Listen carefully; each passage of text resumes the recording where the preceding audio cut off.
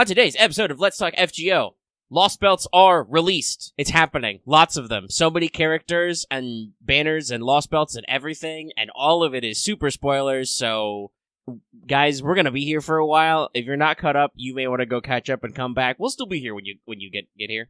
Trust us. No worries, fam. We'll be here. Alright, so, you have heard the tones of your two, lovely hosts. We are the Fairy Knights, Omega and Lucky. Everyone, I hope you're enjoying Fate Grand Order, aka Like a Good Neighbor, Avalon is here. And while we here at Studio Omega like to bring you the latest in FGO-related news and memes, we will be talking about the current and future events for both the JP and EA versions of the game. So anyone not wanting spoilers should just get really angry about it. Yeah, so. Yeah, double down on that last bit. Yes, so to preface, obviously, we're recording this live. I don't usually go back and insert bits unless I forget the Patreon intro, which I won't. I'll do that in a second. So we don't know right now as we record this live for our patrons, speaking of them, how long this episode will be. But we're going to do a complete retrospective on Lostbelt 4, because we're both done. And honestly, even though it was like 20 sections, it went by pretty fast. Like, a lot of those were just reading. So we're done with that. Also, there was a JP stream, and immediately after that, there was the drop of part 1 of Lostbelt 6, as entirely predicted. Yep. So, there's a banner, and there's all kinds of other updates and stuff that we're gonna digest as well. And also, we're probably gonna yell about other speculation in here, too, and stuff. So, I don't know how long the episode's gonna be, but usually when we do these episodes, they're very, very big and very long. Yes, they are. So, let us begin by reminding everybody that this episode and all of its length is brought to you by our patrons like Adam DeHarp, Ahaka Comics, Akakazima, Architect 10, Bugs Sajik, Carlos, Qua, Ellington Maynard, Ferris, Jeremy Vasquez, Jonathan Sandoval, Kylie 10, Legendary Boss Hunter, Liam Kessler, Regent Raptor, Robin Sharvor, Shawnee P, some guy named Bob Sotos and Overtuver, and 723. If you like what we do, I want to see us do more, consider Patreon. You can access episodes early on, so if goodies, that really helps us out. Thank you. And it is all your fault. Ooh, somebody gave me a time code for the stream. Yeah, I'll have to check that out later. 1 hour, 41 minutes, and 14 seconds. Well, they don't edit their streams either, so a lot of that's pre-roll. Okay, so let us begin by closing some of these extra tabs I don't need. And make sure to just move into our first segment. Wow, I closed some tabs earlier, and now I feel like I've completely lost track of what tabs are where, even though I've only got 4 open. Anyway, we're on our next step. We're going to move down the line and check in with everybody's favorite Kohai, Mash. Senpai, 起きてください. That's right, everybody. I can say that it is time for Wake the Fuck Up Senpai, a regular segment for pro tips. So, I have a simple one this week, but I feel like I should remind everybody about, because I reminded myself earlier. Rank ups give you 2 Saint Quartz per clear now. Not interludes, they don't do that, but you do get 2 per rank up clear. At least I'm pretty sure interludes don't. I think it still says X1. But they also have milestone rewards, same as interludes. So, if you need more Saint Quartz for some reason, all of a sudden, maybe, just a reminder that those exist. So keep your eye on those. I have personally replenished some of my stock of Saint Quartz by clearing some rank ups. Honestly, rank ups are just probably good for you to do anyway. Yeah, when you got them. I realized that I had like 3 or 4 that were open all of a sudden because I'd been ascending servants, and I'm like, oh, let's scratch a few more off this list. My list is still huge, and only gets huger. Thanks, me. I think I still have, like, somewhere between 5 and 10, I did not count them, rank ups that I can't do because those servants aren't, like, at their max ascension or whatever. So, yeah, I still have I have a healthy backlog that's not getting smaller because it is time to do Records from the Throne, our regular achievement topic. Alright, well, I'm first up on this list. The blue is up top. So, I will go first. And starting off, when was this? Yeah, this was sometime last week, maybe, Saturday or Sunday. I can't remember off the top of my head. But, I got the itch.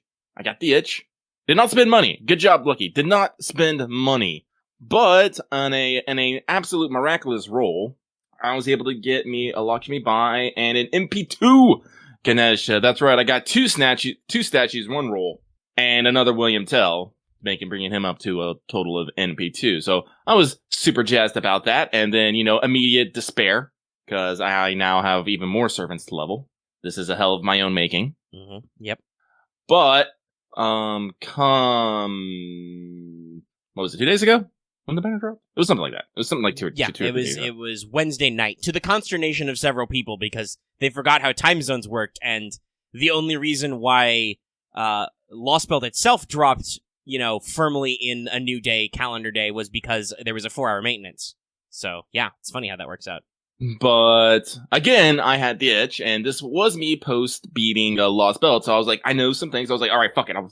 I will break the rule. I'll break the rule. I spent $80, bought all that quartz, and for my efforts, I did get me a Angry Wheelman and Snake Doctors for my trouble, but no, what are people calling him? Jinao or something? Yeah, that's his, whatchamacallit, Japanese nickname.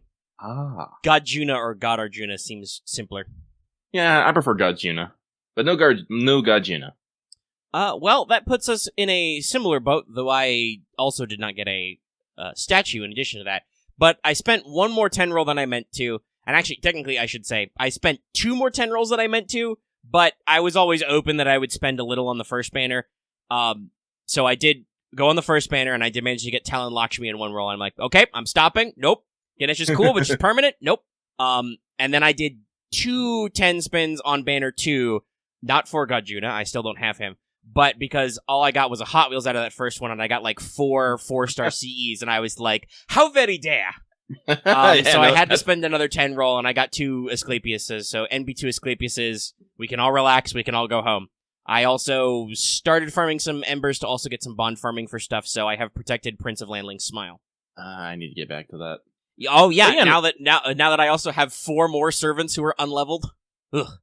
Plus my other servants who aren't finished. I think my Dantes is level 80, 89 or something. He's so close, yet so far. It's always the last step that's the hardest. Yeah, those last couple levels are a bitch. I think my Astrea is also level, 78, short of 80.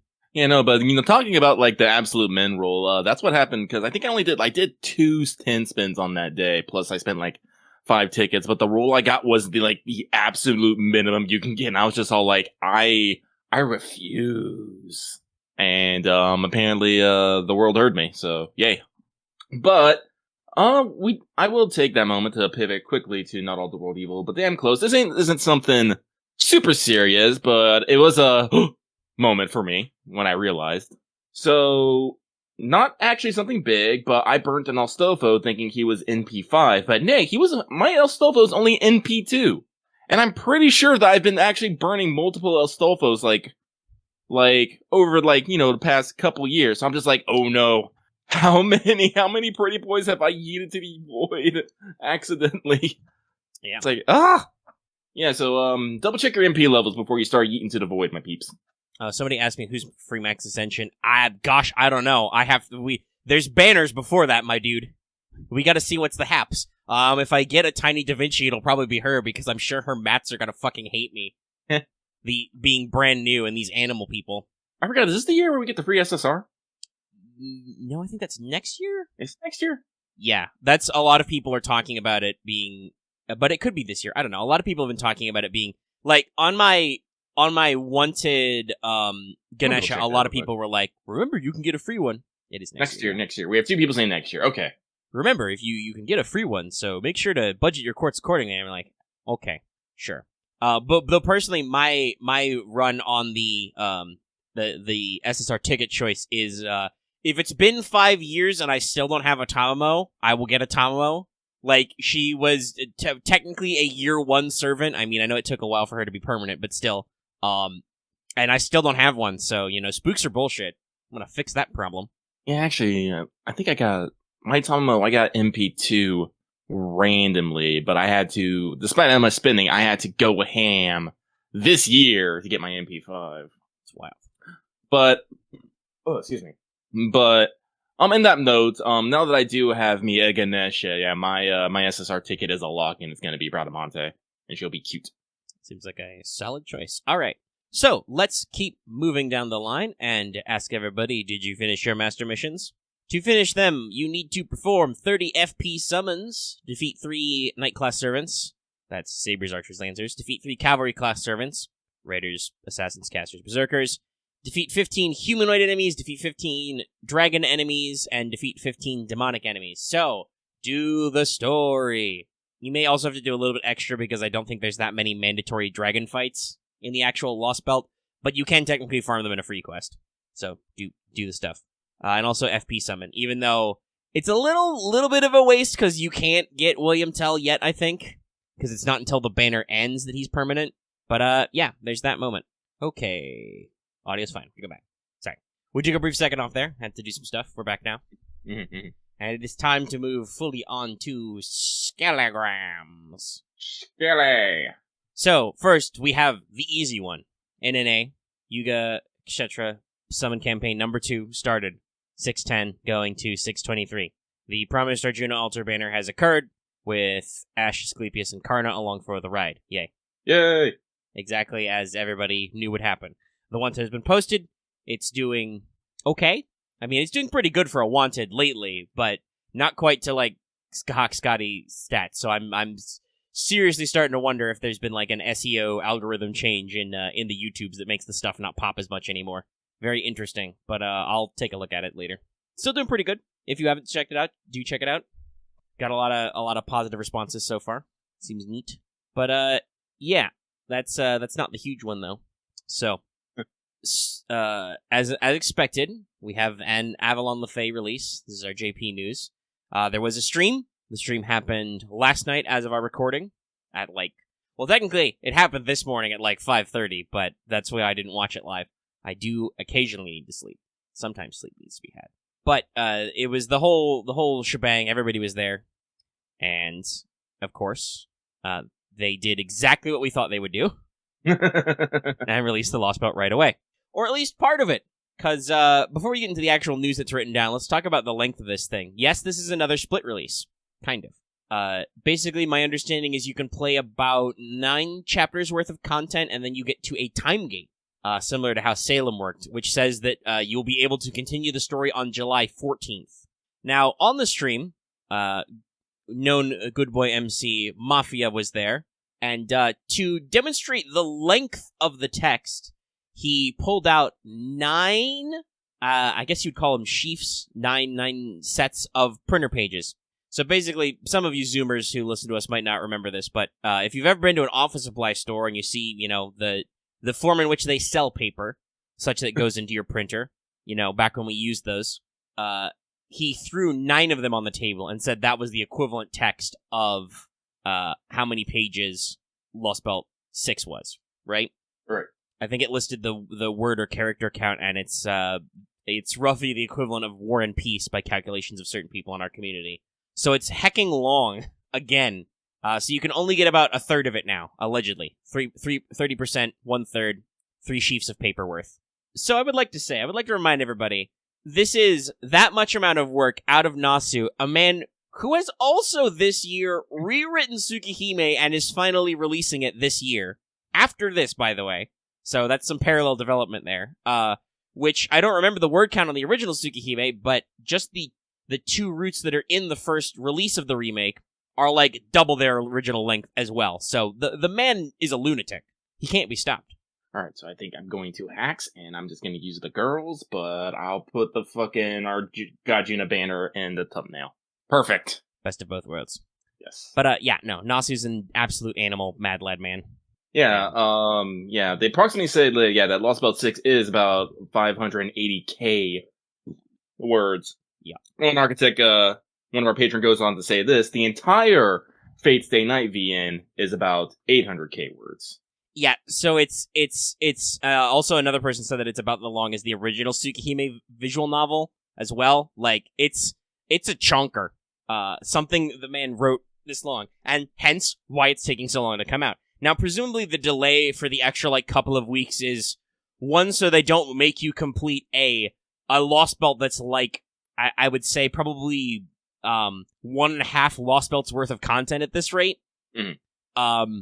In, less amount of time, and also it gets to break up the banners and stuff, because obviously when it's longer writing, there's more characters, some of whom we'll talk about later. But also, probably because to make sure it all comes out right, they need some extra time to make sure everything is edited and formatted and uploaded in the game files correctly, because, God, that's a lot of text to insert into your game now that it's been typed. So, I don't feel very upset that this is a split release because of how fucking huge it is. So, let's talk about what's in the actual release. So, first of all, this kind of came out of left field, but Caster Ku got an animation update. Yeah. Just swerved out of there. We've also got a skill upgrade for Gareth, upcoming Bronze Lancer. Her gut skill, which was just that, I think that was in the right channel. Somebody posted something that seemed like a complete non sequitur. But her first skill, Gareth's skill, was just a Batcon. Mm-hmm. But, oh, okay, sorry. That just was wildly out of nowhere. Well, yeah. Well, also to be fair, yeah, just because you see a character in a trailer doesn't necessarily mean they'll get an animation update. So it's still fair to be like, surprise. Mm-hmm. And there's a lot of people who are in lots of things, but they don't always, translate directly to content. Like oh gosh, now it's technically 2 years ago, but that one CM that we really, really like, the really high detail one, that included a lot of event servants like Cleopatra and Ibaraki and whatnot. They don't necessarily get better story coverage just because they're in trailers and so on. So, well, it seems like it was a bit of a bold take, but it makes sense because he was one of the first servants we hung out with. But no, as I was trying to say about Gareth, her first skill is just Batcon. But they fixed it, so now it's not only is her guts bigger, but it also gives her 3 turns of 30-50% crit, and she gains 10 to 20 stars. A solid an upgrade to a skill that only does one thing. We have new mats, yay! Of course. The Tiny Bell, and also fairy scales, or dreamlike scales. They look like fairies in a bottle from Zelda, but instead of being a fairy in a bottle, it's like a tiny little pink petal scale. Wild, wacky. I believe the Tiny Bells are also bronze mats, so buckle the fuck up. Of course she does. Yeah, everybody does. So it's always how this works. Guys, once again, I would like to refer you to my one-time I did on Arjuna Altar where he needs, like 10 eggs per skill, I think. And he needs 72 giant rings, which are only a year old. But somebody has brought up Morgan just now. So let's talk about the banner. Summon banner lasts until 6/25. New limited SSR Berserker Morgan. I was shook. Just a little bit. And then we have Story-Locked Saber Fairy Knight Gawain. Archer, Fairy Knight Tristan, and Kucaster, all of whom are story-locked. Very interesting. We'll talk more about these units and their specifics later, but it's very interesting. First of all, I think this proves, as usual, that the leaks were wrong, but also right, but also wrong. Yeah. No. So basically, first of all, the banners that were leaked were absolute nonsense. Morgan is in no way a Lancer and does not have Rongo. Gee, who could have guessed? And so far, no sign of large Lancey boy as seen in OPs and trailers and presumably in that banner that they showed. So maybe that's next bit. Listen, we probably still have a part 2 banner, and then probably part 2 is going to have 2 more banners. We got a lot. Yeah, because part 2 is still coming out before Anniversary. So yeah, we've got a lot of men to get out of the way. However, it does appear that those names of fairy creatures they use to represent the Lady Knights are kind of their identities. They are referred to as Fairy Knight Gawain, Fairy Knight Tristan, and the third one is Fairy Knight Lancelot. We'll get it out there. Presuming that'll be banner part 2. But also they are using the identities of fairies or they are originally fairies like Black Dog, Babansi, and I assume that means that because the third one was supposed to be a Melusine or a Melusine. There's not always clear if that's... Really, it should be one Lady Melusine, but, they could fucking be weird. Fairy tales are strange and folkloric. But it seems to be kind of like... And you'll see this when we talk about some of their skills and abilities, that these fairy knights have the seats and noble phantasms of the knights they're named after, but are also just straight-up fairy ladies. These are a little crazy. Mm-hmm. And we should shout out to Fairy Knight Gawain, because her artist is... Melon22. Yeah, Melon22, or Melon Nini. You've probably seen me retweet him before on Twitter. He's done some CEs before, yeah. But he's big in the gacha community, I would say. Yeah. He draws a lot of fan arts which have a very specific style, which is the ladies are thick. With a lot of muscle definition. Yes. Big on the muscle definition, heavy on the thighs, heavy on the boobs. So, and now he's got a full-blown servant design, and Fairy Knight Gawain does not disappoint. She is 100% in his art style. First of all, with even before we go anywhere, she's in the big chunkus armor. Oh, yeah. And then as the Ascensions go on, naturally, being FGO, she gets more naked, and then you get to appreciate the full breadth of the man's art style. I was able to, if people haven't noticed my current profile picture, I was able to take Fairy Knight's Gawain Final Ascension and just do the whatchamacallit, the Discord crop to just be thighs, belly, boobs. And just, that's it. Yeah, it fits perfectly in the crop. Because they're huge. They're all huge, guys. This woman is swole and has huge boobs. But no disrespect to... Yeah, oh no, Architect, that is the exact same feeling. I was looking at her Ascension, I'm like, wait a minute. These thighs, boobs, and face look really fucking familiar. Then I go onto Twitter, and Melon22 is like, yes, I did this. Thank you. I was like, this is my fault, yes. And then Fairy Knight Tristan's artist, I don't recognize them, but... Oh no, their name is Mochizuki K. And I was checking out their Twitter earlier, they have a wild design. Like, I actually really do like how they do things. I can't actually put a name on it, but they went to 10 in a different direction, I will say. They have a very strong sense of style as well.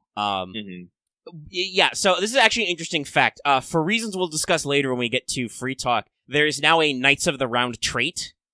And in their first ascension, the Fairy Knights count as Knights of the Round. But once we get past that, they go back to being their normal fairy selves, and you can really tell that with Fairy Knight Tristan, because she's a vampire fairy. A lot of people have been comparing Fairy Knight Tristan's design to Liz.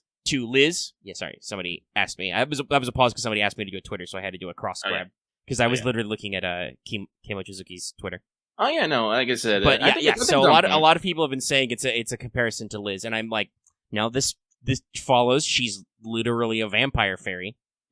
Like, just remove the dragon aspects, and you're probably not that far off. Yeah, like it's funny that and I should check the polls. I think Lananshi is doing the best, probably on the Patreon list. I'll double check really quick. It's that or Black Knight, so we'll see who's gotten the lead. They were competing previously, so it's been about a week. Let's see where that's at. Okay, yeah, so Black Knight has a slight lead at 48%. Lananshi is just behind with 35%.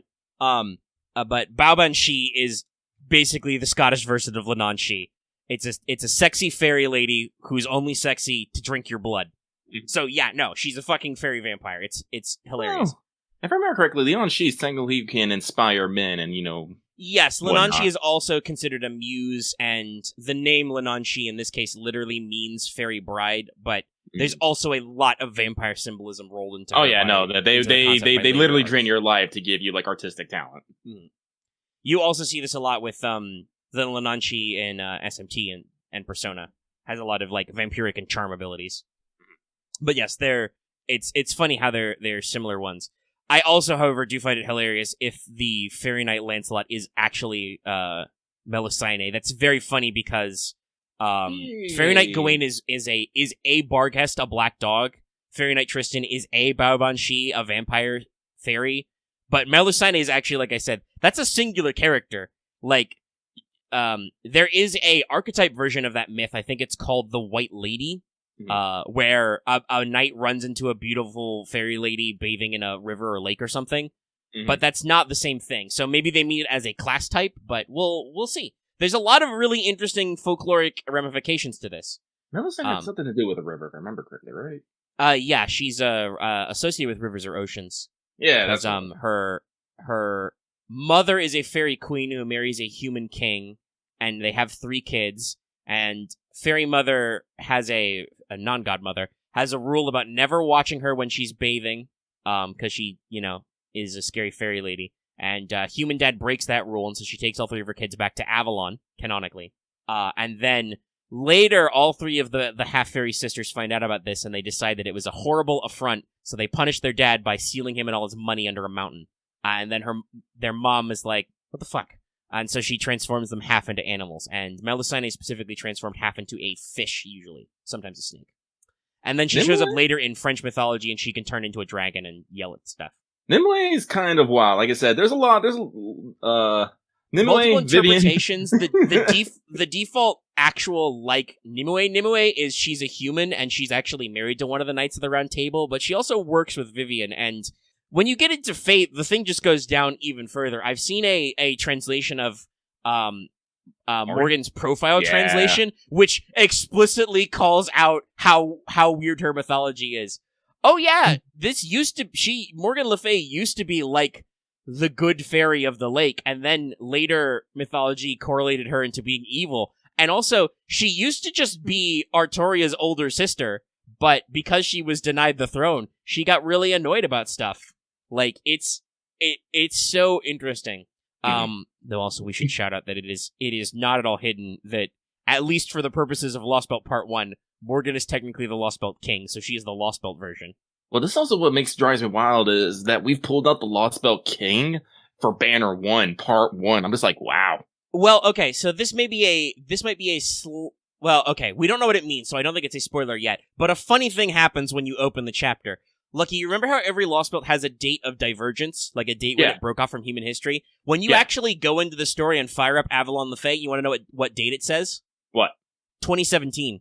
Oh, Jesus. Yeah, the year after Solomon ended. So something is going weird in this Lostbelt, and I have no fucking idea because you can't even complete all of it yet. So this is some whacked shit. Anyway, this banner contains all those characters and more. We will talk about their details as well. We do also have an art and name, I guess, spoiler, teaser, preview, whatever you want to call it, from the stream, which they made sure to shout out because of the artist. But we have seen art of Fairy King Oberon, done by the artist of March Comes In Like a Lion. I do not know their name off the top of my head, but I know I know the art style. I should have written the name down, but I know that it's by them. Also, fun fact, they did actually bring this up through some tweets and translations on the stream. Apparently, the artist was introduced to FGO by Mafia, and he actually got them in contact with Nasu, which resulted in being the artist for Oberon. So that's pretty funny. Chica Umino. Okay. Yeah, so that's pretty cool. They're getting more people in there. Mm-hmm. And no news on playability or anything, but we've still got another whole half of the Lostbelt, or 2/3 if the releases are to be believed, and several more banners probably. And from what I've heard, there's a lot of characters. Yeah, no, there's a lot. No word yet on the first part, if we're getting a permanent MASH buff yet, but I have seen some images of people using a story support MASH who's level 100 and has her real skills back, so please, I hope for the love of God you let me do that for permanently, FGO. Please. Also, I've heard there's some shit happening between you and MASH and LB6 as well. There's a lot of interesting things, and if you've seen the CM, which, by the way, they've only released the short version so far. Yes.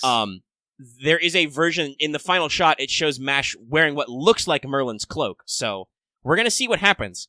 I mean, I don't know a lot, but I do know that we've seen 2 characters already, with a third on the way, presumably, of other characters who are playing the roles of knights, which is almost exactly what MASH did in Part 1, so I'm wondering if that's the parallel we're going for? We'll see. We'll see. It's all wild speculation and nonsense, and super bullshit nonsense as well. Like I said, there's a... Here, let me track it down, and I will hide it in our patron chat. I will check the spoiler tag, even though it's completely out of context, but I'm going to show you a funny image from the last bit that I made, because I saw some images inside this image, but I will mark it as spoiler. So if you don't want to be not really spoiled, but not spoiled, don't click it. But if you do, look at it and just, there's some weird freak show shit in here. Like, this, I'm fully reminded by seeing, like, some of these images and themes that, like, oh yeah, Nasu really likes Soulsborne games. Oh, the doodle is me. I saw shapes in this shape, and I added them. Yeah, no, I saw that. I have thoughts and feelings. I know things. Oh yeah, no. There's a second version of this image, not counting the doodle, that gave me some big energy that I think Lucky would recognize as well, perhaps. Yeah. Tied to a piece of art I often post in context.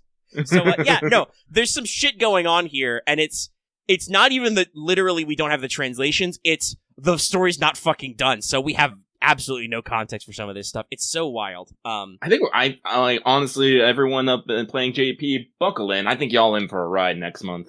Yeah, I'm hoping that the second part release in early July does give an upgrade to MASH, either actually levels 2 or to 100, or we can finally Grail MASH or something, please. Mm-hmm.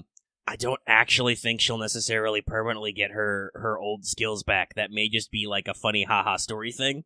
At least upgrade her NP. She needs NP levels, though, yes. She needs her old tier of NP back, and she needs those last 2 NP levels. She's with Mold Camelot, she's stuck at like NP3, so we need an enhancement. Ooh, that's another big energy. That's definitely some... I don't want to say what they said, because that is absolutely going to reveal the context of this image for the people watching at home, but no, that's a correct vibe. There's a couple of other vibes I got, but yeah, no. And we have a robust spoiler channel talk going on that's honestly only like partially spoilery, because, again, you can only get so much of the context here, but... Like I said, it's like day after. Translations aren't hot and fresh mostly. I bet it's just going to be screen grabs and people being like, "Oh my god!" Yeah, it's just story CGs, captures of fights. Hey guys, there's Avenger mobs in this Lostbelt. Oh wow! So get your moon cancers ready. That summer BB is going to come in handy. It's also very funny because they did just rerun Summer 5, so you had a second chance at Summer Kiara, who's also AoE. Yeah, Ganesh is going to get her action too. Gear up, kids. But yeah, no, there's a lot of interesting stuff going on. There's more characters that are unrevealed. I don't even know if that would be a spoiler because the folklore is so weird. But there's another character I've already seen in story support who's probably going to come out. I won't say her name, just they've got it out there. Stuff's happened. Excuse me, sorry. I've already heard some tales of like some weird mechanics, like for story fights, getting your man seals. Yeah, your command seals temporarily blocked or removed. Like, they come back after the fight, but you can't use them in the fight. It's really weird. Lots of other things. I heard there was a story-only fight with, like, a level 1 Castoria or something like that. Yeah, I don't remember seeing that one, but I wouldn't be shocked. There's a lot of... There seems like there's a lot of... I've seen another battle which involves 3 story support characters, so, like, we're definitely playing fast and loose with the stuff. As you might expect from Nasu.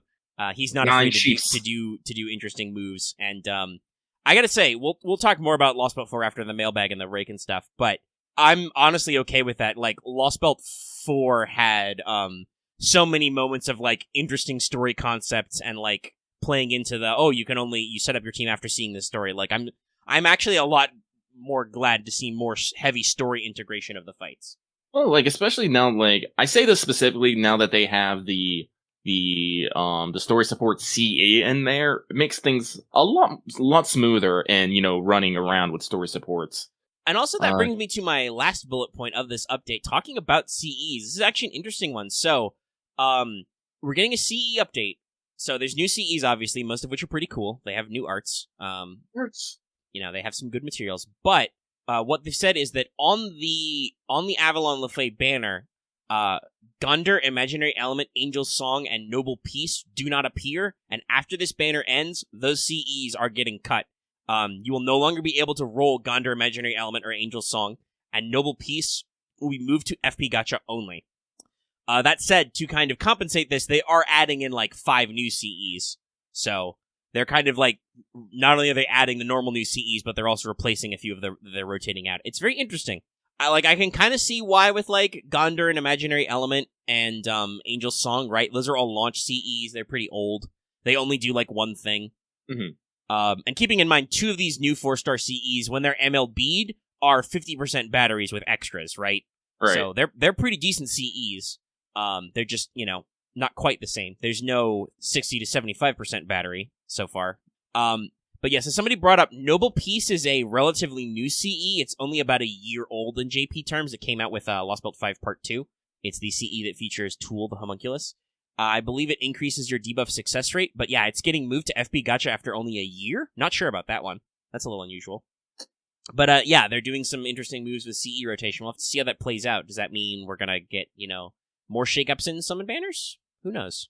Maybe. I have heard people talking about how they are a little upset about Imaginary Element being removed. Yeah, I mean, I've already got my MLB copy. I could make more MLB copies if I wanted to because I'm a launch player, but obviously not everybody is launch players. It is kind of weird that, okay, I don't necessarily know how many people are going to start FGO nearly 6 years in, but if you did, you could miss out on a CE that apparently has no commonality effect. Like, it's either K-scopes at 80% or 50% CEs for the most part. There's not a lot of CEs that have more or less than them.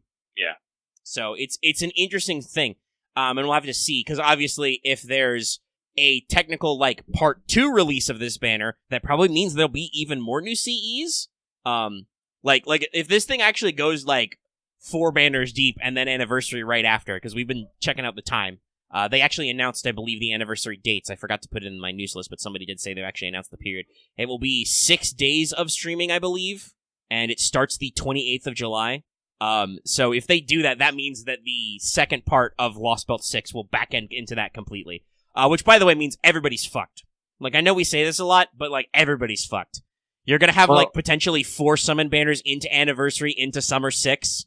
Well, not even that. Remember, they usually run Lostbelt content for about 2 weeks. We almost have a full month, in between these release dates, so there's probably a good 2 to 3 week gap between these story events. They can throw something wild in there. Yeah, it's true. The Summon Banner ends the 25th, and then the new chapter doesn't actually release until the 14th, I think it says. Yeah. So that obviously dovetails 2 weeks. So yeah, there's another 2 weeks in between the two, which could be anything.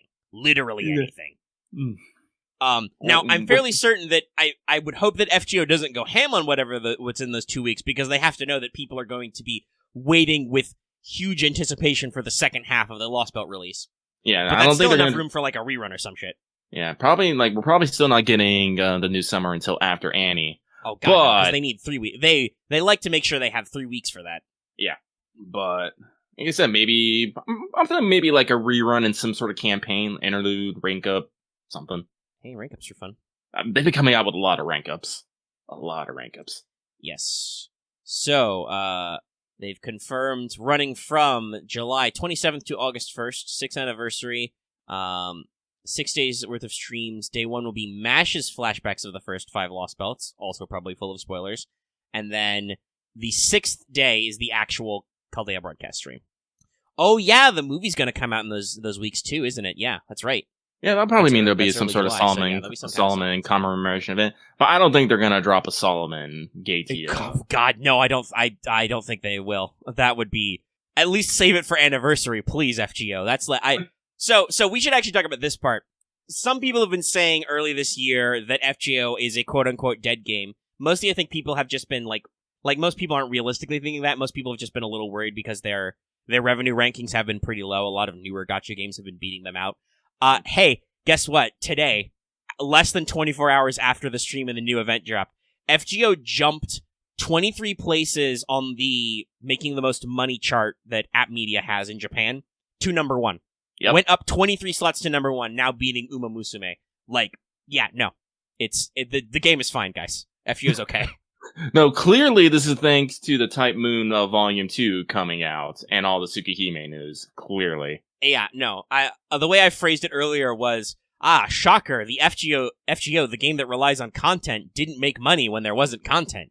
No, FGO hasn't always been in such a weird place when it comes to marketing, but while obviously events are cool, we have a couple of seasonal things, for the most part, the things that drives people is these big, tentpole every couple of weeks, you get a big thing, big banners, new characters, etc.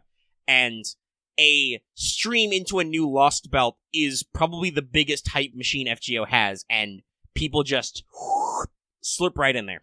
And they are not going to stop spending money for a while. No. Lucky and I are already fucked. This first banner is so amazingly good. Both of us are going, wait, there's gonna be, at least one more, if not, 3 more of these banners? And Anniversary? No, Lucky... I don't know if this is a 1-for-1 translation, but I heard that Morgan, when you summon her, she just declares you her husband. And I'm just nope, I'm there.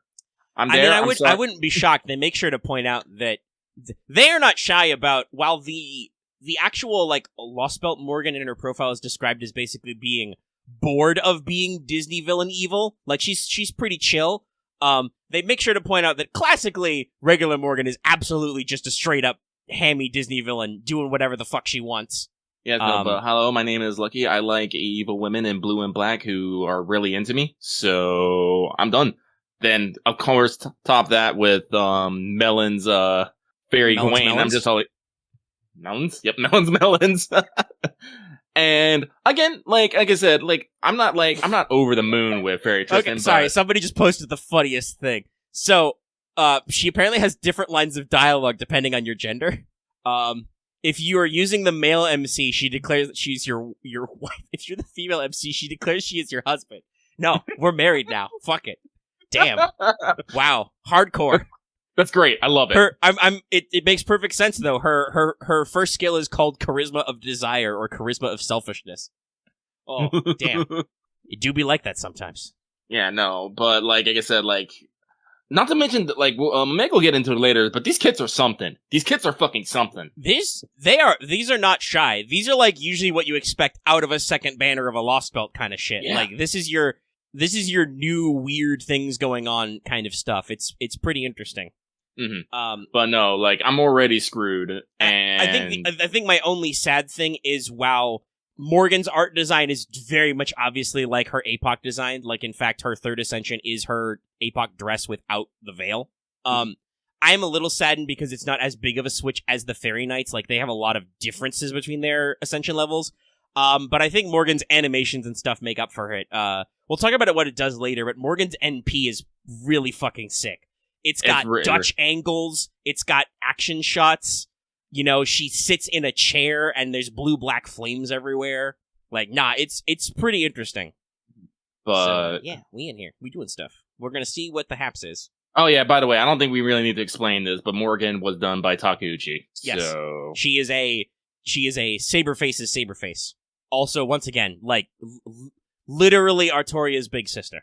And interestingly enough, though, she looks closer to Saber Alter in her colors and palette and whatnot. That is, but also deliberate. Giant hair ribbon, though. I love it. Yeah, she's got a very big ribbon. She is the pointy staff lady with the big ribbon. That's her. She's got a couple of different dresses in her ascensions. Lots of different fun stuff.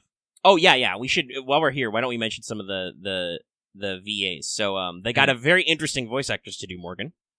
Which is, gosh, I don't have her name in front of me, but people will recognize her. Yeah. Yui Ishikawa, voices Mikasa, Violent Evergarden, and 2B. Yeah. Also, for some of our gacha friends, also Enterprise from Azure Lane. Mm-hmm. Which one obviously, big props on those ladies, but definitely got a little bit of a pigeonholing. But the meme has now come full circle. As a lot of people commented that Violet from Violet Evergarden looked a lot like a saber, and now we've come full circle.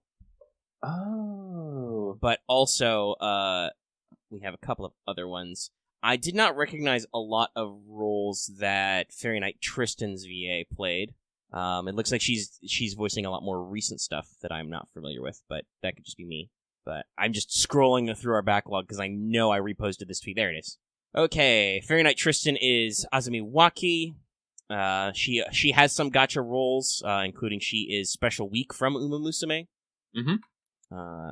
And yeah, it looks like she's got a lot of other stuff. But Fairy Knight Gawain's voice actress is Marina Inoue, who a lot of people right now will recognize because she plays Momo in My Hero Academia. Yeah, no. And a lot of other famous roles. For me, my big role is she's Yoko from Tenga Toppa Grand Login. Yeah, no. So, big props, everything going out there. Oh yeah, they announced because Barrow will have voice lines. I don't know. I didn't actually see anybody post who it was though. His VA. Mm-hmm. I know they had Pepe's VA on the stream, which is great because more Pepe. We're gonna talk about. Oh yeah, shout out to fucking new digs for both Tomovich and Pepe. I saw those. There's a lot of story sprites out there, some of which are spoilers, but yeah, there's been confirmed some new costume stuff. So Beryl is Haruki Ishaya. Scrolling. I'm not recognizing many of these, though it does look like, obviously as you start earlier in the text, it does certainly look like he's playing bit parts for a while. Let me scroll down until I see something more recent. What have you done lately, my friend? Like, I recognize a lot of these series, but I don't recognize a lot of these roles.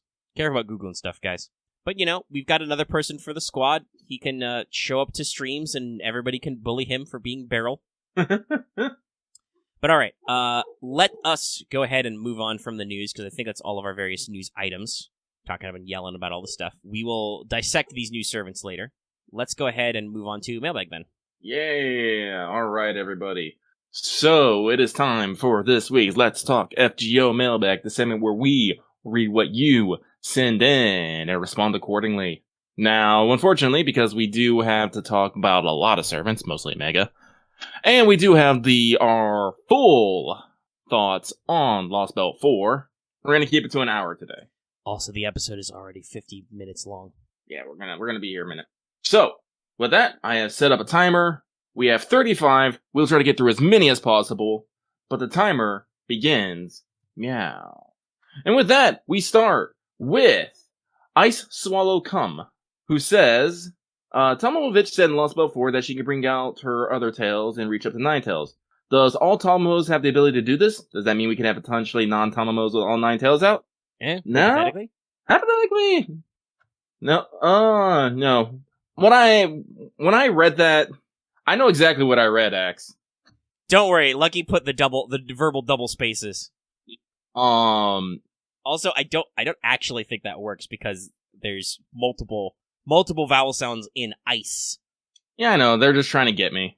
But the thing is, I think from what I understand, we didn't actually get a lot of this, but I'm pretty sure Tomomovich is trying to surpass the original in her own way.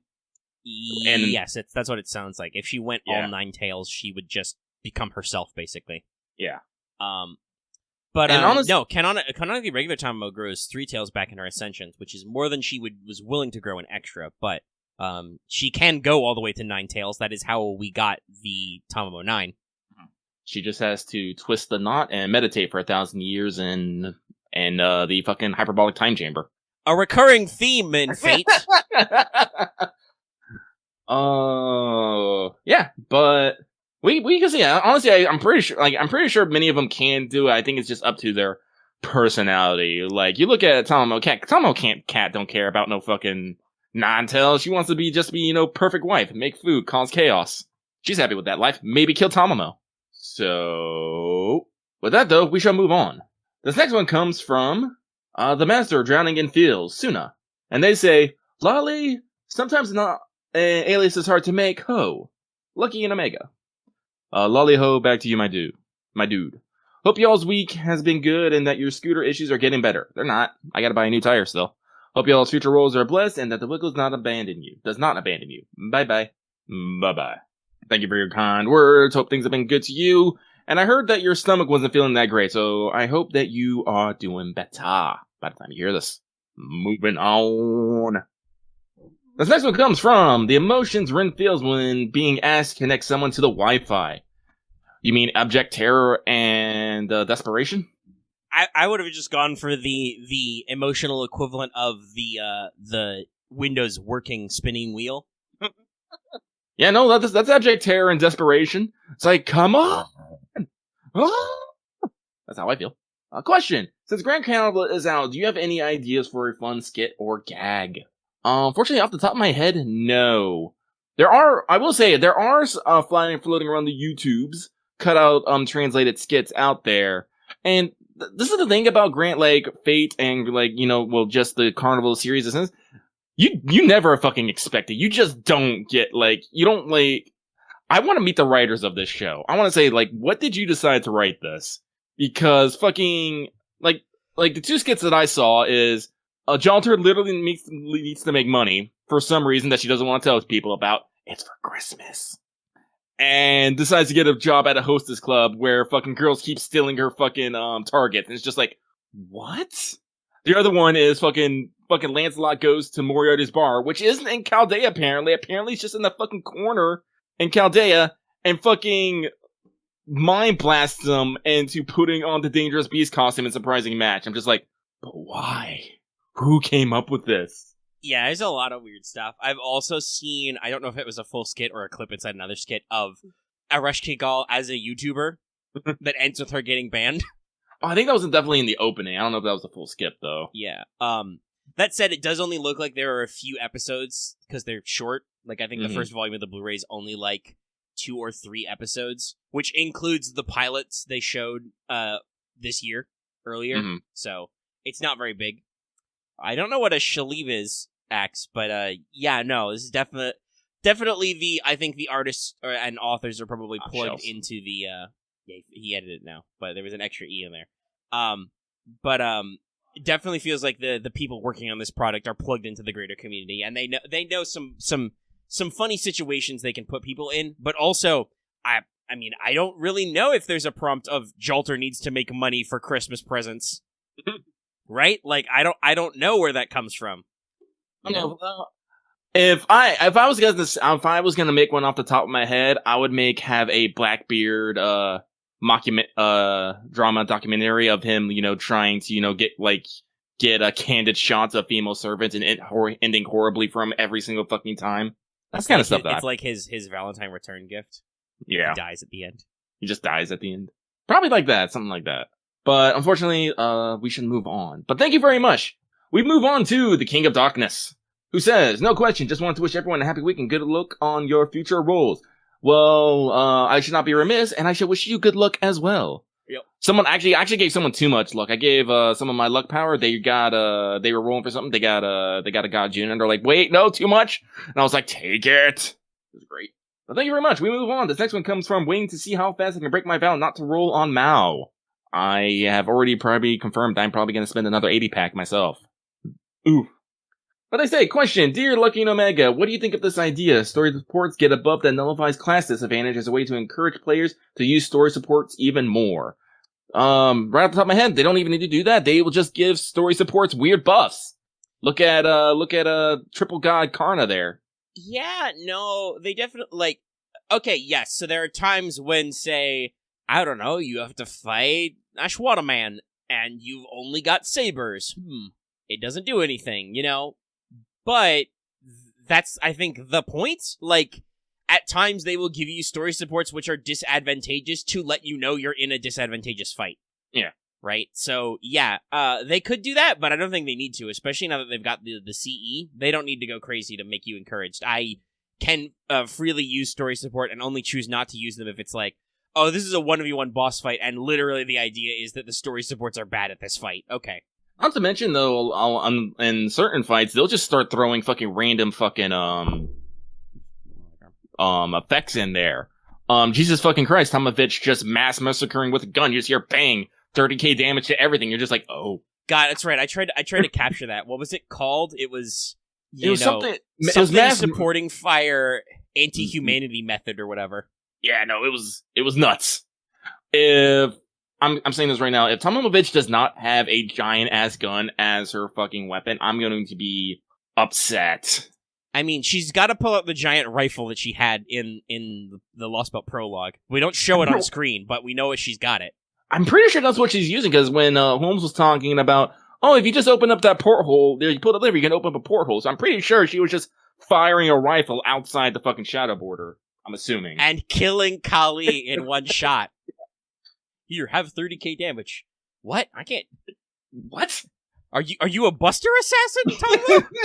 She might be. That seems like an SSR's good Buster card numbers with a decent crit maybe. Damn. Yeah. But, effects like that, like I said, shoot, like all just like other effects like Pepe throwing down his hologram rose. Yeah, Pepe's expanding level of buffs that help you with stuff. Giving it's like one enemy a debuff and one ally a buff. Yeah. It's like I said, this is something I will say. Lately in the game, they've been really good about just adding on extra effects, particularly to story supports, just for little, added flair. It's great. And sometimes they don't even fucking need it. Do you know how many, I used, Ganesha a lot, just because... Well, hey, neutral damage and having the largest HP pool in the game goes a long way, especially when you have 2 invuls. Yeah. God, I'm actually kind of sad that because of story reasons, Ganesha can't really help you fight in the end, because God, she was so useful just for no, you're just perfect to slot in here into every team, and you give me the battery and you don't die. No, it's great. Okay, great. I love that fight, honestly. Oh yeah, no, we'll talk about that later. The literal hyperbolic time chamber fight. Spoilers, guys. Not to derail this too long. We'll probably move on to the next question after this. But I now have a Lost Belt that is number 1 on my list to be animated. It's not necessarily my like best Lost Belt, but number 1 that needs an anime is definitely 4. Yeah, no. Well, we'll talk about it in a minute. But again, I want to get through this. Let's not get too much more time on the timer. Let's get going. So, thank you very much. We're going to move on to trying to work on to the 3rd chapter of my story with an uncooperative mind. This is what we like to call the writer's block. So this is what you need to take the time. You need to take the hammer called inspiration and smack it against the block until it breaks. But they say, hey guys, just came to say hi. I would think of more to say here, but my mind's been really blanking out on me all week. If you're having trouble writing your story, I will say, take a break, read some stuff, gather inspiration. It's like, continuously beating your head against a problem is usually not the most productive way to solve it. Man, okay. Yep. I'm sorry. Well, I have Final Fantasy 14 up, and I just saw a character run by named Toko of Zaki. I was just like, neat. We're everywhere. On the question of writer's block, yes, no. As I've seen discussed in classes and books and stuff in my own work, if you are having problem working on a writing project, get some distance, do some brainstorming, relax and listen to some of those lo-fi study beats, whatever works for you to flow creatively. Usually what I do is I hunt for inspiration. So if I'm like wanting to write, but I'm not currently, I don't have a grasp of what I want to actually put on the page, I will just go watch something that gives me the inspiration or whatever. I highly recommend OSP. Omega linked their video on the Wild Hot. It was educational. Mm-hmm. I hope that comes, like I said, I don't think I really need to explain why that is, but it's great. OSP's great. Red, you're great. Blue, you too. So, let's move on though. This next one comes from a hawk cries in the horizon, and a man desires eggs! I have heard that the egg farming is a bit wild, but they say, hi, have a good stream and a good day/night. It was the man who asked himself what he was going to do with his 300 black grease. I'm a little bit confused by this, because I'm trying to... That's a lot of grease. That's a lot of grease. Because there is a new version of the Soul Eater mob who drops grease. Are you getting a lot of grease in your farming for eggs quest? Is that what's happening? Oh, that's pain. That's pain, Pekko. Sounds painful. It is painful. But we shall move on. Thank you very much. This next one comes from Ever-Present Feels. Yes, this welcome to fate. But they say, it seems I'm a bit cursed. I did a 10 pool for God Juna, got Rainbow Ores and not pops regular Juna, then a gold Berserker not pops Banana Oni. And then just because the banner could, it gave me Medea instead of Asclepius, so I threw my hands up and stopped there. So that leads me to the question, has something that curse, ever happened to you? Well, I know Omega has way too many Tomalancers than he'd like, for reasons. Mm-hmm. Yep. I got 3 of that SSR before I got any of the SR, yes. I could probably say the SR, I have had something cursed like that. What was it? In my mind, it's Bryn number 1? Mm-hmm. Is that what you were thinking of? Yeah, Bryn number 1, where I got a lot of Fions. But to be fair, Fion was also on Raid Up, so... Oh yeah, no. The people who designed that banner were just literally Satan. They were literally Satan. But I think one's probably that's more particularly cursed is when I was rolling for Benny Enma, and I was getting all the gold Sabros but Benny Enma. I think I got an Altera in there, I got Suzuka's in there. I was just like, why you do this? That's probably the most cursed for me, I would say. Like, actually cursed. So... yeah... Thank you very much for that. We're going to move on. This next one comes from The Eternal Storm. Are you the king of the storm? They say, hey guys, first of all, thank you for the luck. Help me save on this SQ till summer. Question. I don't know if this has been asked before, but is there our servant that you keep on a different ascension than 3rd? Stay cool. Yes, summer is coming, please. And there are. Tense. You already have is in there. Is there a servant? Okay, so, different ascensions. Yes, actually, I keep, no offense to, MHXX's body, but it's way funnier to keep her in the giant robot suit.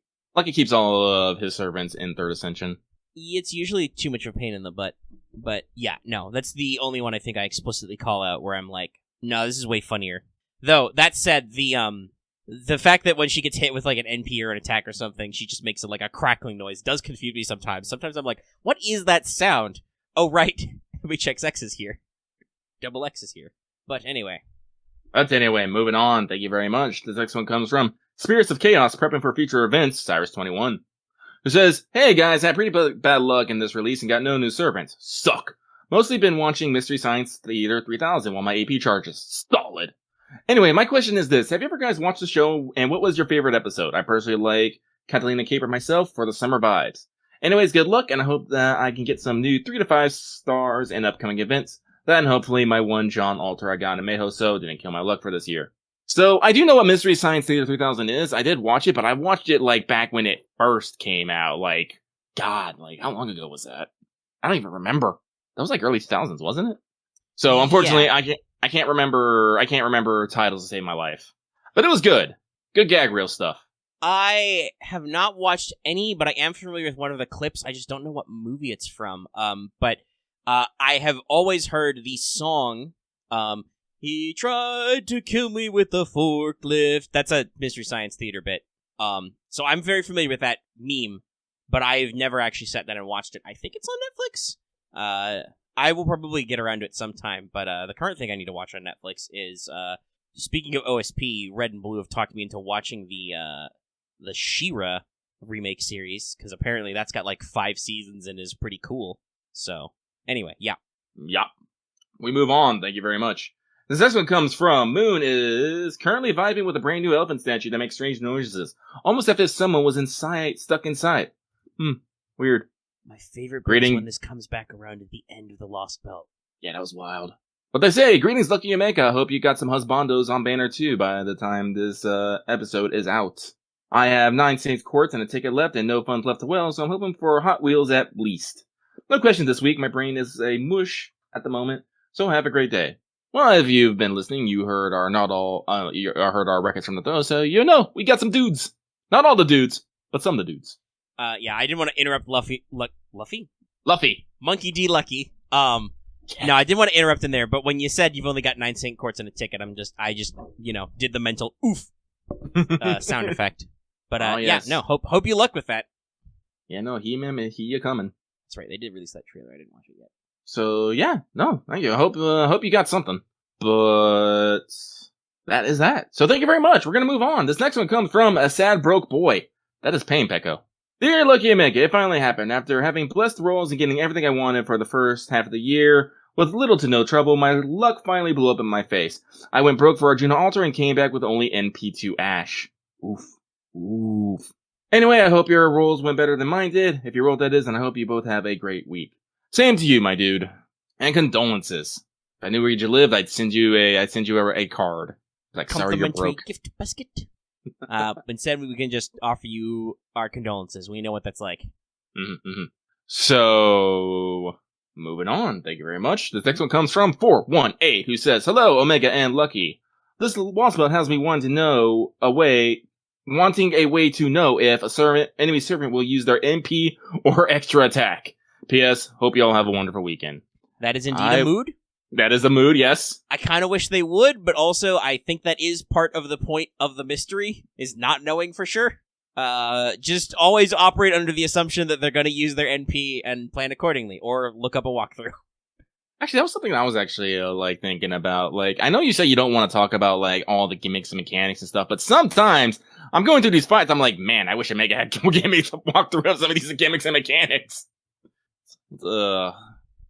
Yeah, I think the one I most regret not walking people through was the full Neja fight. Yeah, because there's a very specific thing that happens that seems a little freaky, but it turns out okay if you can live through a couple of rounds. Yeah, but it's weird. Yeah, there's like I said, mechanics are getting weird, y'all. Yeah, they're doing a lot of interesting things. I don't know. Maybe who knows? Maybe we can. Maybe I'll look up mechanics and talk about them. I don't fucking know. We'll see if we can inflate that back. We didn't really get a lot of detailed feedback about what to do with pre-games, other than that somebody said that they still like them. So I don't know. I guess we'll keep doing it. Yeah. By the way, Lucky, I want to throw this out there. I'm fairly certain this next question comes from an account that's already done a question which we already answered, and I don't know if that's against the rules or not. Hang on, wait. Scrolling. It would be the top one. Is the same account. Well, I mean, we've never said you can only submit one. So we're going with the Airbud rule. Yeah. All right, fair enough. I just noticed it idly as we were moving from question to question. I'm like, wait a second, hold on. Unless there's someone who has multiple accounts and they forgot to switch. Maybe because it's the same name and the same picture, so I'm pretty sure it's not like an elaborate ruse. Just somebody submitted twice, and I guess that's not against the rules. So here we are. Here's my Perseus, the Airbud rule basically comes from the Airbud movie, where it says there's no rule that says a dog can't play a basketball. Yeah, basically, if you, it's the joke is because that's such a central trope to the Airbud franchise. Whenever it comes up, you say that it's like Airbud. You know, there's no rule that says blah blah blah can't do this. Yeah. Often it's especially ironic if there are actually rules, because I believe there are actually rules that say that you can't have animals play positions in basketball. Well, honestly, that's also how rules get made, because someone usually tries to do it. But no. As long as people don't start like going mad with it, I don't see anything necessarily wrong with it, unless people start obviously abusing it, in which there will have to become a rule because you people are animals. Animals. Talking to you, YouTube spoiler people, you know who you are. Robin has posted Fluffy. I am concerned. Anyway, no, Robin is rebelling against people who make spoiler thumbnails on YouTube. Clearly. So, this next one comes from member of the Church of Drektar 77, who says, "At LB4, what we learned is that we can only summon 2 servants max because we can't provide enough magical energy for more. Then we summon Rama and Karna, but Neza is also with us. Does that mean we're powering 3 instead? Then we got Jinako and Lakshmi on our side. I really don't understand how this servant magic energy providing shit. Can you elaborate on that?" So, I can tell you right off. It's very strongly elaborated on later in the chapter. Well, think of it this way. First off, we didn't actually summon Jinako or Lakshmi. They're there. They're powered by They are rogue servants. They were summoned by the counterforce, yes. Yeah. Now, and I don't actually remember. I'd have to go back and check the text. Did it say we could only maintain magical energy for 3 servants, or was it a capacity question of how many servants we could bring on the shadow border?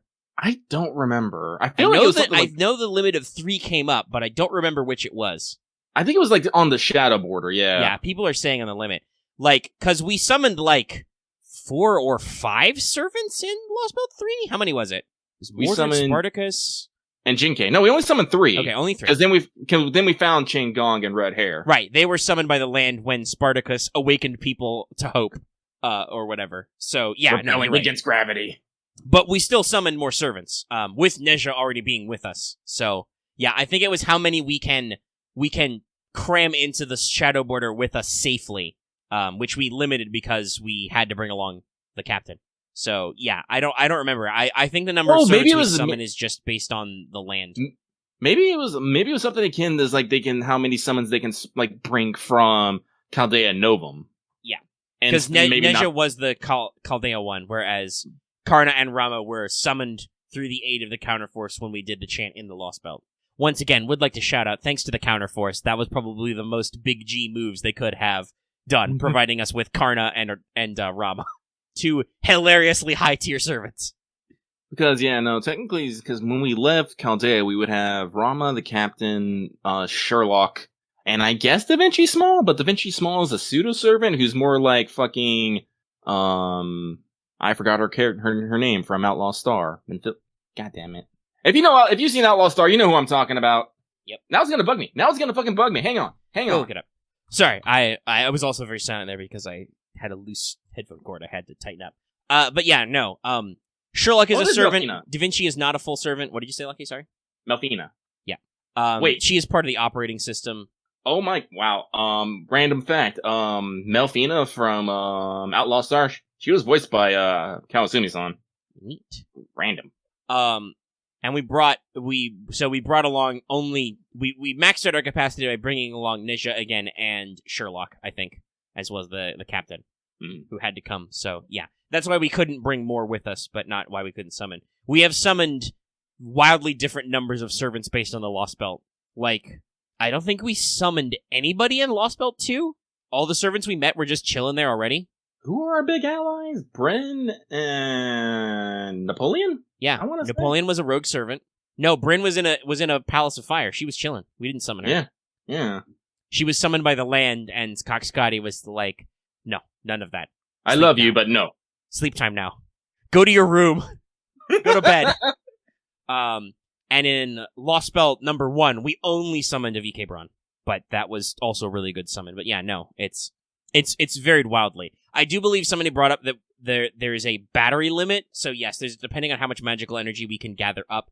But no, it's not very clear on what our limit is for summoning because we have to run various things. But absolutely, as Lucky mentioned earlier, Lakshmi and Jinako do not count because those are some servants summoned by the land. They're rogue servants. But what the energy thing is, we clearly see because Ash uses it against God Juna later. He draws on extra magical energy from the person he is contracted to as his master, and so that's where his excess magical energy comes from. Pulls off the biggest brain play. Which is also why we don't want to contract too many servants, because we will explode. Boom. You will do what happens to Matokaria in Fate Zero and just shrivel up like a prune when you use up too much juice. Shout out to our servants who are always like, give me fucking more, but don't actually fucking kill us. Yeah. And sometimes we use command seals for that, which I don't think we canonically did at all during this. Interesting. Oh, true. We did get to say the whole ass summon chant, though. That's cool. That's very Anyway, cool. yeah, I think we probably, if you haven't paused the timer, we've probably wasted enough time on this question. Yeah, we'll move on. So, thank you very much. This next one comes from 9 Quartz Roll Works, who says, question, have y'all ever explained how you got into Fate? If not, how'd it happen? Good luck on future rolls. Very poor spacing on the punctuation here. It's a run-on sentence. So... We absolutely have, but I think that was episode 1? I don't know if it was episode 1, but we've talked about it. I'm fairly certain in episode 1 we did actually explain like how we got into the franchise and what we liked. Yeah. But that was also episode 1 of... What number is this? It's a lot. It's a lot number. Big numbers. This podcast is doing numbers. I mean, there's a lot of them, not... Yeah, this is 194. Coming up on 200 episodes. Yeah, but, for Lucky, the simple answer is I've always known of it and enjoyed Fate. I wouldn't necessarily have called myself a fan of Fate. It was just something I was all like, this is cool. This is neat. And then Omega one day was like, hey, yo, check out this game. I was like, okay. And then it was like, hey, let's make a podcast about this. And I was like, okay. And then it's all like, hey, I have to do research. And then it was all like, oh. It was wild. Yeah. So, for me, it's basically the same, like, showing how old TV tropes is. It's been around a while. Like, I was always aware of the, like, tropes and themes of Fate and, like, what it was and what it was about, just through, like, internet culture stuff, you know, because it was pretty memey back in the day. Oh, but I think that's Late Night Thunder rumbling. Anyway, but, like, I was always aware of what it was, but it wasn't until a couple of years after I heard about it, because this was still back in the late 2000s. So... You know, first of all, getting fan translations of the OG was a lot harder because you had to, like, do a download of the PC version through, you know, shitty mid to late 2000s internet and apply patches and stuff, and that was a little beyond me, so I didn't really know what to do until I found a site that had access to the original Dean Fate Stay Night series, and I watched it, and then I've just kind of been chilling as a arguably pretty casual Fate fan, because I missed a lot of the big breakouts, like I never played the original VN, I did never own a PSP, so I couldn't play the original Extra, etc. But I just kind of chilled as like a high level, and heard news because it was such a big franchise as materials came out, like Zero and then Unlimited Blade Works, etc. So yeah, I was just kind of a light fan until it just kept coming out and it kept getting more and more accessible.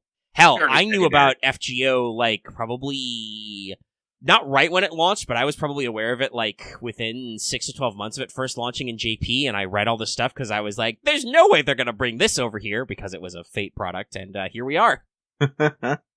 No, if I remember correctly, it was like, you conned, like I said, like, you conned me onto it. It's like, yeah, it's coming out, and like, they have like, because I think you said like First Order came out or something. And it's like, yeah, check this out. And I was like, okay, sure, cool. And then it was like, yeah. But no, so we're, surprisingly, I won't say we're super deep into it, but we know a fair bit. What's the timer at? Oh, we still got 26 minutes. So let us keep going. So thank you very much. This next one comes from Keelion King, who says, no question, but I do wish to share my records from the throne, because my first 2 spins for Arjuna Altar were that crazy. On top of getting Karna off Rate Up, on the first summer of my 10 pulls. I also got the 4-star Berserker with MP2 Atalante Altar and 5-star Archer with my 4th Orion. The second 10 pull got me another Archer, and out of all the Archers, it had to be Arjuna Vanilla. That is some pretty wild luck, my dude. Mm-hmm. See, that's always the weird thing about, drawing, off rate up and stuff. It's just like, yeah, this is great and all. But this is not what I was aiming for. Yeah. Yeah, no, it's pretty wild. All right. Pretty wild. Well, anyway, hope you actually got what you were going for, though. Mm-hmm. So, thank you very much. We're going to move on. This next one comes from a master scratching Arjuna Alter's cat ears as he nukes LB4 over and over again. Yes, he's very good at the nuking. I kind of hate him for it. Listen, guys. Lucky was just so done with fighting Arjuna Alter that front. He's just like, fuck it, courts. I'm done. Screw this. Fuck this MP. Fuck this charge. Fuck these, all these. Yeah, it's a rough fight. It's a fight that's literally like 2 fights worth because of the way his break bars work. It's really annoying. I also had to, because I used up seals on like the fight before that one.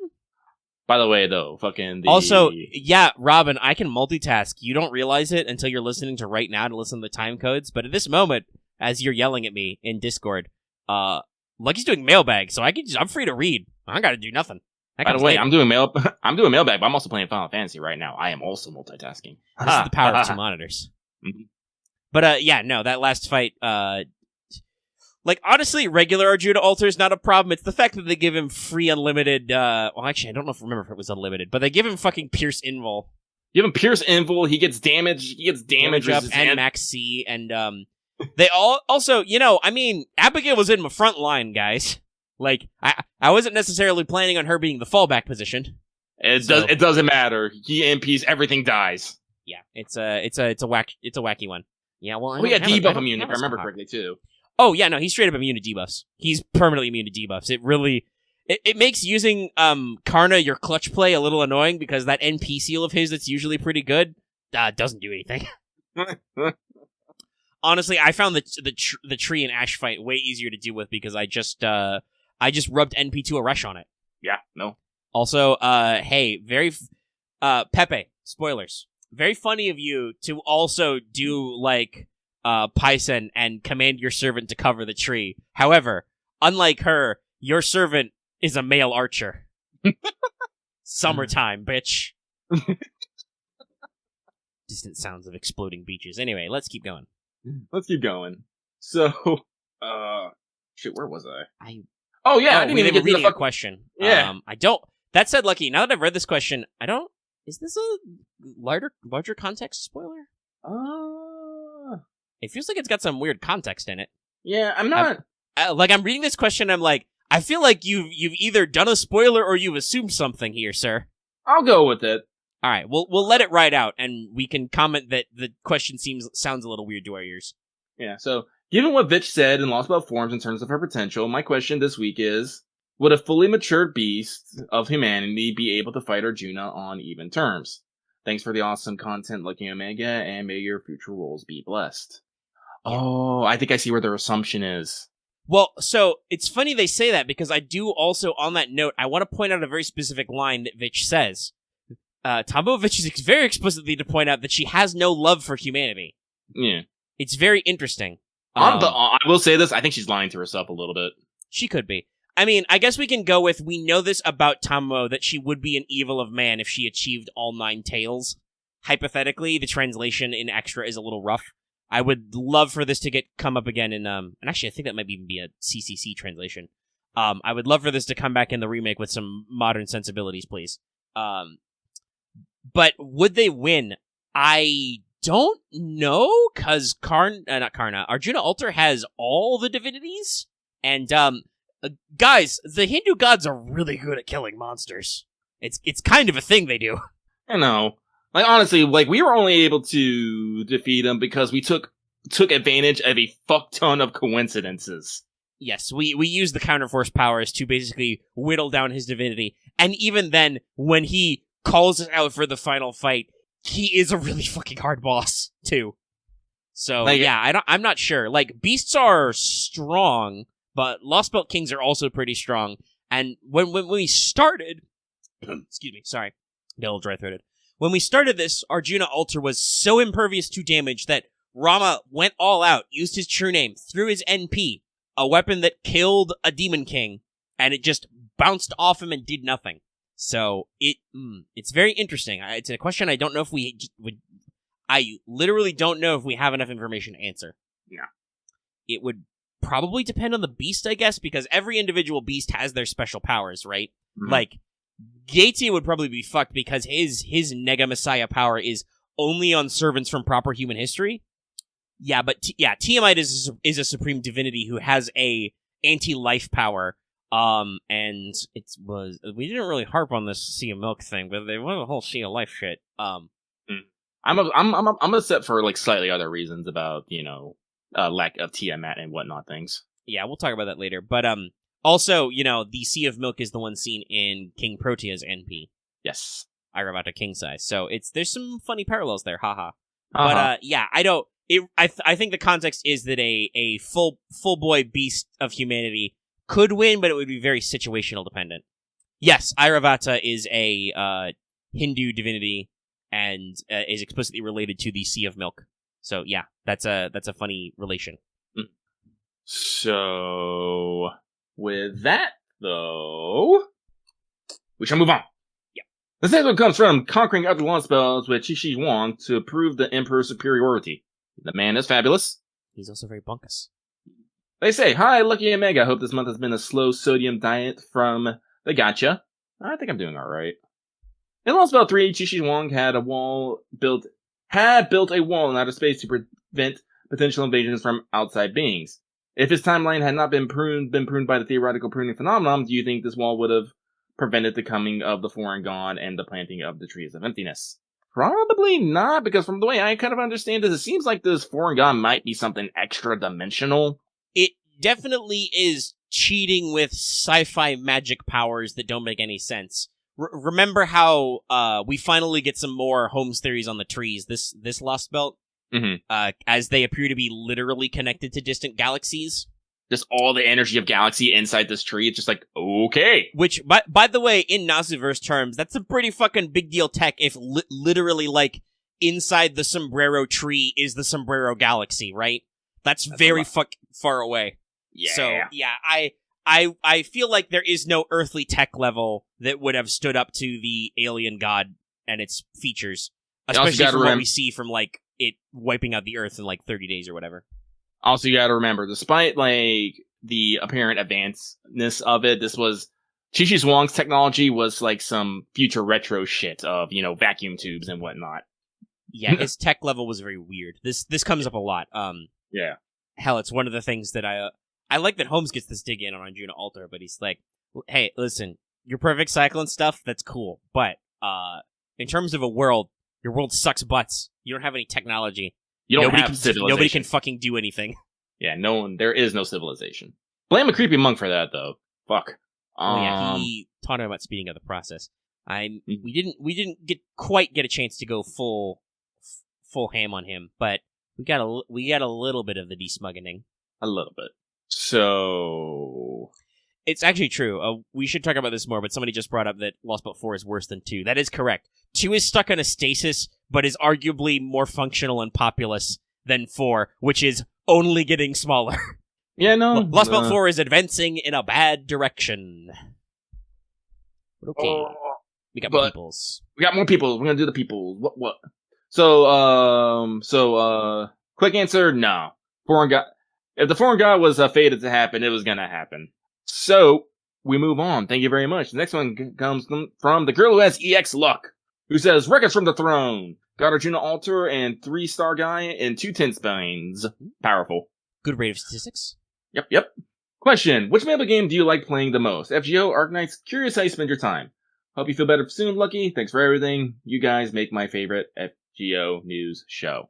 Well, thank you, girl who has EX luck. I appreciate you.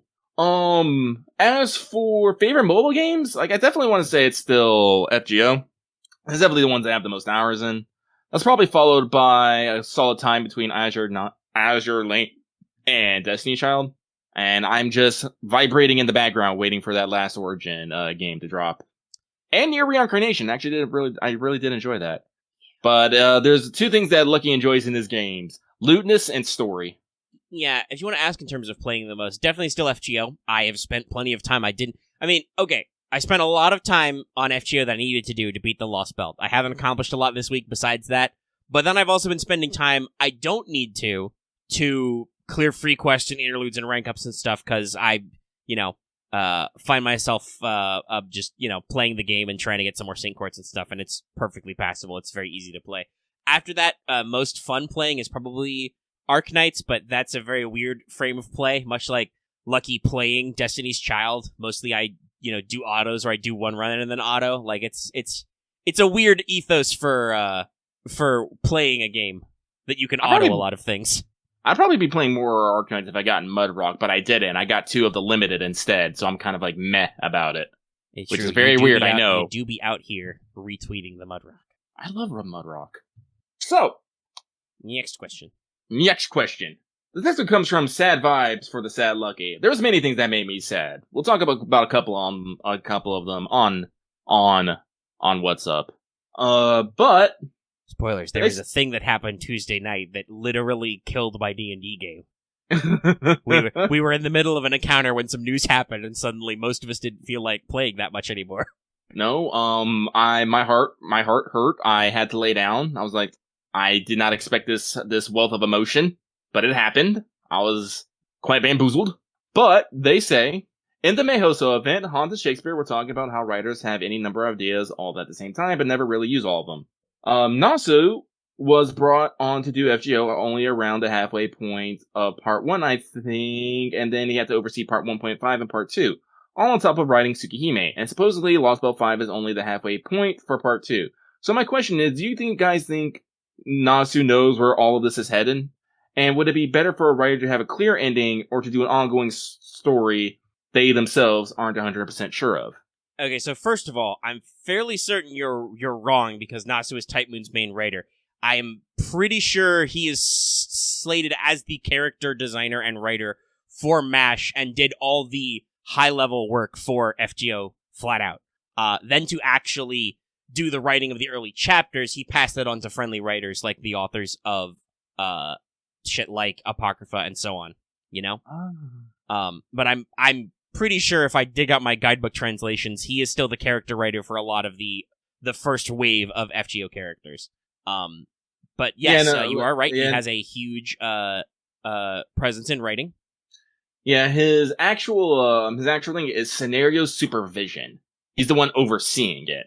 Yes. But then he's all like, no, not like this, and then writes it all himself.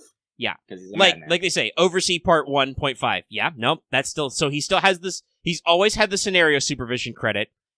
I believe he did not actually write any of Epic of Remnant, while Shimosa is very much in his style. I think it was just one of the other Type Moon writers just channeling his vibes. Maybe he edited strongly.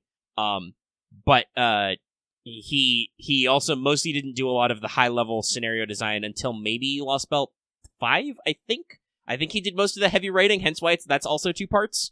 Also, I'm actually doing some quick research right here. The concept of Fate Grand Order was also originally by Nasuk. It was under the working title Fate Online Project Reboot. Yeah, so he's been behind it all the way. It's just they did not actually get him to write chapters until partway through, which I believe is when Delightworks and Type Moon were kind of realizing, okay, people like this game, it's a good concept, we need to give it some more of that Fate energy, and really started raising the bar with chapter writing and releases and stuff. Mm-hmm. But so, the question, do I think Nasu knows where this is headed? God, I hope so. Second part, is it better to have a clear ending or to have an ongoing story you aren't 100% sure of? That really depends on your context. Yeah. For something like FGO, first of all, I'm fairly certain that unless Nasu is literally lying to me, Nasu knows exactly where he wants this to end up from a writer-to-reader perspective. He knows what emotions he wants to provoke with the ending. Now, has he literally written the script of the ending? Probably. Fuck no. Does he have time for that? I don't think he's got time for that yet. He's busy. But in terms of the actual writing, it really depends. If you have a vision of the ending, and this happens to a lot of writers, if you know what the ending is, you should arrange the writing to reach the conclusion you want, right? Yeah. But if you don't have the ending, you have the beginning, a lot of writers, myself included a lot of the time, will approach this of just okay, I have the start point. Let's just see how it unfolds. Both are perfectly valid to do, and it really depends on the context. I think FGO is written with Nasu developed the scenario of the beginning and the ending. Like, he knows where he wants it to start and where he wants it to end for each part of the story. Mm-hmm. He obviously doesn't know all the details of the middle bits because he doesn't write all of those himself. So, for FGO, I think that's a perfectly valid process because our stories are so episodic, right? Right. Like, we're literally moving from episode to episode over periods of several months.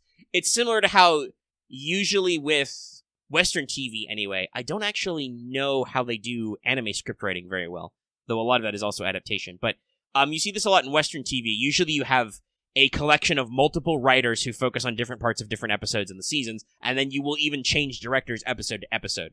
So somebody knows generally what your concepts are and where you're going, and then you have different people take up the reins and go through the episodic cycling. Lucky, your thoughts on writing? My thoughts on writing, I'm actually someone, I usually work from the back. I usually think of my ending first and then start laying down the pieces loosely on how I want to get there, and then I write to fill in the blanks. Cause writing is something that's honestly kind of wild. Especially if you don't like write all in one sitting. A lot of your writing is actually influenced by like your own experiences and whatnot, especially and all that crazy stuff. So if you're writing things in a slow fashion, you'll find that sometimes you'll change like where you want to go and whatnot. Yeah, that's a good point. I should have said this earlier. I think even if you have a clear ending in mind, the best way to do writing is to be flexible because you don't know what you're going to do until you start to write it. And God forbid until you do the other most important part. Like, obviously, putting pen to paper, metaphorically, is the most important part. But the other most important part is editing. Yeah. You need somebody to read your work and understand it. Like, unfortunately, I'm not as good as writing as Omega is. Like, I think I'm a fair hand with it, but I'm very bad at actual writing. Like, Omega's seen me, like, I can write pages for days and stuff, but then I'll give it to Omega and it's just be all like, what is your sentence structure here? And I'm just all like, Yeah. I ate a lot of grammar textbooks and word dictionaries as a child. What actually happened is I listened to a lot of audiobooks as a kid, so I instinctively know a lot about grammar and language structure in English anyway. But, like, a lot of the times when I do write, it's like, alright, I basically want a specific scene, because if y'all know Lucky, I am a big fan, especially in tabletops, of big cinematic scenes and whatnot, and I try to always to bring that into writing and whatnot, which usually does not properly work, because getting that right tone is very, very hard. Jesus. They're always saying, like, show, don't tell. I'm like, show, don't tell. I'm like, no, I need them to fucking tell this, y'all. I can't abstractly describe this scene. Fuck. Show, don't tell is also a horrifically misused concept. I know. Coming from a person who was in creative writing classes in college. Nah, it's that's why this is why I yell at people. It's like, but I can't. It's like death of the author. Like, yes, you should. Show, don't tell is basically avoid as you know. Like, you should be able to communicate through the language of your text rather than through characters just saying things, but avoid exposition and whatnot. But showing versus telling in a written medium that is already linguistic is a very weird line sometimes that I think some people are too hard on. Yeah. Like, okay, if you're doing TV, yes, of course, show, don't tell. Like, don't have a character explain how they feel, have a character fucking emote, because you have human faces for that. But in writing, it's different. But, oh shoot, where was I saying this? But I want to go for big giant scenes, and so I was like, alright, this is where I want the scene to end. How do I want it to begin? And then, I think about characters, I think about their motivations, and I start putting little pins in there, here and there and whatnot, and then I start trying to connect the dots, but then I find usually that my dots don't necessarily line up, which means, I have to do some adjusting, some moving. Also, I can still try and get to the ending I want, but then I found out that my ending has changed a little bit, and I'm just like, So, writing, like I said, there's not, like, I think the best way I'm trying to say here, there is no actual, like, perfect one way to write anything. It's all reflective on your experiences and what you're actually trying to write. I guess that's the best way I can say it. Yes, they can teach you methods for writing better and how to avoid basic pitfalls and refine your craft, but writing is fundamentally a creative endeavor. Yes. The writing is... the best way to describe it is the writing is inside you and it has to come out. It's the same as people who are really skilled and capable of making music or visual arts. Like, the creative process is there, and you need to just let it out and shape it properly so that it gets out in the world in the form you want it. So really draw more. the process of getting to that stage is different for everybody because there is no science of writing, as evidenced by any time you've ever seen an AI write something. Though if AI writing starts looking like spec scripts people make, then that shouldn't be shocking because some of those, some spec scripts and stuff are made in basically the writing equivalent of sweatshops. I didn't actually look at the leaked Powerpuff Girls script, but it did not sound good. I didn't see it either, but I heard nobody enough who read it liked it, so yeah, no, I'm like, and so like I will believe the masses. I did the HP Lovecraft / SCP Foundation thing. I put it in a box. I had somebody else look at the box and tell me what they felt. They were just like, "No, I didn't like it." I'm like, "Okay, good." All right, let's keep going. There's one question I really want to be read on air on Mailbag, possibly as the last one if we run out of time. But I don't know if we're gonna get there.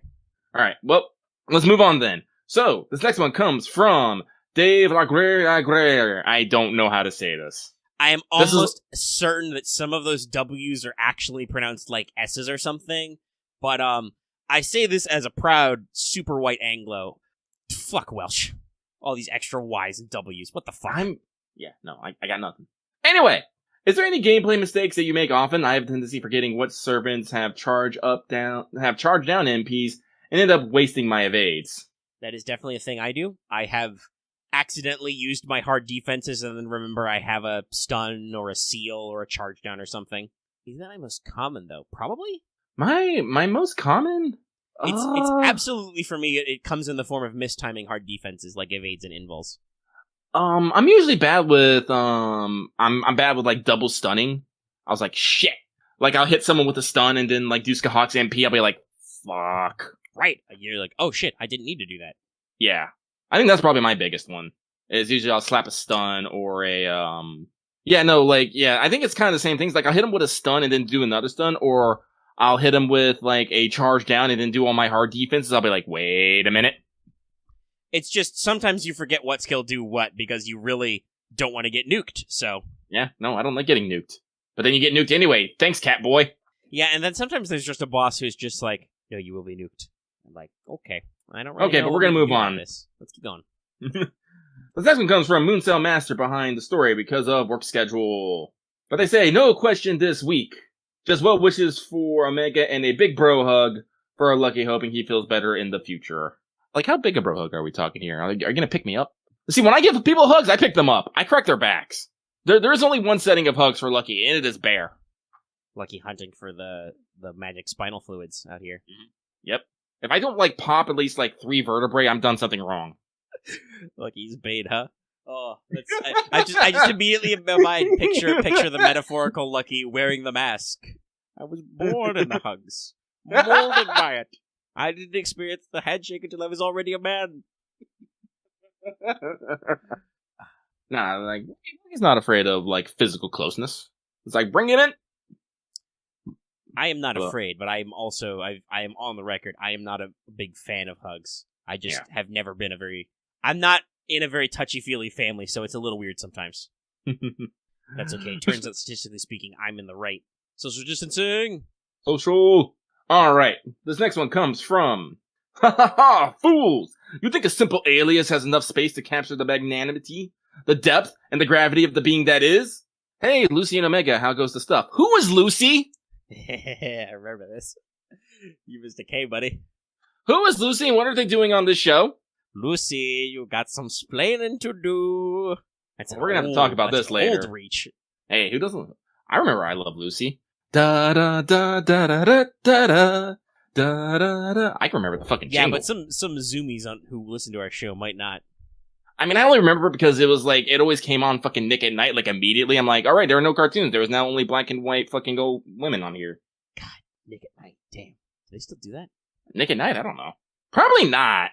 I'm no, pretty sure probably they just Nickelodeon... let you watch cartoons all day, every day. Nick at Night is probably its own channel now. Like, what did Boomerang, which was the offshoot Cartoon Network channel that only showed old cartoons. So, they go on to say, how goes the stuff? Hope you roll a nice shiny SSR to numb your sadness away. Lucky's eternally numb, y'all. Oh, Jesus, there is a fuck!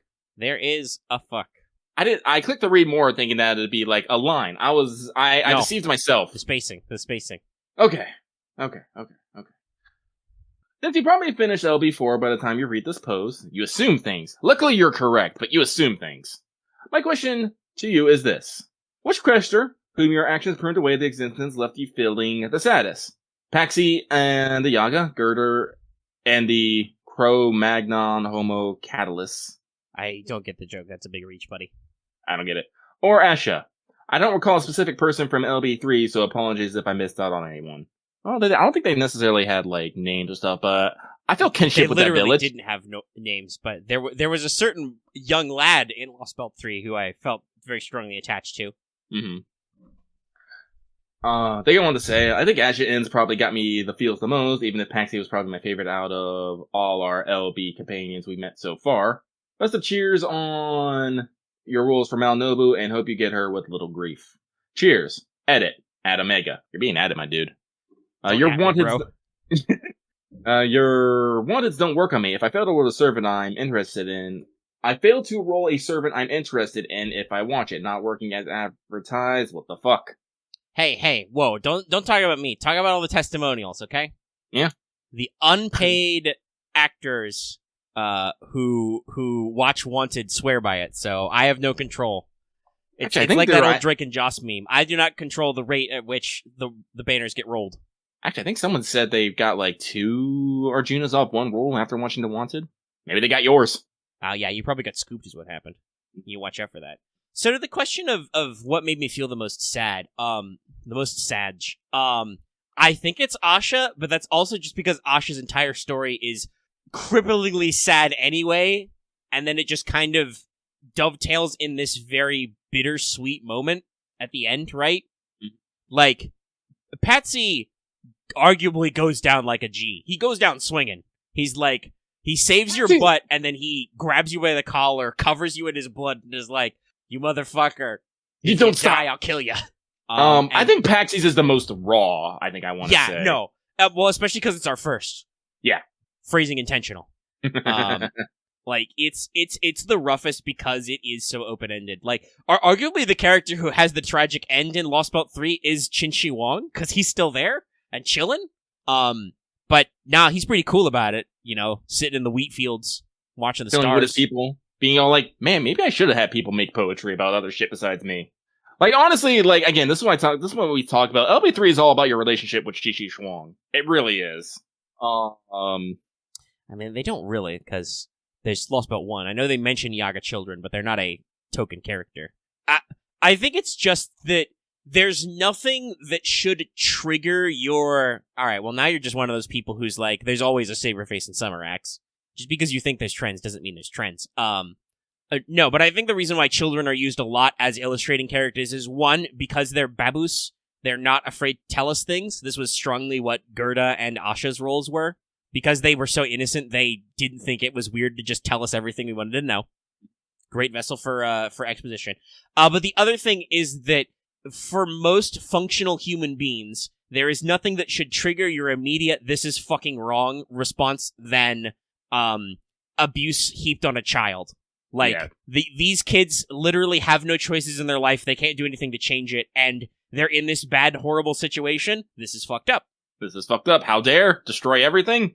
Which is, and like I said, I've said this before, I'll say it again. I'm really glad that every Lostbelt knows that it's already gut-wrenching for us to kill it, to prune it away. And they always make sure to sell you very early about how, hey, shit is fucking wrong here, guys. Okay? Okay. Like, obviously it needs to be quote-unquote wrong for it to have been pruned in the first place. But even the utopic Lost Belts are also like, this still is so fucking weird for humans. I don't like it. I don't like this place. But yeah. So that's my thoughts. I think that Asha, I think, just hits the hardest and saddest because it's a bittersweet capstone on the. And when they give you the fucking CE, the monsters, you see just how much of a shit show it's been. Yeah, no, like, I didn't know that her family was actually that big, and I'm just all like, ah! No, like, you think it's just sad that her dog and her dad are gone. No, I mean, well, obviously she naturally must have had a mother, probably, but fuck, damn, no, it's rough. It's, what, 2 older brothers, an older and younger sister, I think? Yeah. No, it's harsh browns. Hell, I mean, she had allegedly an actual aunt and uncle as well, who aren't shown in the CE, but like, fuck. Damn you, cat boy! Big fan. Well, we'll talk about this, but I'm honestly feeling like I'm blaming more fucking on Doman for this. Definitely got in our cat boy's head and was like, yo, dog, you can speed Do it this shit up. faster. Because they were talking about saying it used to be a lot longer, but now it's like every 10 days, and you're like, why? Yeah. But also the summoning servants, which is fucked up in its own way. Mm. Arjuna Alter is not a great boss, but I don't know how much is his fault and how much is Doba just whispering in his ear like a little worm-tongue bitch. Worm-tongue fuckboy bitch. I will throw him from a tower someday. I'm gonna suplex him. So, but we have run out of time. Can we still read the last question that's not a question? At least the next one in my mind. Sure. Which one is it? It starts with Alias the Captain. Just because if you see it, you can see the first part that I'm like, oh, we got to try and get this one in here. So this next one comes from the captain, who is truly an unsolvable enigma. Yeah, the person in this is they know. Hey guys, is this unlimited mailbag or power hour? I don't know. You tell me. Yeah. No. You're literally the next one, and the timer just ended. Hey, guess what? It was power hour. It was an hour of power, and it's over. Yeah. P.S. For an actual question, do you think we'll actually reach B7 by the end of Lostbelt area, just based off in NA pacing? Spoilers. Yeah, I don't necessarily want to speculate because of the pacing and whatnot. It's really interesting though. Like, we easily could at this rate, but also we couldn't. I'm trying to think. We only technically punched like 3-ish beasts in part 1. But if we punched 2 halves of 2 beasts already, I don't know. Does that match up? We'll see. There's still a lot of Lostbelt era to go. So. There's still a lot of Lostbelt era to go, and like they say, they've all appeared, apparently, somewhere. Yeah, they all will appear or have appeared in the order, because that's how beasts work. But other than that, alright, but that's the mailbag. Yeah. We did indeed miss a few, but that's what happens when the week after a story chapter comes out, you guys decide to ask like 10 more questions than you have been. So let's take a quick break and get back with... well, before we take that break, let's decide. Lucky, should I yell about servant details for like 20 to 30 minutes, or do we want to just jump into Lostbelt 4? We should probably save Lostbelt 4's deep dive, right? Yeah, let's save it. Alright, let's take that break. Okay. Let us resume. So I will now talk for a long time. So we're going to begin with a segment I tentatively called New Fairy Who Dis, which I will leave called that now, because Lucky saw it and thought it was funny. I did think it was funny. Yeah, so I have no point in editing it. So, let's begin at the beginning, because we're going to talk about Lostbelt for a lot, so we'll push off so you can get that 5-star until after that. But, we're going to talk about the new units, introduced in Lostbelt 6's banner. So first is Morgan, our new limited SSR Berserkcaster. I did not expect the Berserker bit. I really didn't. Yeah, no, I mean, it's slightly more on point, I think, than the Lancer idea. Like, making her a knight class, and so she can be bullied specifically by Artoria is kind of interesting, and so they didn't go that. Now she's just a big bully herself. And also, this is super interesting because of the current space we're at in NA. Sorry, my mic I realized it drifted down a little bit since I stepped away for a second during our break. But we're at a point in NA where we've just gotten Arjuna Alter, who is a super, super good damage dealer, right? Right. Very well known for it. Has some crazy math behind it. I broke it down in the one, and I've broken it down for other people. It's pretty nonsensical. Morgan does not have that, but she is also got a lot of really good stats and strengths. It's very interesting. Like, in terms of raw damage output, her attack is higher. It's like number 3 or 4 now in Berserkers. She's got more attack raw than Hijikata and God Arjuna, right? She's still below, like, she's like 100 points below Kintoki and a little bit more below Summer Musashi and Kualter, okay? Her HP is also not the worst. She's like number 5 or 6 in that tier. Arjuna does have better HP as well on that line, but, still pretty good. Can't win them all. So you can't win them all, but she definitely has some interesting niches, and if you looked at her passives or her skill kit and thought she was a caster, I wouldn't be surprised. But apparently, actually, casters do have AoE buster NPs, so, it's possible. Mm-hmm. We'll talk about it when they get there. Because here's the other thing. She doesn't have a caster deck. She's got a Saber-style deck. QAABB. She has median hit counts and NP gain. Not that she needs NP gain, nerds. First skill, 20-30% battery. Yeah. That's right. This was already one of Arjuna Alter's major good qualities. With her first skill, she's right up there. Because not only is this a 20-30% battery, it's also a straight-up charisma, 10-20% for 3 turns attack to allies, but also, it's a 20-30% defense down for enemies for 3 turns, which is like a 50% charisma, so long as your enemies don't die. So, yeah, it's a big damage. First one. Oh, and then her second skill is a targetable 10-20% battery and raises the party's NP gain by 15-25%. Gee, she really wants you to use her NP. This, of course, means that without any outside input at all, this woman has a 50% battery on herself, which for Berserkers is pretty crazy. I think Kintoki's the other big one. Yeah, he still has that lock just to his animal communication, though, so it's on one skill. Yeah, it's only on one skill, so you only need to level it, but this combines her... She's got a quite decent damage amp on her first NP gain, and then that other one is just a funny party support skill. By the way, yes, that's 2 skills so far, which have party-wide effects of attack up and then NP gain up. And then her final skill is, as is usual for these kinds of characters, it's her big one. It's a 1k to 3k guts for 3 turns, which is comparable to Arjuna's guts. But unlike his, honestly, kind of middling HP generation effect, hers raises her star absorb for 1 turn and also gives her 20-30% crit damage. So not a lot of extra crit damage. Usually for 1 turn, it's like 50-100%, so this is pretty low, even for also giving her star weight. But also it gives her a timer buff for, I believe, 3 turns, which lowers enemies' attack and crit chance by 10-20% for 1 turn each turn, and also gives the team 5 to 15 stars per turn. So, yeah, it's a very dense skill, but if you can keep her on the board, she will continually debuff enemies for a little bit, and also has some resilience to keep herself alive, and does a little bit of extra crit stuff. Now, her NP, as mentioned before, is a Buster AoE, and it has a couple of effects. Number 1, as a buff, it gives her 50% damage against enemies who have the Knights of the Round and the Fairy tag. For reasons that I will bring up later, this means that Morgan Le Fay is the ultimate Spriggan killing machine, because Spriggans have the Fairy trait. Along with goblins, herself, so trust no one, not even yourself. The 2 new fairy knights, and also, I believe, Gareth, which is a little funny, but, Morgan is her mom, so why no Gawain then? I don't know. Maybe it's the dog ears.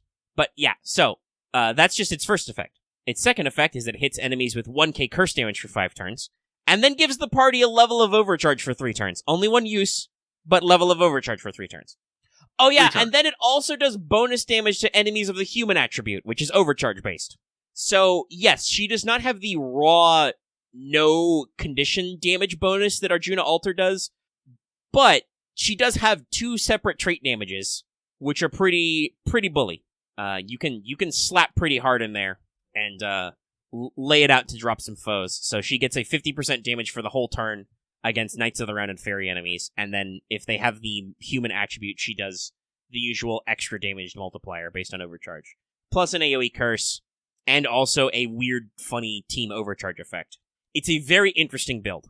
Let's see, I know there are a couple skills that give extra overcharge. I know Kama has one. Are there any other servants that have it? I believe Edison's buff skill does as well. Ah, okay. But this is an interesting, because I think it's as far as I know, it's the only team overcharge effect. Gives your whole team the overcharge. Now, obviously, it doesn't activate first, but if you could hypothetically spam her NP, which, again, she's got decent hit counts and 2 arts cards, not crazy, especially if she activates her effect that gives her a max of 25% NP gain up. That means that you could get the overcharge for even more trait damage. It's a very interesting way it fits into farming. She also has a fuck ton of passives. So, as a Berserker, she does indeed have Madness Enhancement B. So, she's got a pretty good damage output. She has Magic Resistance A, so her debuff resistance isn't. Okay, so Himiko has an AoE overcharge effect? Alright, that's good to know. Somebody's writing some stuff down in the notes. Oh, by 2. Ooh, by 2. Wait, is it for the full party? Scary. Do they stack? Possibly? It's hard to tell, though, because you gotta use them. We'll figure it out. People are typing down to us. Mm-hmm. Yeah, allies. Okay. Party-wide. Alright. That's good. But yeah, Morgan has Item Creation EX, so her debuff rate is very high. At least I think it's the debuff rate version. I should double-check. They do occasionally go weird on us, but she does actually have a couple debuffs, so I wouldn't be shocked. I believe it is the normal debuffing version. Yes, debuff success rate by 12%. In addition to Madness Enhancement B, she also has Territory Creation B to make those arts cards clop even harder. Again, got the chance to get some extra NP generation in there. And then she has a new passive herself, Fairy Eyes B, which means she has a passive 20% chance to negate a crit on herself. She has 20%, what are the translation phrases as? I think it's crit chance resistance or something. It's pretty wild. This is why I call her the ultimate anti-Spriggan weapon. Increases own critical chance resistance by 20%. So yeah, you know how you go critical chance down, NPCs have a chance to miss criticals, right? Alright. She just has that as a passive. 1 in 5 crits just don't hit her. Nah. Too cool for that, fam. This is I call it a monstrous kit. It puts her as a hybrid damage dealer with great damage output versus certain enemies while meshing well with a great many other servants because, like I said, she's basically an off support. She has a 50% attack up charisma between the defense down and the attack up. She raises party NP gain. She's got that overcharge effect. She has a targetable 20% battery, Almost seems like an off Merlin, I want to say. It's. I would not be shocked if it's a deliberate comparison. Also, though, because she does have a Buster AoE and Merlin has hard defenses, Merlin slots perfectly into this team as well. It's very funny. But, she's... For a offensive Berserker, because she's got the high attack stat and the double trait damages, like I said, I'm fairly certain they don't overlap. I'm pretty sure most Knights of the Round are Earth attribute, not man. But still, 2 separate trait damages to amp her damage means that she can be used in a lot of situations. Mm-hmm. But also, she has team-wide support. It's different. Arjuna Alter only buffs himself, basically. Nothing he does will, other than the Buster resistance down on his NP, will help out your party, really. So, it's a very interesting position to put her in. Huh. So Arjuna Alter, just like he was in story, is very much a solo player. Yes. Obviously, you can use him with other acts because, you can make his damage go even higher, but he's definitely not intended to be necessarily supported, whereas with Morgan, she is support, right? She's got a lot of effects that you only get maximum effectiveness when you do have the team with her. Also, let me actually look at all the traits. So I'm comparing the numbers. I do think that, hold on, let me just checking. Yes, I do believe that other than Gray, there are no human attribute enemies who are also Knights of the Round. Also, yes, somebody brought this up. As far as we can tell, it sure seems like the way she's phrased in her high-level bond stuff, like her opening profile that you can get when you summon her, and when she appears in the CE, Morgan seems like she's supposed to be the Lostbelt King on Banner 1. What the fuck? What is happening? Something weird's gonna fucking happen. Something really weird's gonna fucking happen. Something's gonna go horribly wrong. Yeah, everything's gonna get fucked up. Yeah, it's just there's no way. But also, yes, I know Gnosticisms. I have done the cross reference. Yes, other than literally Gray, there is no enemy who is fairy and also fairy or Knight of the Round and also Earth. Or also man, I should say. If it was Earth, that'd be great, but still. We're pulling a Gnosticism here. Yes, you thought there was a big bad, but no, there was actually an even bigger, badder bad. Surprise! No, it's... I say human because that's the official localization, but those of you who look at translations more online will recognize it as the attribute of man. It's like how it's called sky in the translation, but most people also phrase it as heaven here, the translation. But yeah, no. It's not human-type enemies, it's enemies with the man attribute, the human attribute. So, people who are from real human history. Spoilers, that's not Knights of the Round. That also is not most fairies. That said, that leaves it open, and having bonus damage based on OC be separate from a trait damage effect is not bad, especially on an AoE damage dealer. She can hit multiple targets. Oh, wait. Okay, actually, that's interesting. No, Saber Alter is man? Are you sure about this? No, yeah, it says so. That's really weird. I think she's the only one. If true, though, that's very funny. Very ironic. But, yeah, it looks like, Gray and Saber Alter are the only targets I can find. Yeah, I guess that's what they're going for. That, or because she appeared only in a point of human history for real, she counts as man. I don't know. Servant types are weird sometimes, guys. But, yeah, no, that's my notes on that. So, I'm super excited. Seems fun. Excited. Super fun. Okay, let's talk about some SRs. Both of whom are, I'm fairly certain, confirmed as story locked. I read a translation that just said they would be added to the banner at a later date, but most people say they're story locked, and they're marked on the wiki as story locked, so I assume that's the translation, that they will be added to the story banner at a later date kind of thing, because you unlock them. It's probably, you clear it, they get added or something. Yeah, the usual thing. Which also, by the way, I don't know if that counts for the first part or not, because it's not like Lostbelt 5 where they're truly two separate maps and releases. It's, you get to a certain point in Lostbelt 6 and you have to stop and wait. So, we'll see how that shakes out. Anyway, let's talk about Fairy Knight Gawain. She's an SR Saber, and also a black dog. Argus. Now, interestingly, she's got low attack, like number 5 or 6 up, down an attack, but high HP, comparable to a Dion stat line. And she does have the required gorilla deck. Buster. Her NP is an AoE Buster. Duh. And this is where I get my idea that clearly these gal pals have inherited the noble phantasms and titles of the Knights of the Round, because her NP is literally Black Dog Galatine. But it's an AoE Buster, which gives her a Buster bonus for 1 turn based on OC, 20 to 40% overall. And it gives her a 3k max HP up for 5 turns. This is flat, by the way. This is not at all influenced by NP level. She just gets 3k max HP for 5 turns. Did you also remember that bit where I told her that her NPs, or not her NP, her HP is very high for a 4-star Saber? Yeah, it's big. Extra thick. This NP also reduces her skill cooldown by 1. So it's a very interesting cycling endurance type. This is a thing I've talked about before, about the hypothetical Buster stall meta. Units like Leonidas and shit.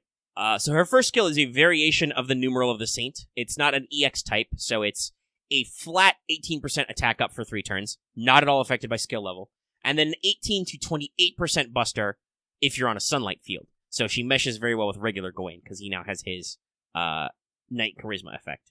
Her second skill is, I think, probably her big one. So, this gives her a 20 to 30% Buster up. This means that, by the way, doing the math on her overcharge, she's at a maximum of 98% Buster up so far.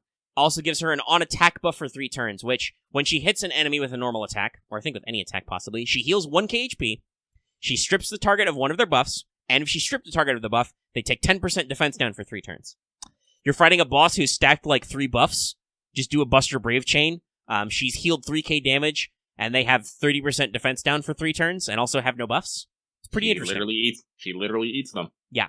I believe this skill name is called Wild Rule. Like, literally rules of nature type shit here.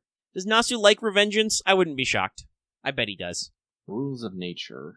Survival of the fittest? Yeah, there's definitely some vibes there. Her third skill, which is called Stormy Weather. It's a black dog thing. This is a team-wide 500 to 1k damage cut for 3 turns. Pretty cool. It also gives her a timer-based buff, which raises the party's NP by 10 to 15% per turn for 3 turns. Hey, remember how she's got a huge HP pool and it gets bigger, and also she has a 1k damage cut on this skill? Yeah, there's no way that your servants aren't getting a full 45% charge over 3 turns with this. It's pretty wild. Her passives are MRC and a Madness Enhancement A+, which is an 11% buster all the time. Did I mention the bust?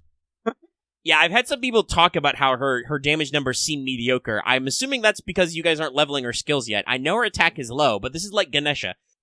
If she could actually get her maximum overcharge, which isn't that weird, because we have many servants who give you overcharge levels.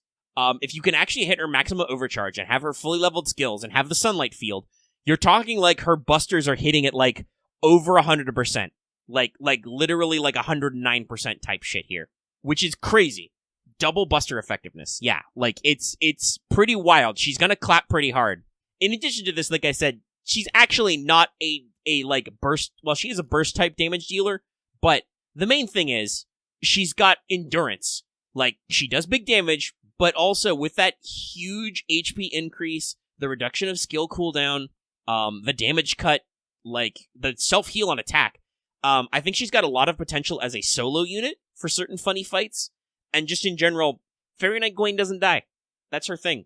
She's it's so. I'm sure at some point in the design they decided to talk to Melon. God bless you, by the way. They decided to talk to Melon about the design and have him do her art style. But it's hilarious that the character that Melon has drawn is also mechanically very thick. Yes, it's great. Yeah. So let's round this out by talking about Fairy Knight Tristan, who is an SR archer. Duh. There's a lot of deliberate parallels here. It's very funny to see the two kits. So, she is also Baobanshi, the vampire fairy. She is a quick arts buster. Pretty typical archer kit. Very normal hit counts. I think it's 3s all around or 4s. Pretty normal NP gain. Her NP is a single target quick, which has a sure hit on it. So that's neat. It also inflicts 1k curse for 5 turns, just like Morgan's does, but also it gives the enemy a curse amp on them for 5 turns based on overcharge, starting at 200% curse damage, so I think literally doubling curse damage. So instead of 1k curse for 5 turns, it's actually 2k of curse damage, and then if you get her overcharge better, it's even more.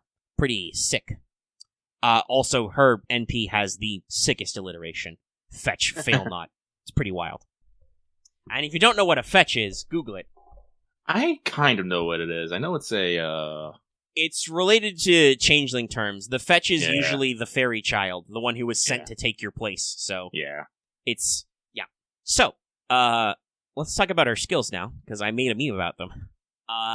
Her first one's pretty normal. It's actually quite interesting. I assume this is their way of, like, being like, okay, but you can use Fairy Tristan for Tristan stuff as well, because it gives her 1 turn of invul, gives the party 1 turn of evade. I assume this means herself, because you can stack invincible and evade.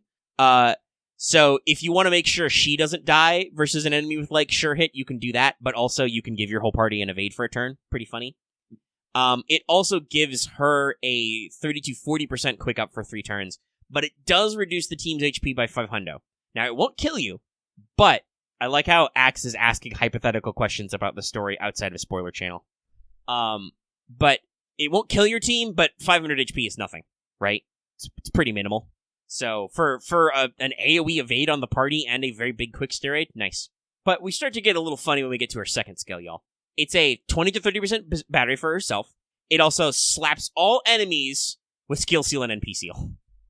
Are you trying to do something? No, sir, you are not. It's not even chance-based either. It's just straight up, no. Put those away. Get rid of those. Stop. Right now. And then her third skill, Fairy Vampirism. Very interesting for me from a lore perspective. I'll have to see some translations on these notes. It steals 2k to 3k HP from an enemy. It does not kill them, but it steals the HP from them. Which basically, we've had effects that do this before. The result is basically, you fire at the enemy.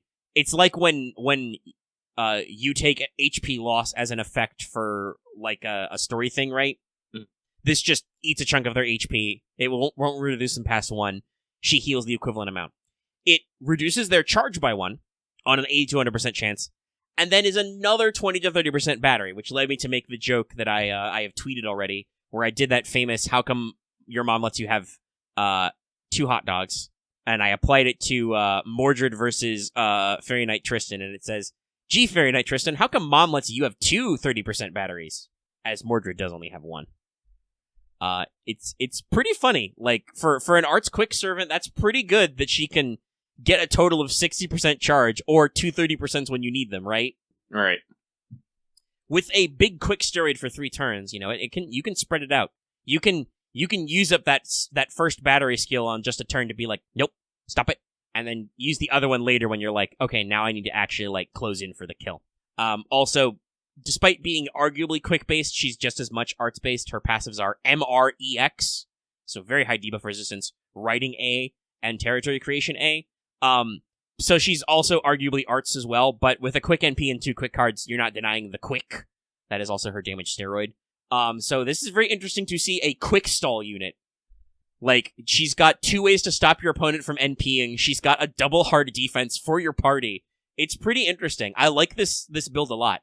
Like, Fairy Knight Tristan just exists to fire her NP a lot and to tell your opponent, no, stop it. No, stop that. No, don't do anything. Don't do that. Like, it's not stuns, but skill seal NP seal is pretty funny, and then just the HP loss and charge down.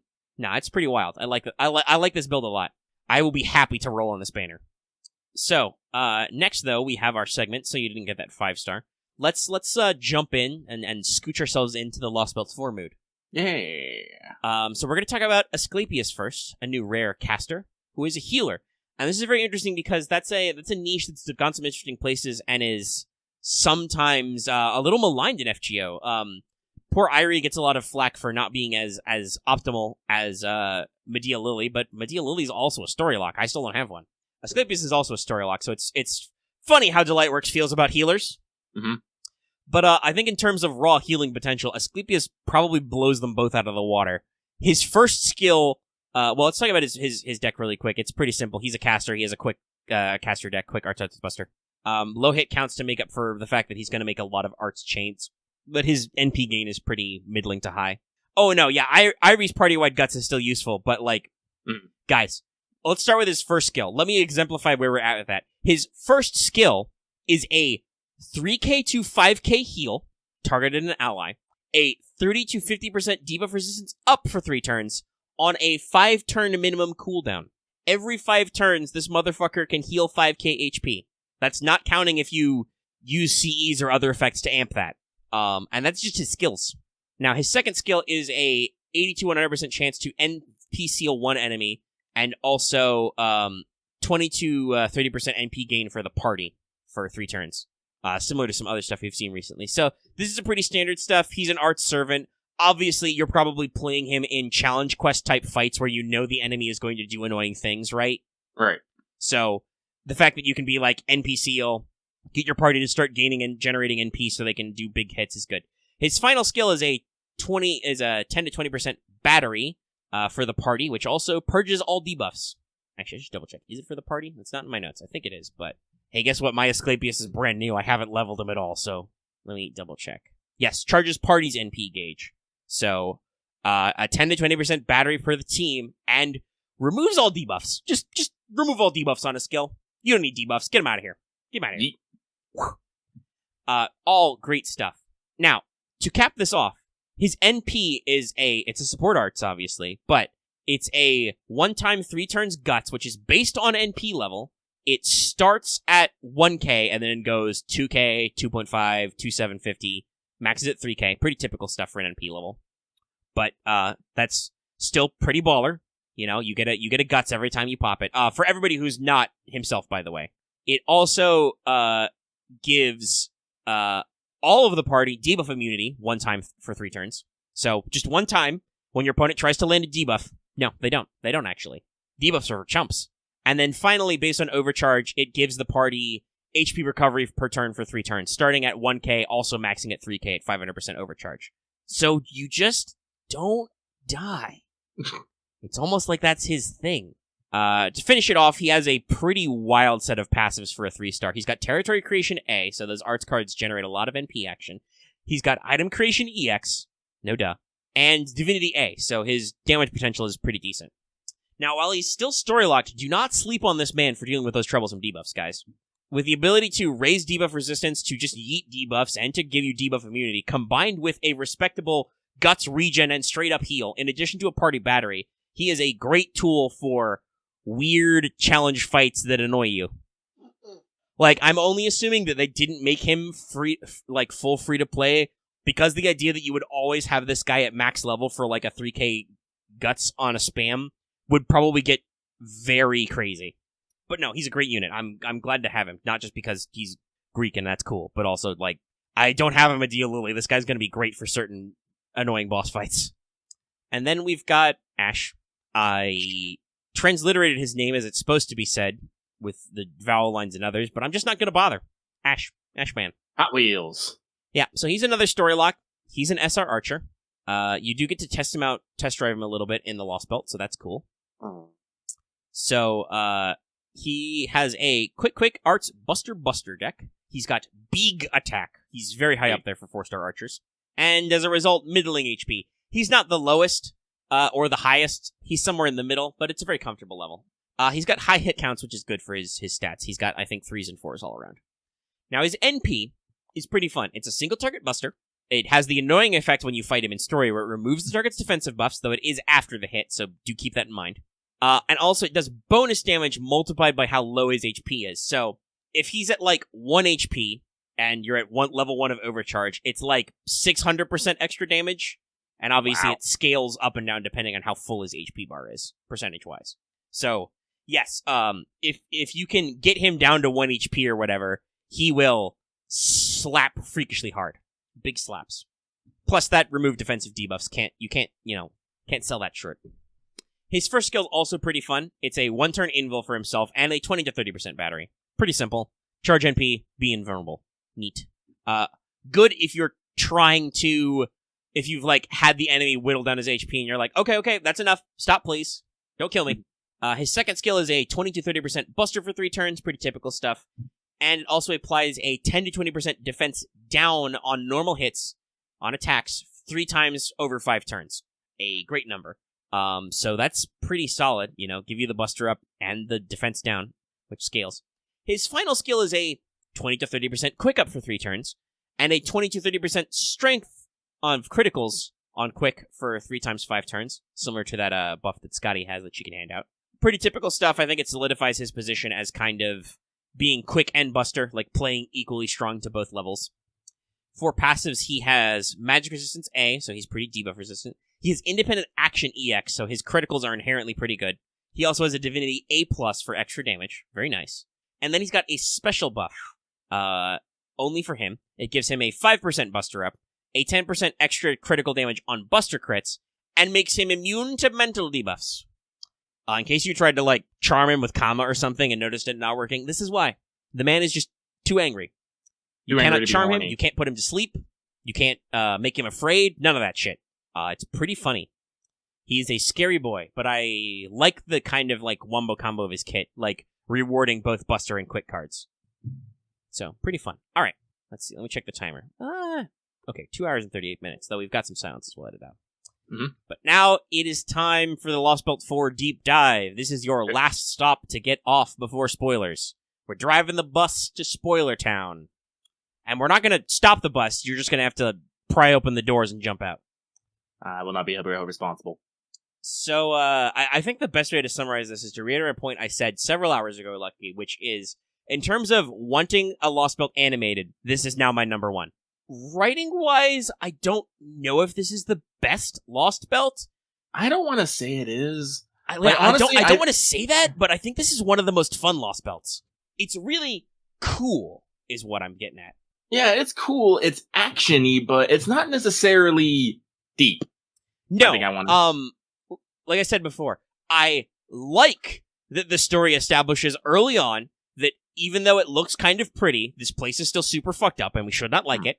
We do not want to stay here. And it further amps that up by setting the stakes very high, killing Neja and Karna early. Yep. Not that, Karna goes out like a boss, so that's pretty cool. Yeah, we're here. We're here in Spoiler Town. But he sucks it up, and he does say before that he's going to come back. So, you'll meet him again. I'm going to do the thing. But once that's firmly established, you are correct. It is not very deep. We realize that the cycle of creation and destruction is really fucked up. We see that Arjuna is really, really strong. The most of our journey is literally us, alright, how are we gonna fucking boop fucking Arjuna? That's literally the culmination of this all story. We meet the villain right away. Not always guaranteed. We talked about this, I think, last time talking about Lostbelt Kings. You don't see Scotty's face for, a couple hours into Lostbelt 2. And Ivan literally doesn't wake the fuck up until the climax of Lostbelt 1. And Shishi Wong is different because you're actually, interacting, talking with this dude the entire time. Yes, you don't talk with Arjuna. No, You don't talk. You don't talk with Arjuna. He doesn't talk. That's the thing. He has lost the capacity to small talk. I believe it is described this way in the chapter. God Arjuna is a force of nature. He's a machine.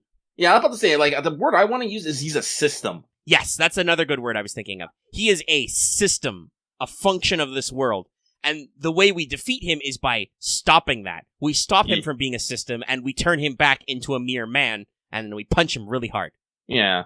And, like, the thing is like, I always, like, I have a hard time, like, fully, like, solidifying Arjuna Alter as, like, a villain in this, because, yeah, he's, like, you know, he's hyper-accelerated the yugas, but at the same time, this is also partly in part because of everyone's favorite fuckboy Ashvatthaman coming here and whispering, literally pouring poison into his ears. Yes, and just like we see very cleanly that the alter egos, the disciples of the foreign god, are not united, and they do have their own little pet projects, which Tomovich explicitly refuses to establish how that relates to the foreign god's greater scheme.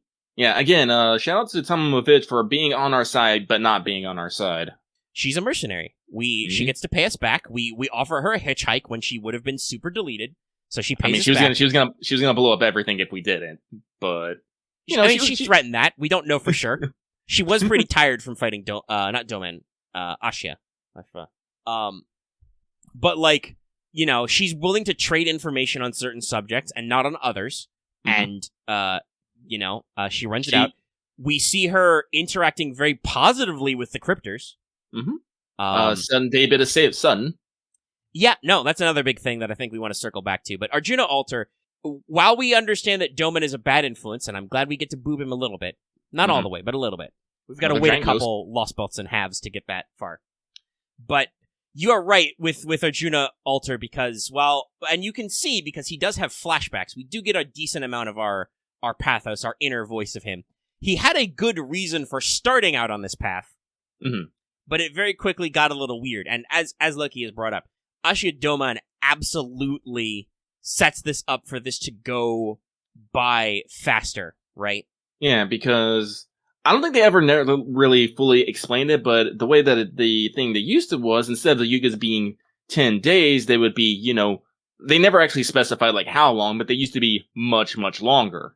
Yes, the classical time periods of Hindu mythology are super, super fucking long, like, you know, aeons and millennia and stuff. I think even in Arjuna Alter's world, yeah, Asha says they used to be years and months, not 10 days. So they used to have a longer period that got freakishly shorter, perfected to a 10-day cycle. And even then, when you get to the last cycle we see, it's even shorter. It's not actually 10.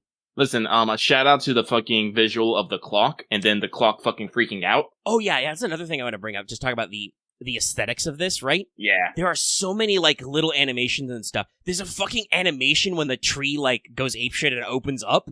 And I was like, whoa, there's a fucking animated cutscene, and it's not just a CG with, like, a fucking, you know, 3-frame effect drawn over it in Photoshop.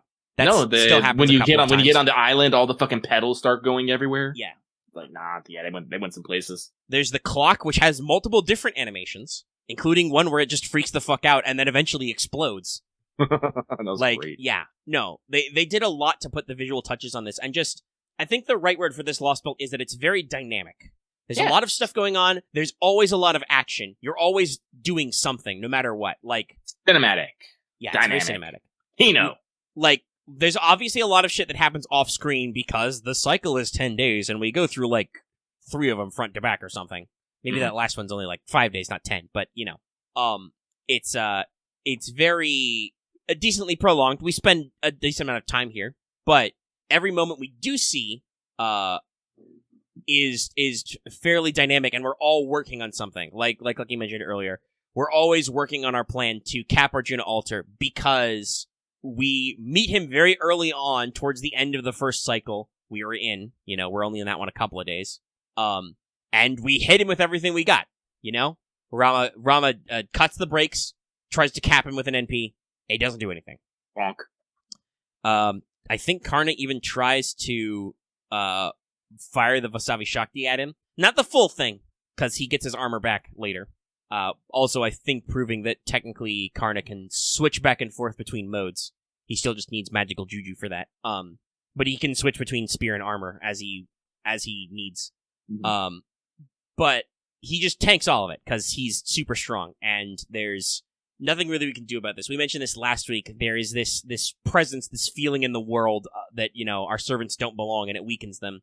And it weakens them physically in the game, too. That was not a setback, but a little bit of an annoying effect, where just people just don't hit hard. Yeah, no, I do like that as you get through the things, it slowly goes away. Yeah. It goes back and forth, right? Like there's that very sad moment when the rebels all get edited out, and then you end the story section, and it's like, effect of Unforgiven world increased because rebels were gone. I'm like, oh. Mm-hmm. But yes, it goes down as we go through the story, which is very good. And when you start the cycle over, when you're in the Yuga of Peace, you get like extra healing effects and stuff, which is pretty cool. Mm-hmm. They do a lot with the buffs and so on. But yeah, we realize that Arjuna altar is such a threat. We set up the pieces we need for later. We find Ganesha, we find Lakshmi, we go to check out the Sky Bowler and figure out that it's full of Kali, and so we leave. But we get all the tools. We even have that moment where Karna says he'll see us again.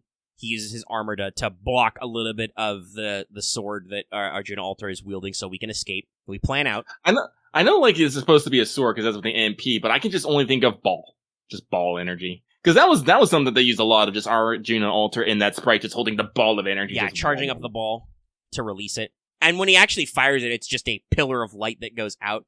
Great VFX on this, by the way. The pillar of light, the going to the grayscale, the shattering effect, like it's fucking Avengers Endgame, and then it comes back. But yeah, overall, like I said, I don't think this is the best written, but man, it was interesting, fun. It was very easy to play, even though it was actually decently long for a Lostbelt. It was, It was 20 sections, and a lot of those sections were multiple pips. There was a decent number of text, but it didn't feel long.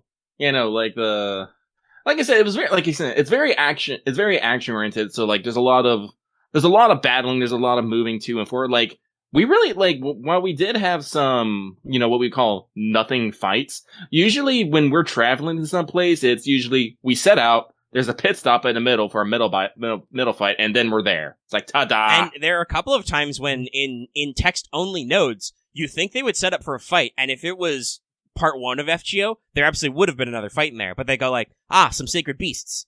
Let's just chill out and not fight and let them pass. And like, technically, I think one time that does kind of bite us in the ass, but like generally it's just like, yeah, no, you need to fight that fight. You can fight that fight later.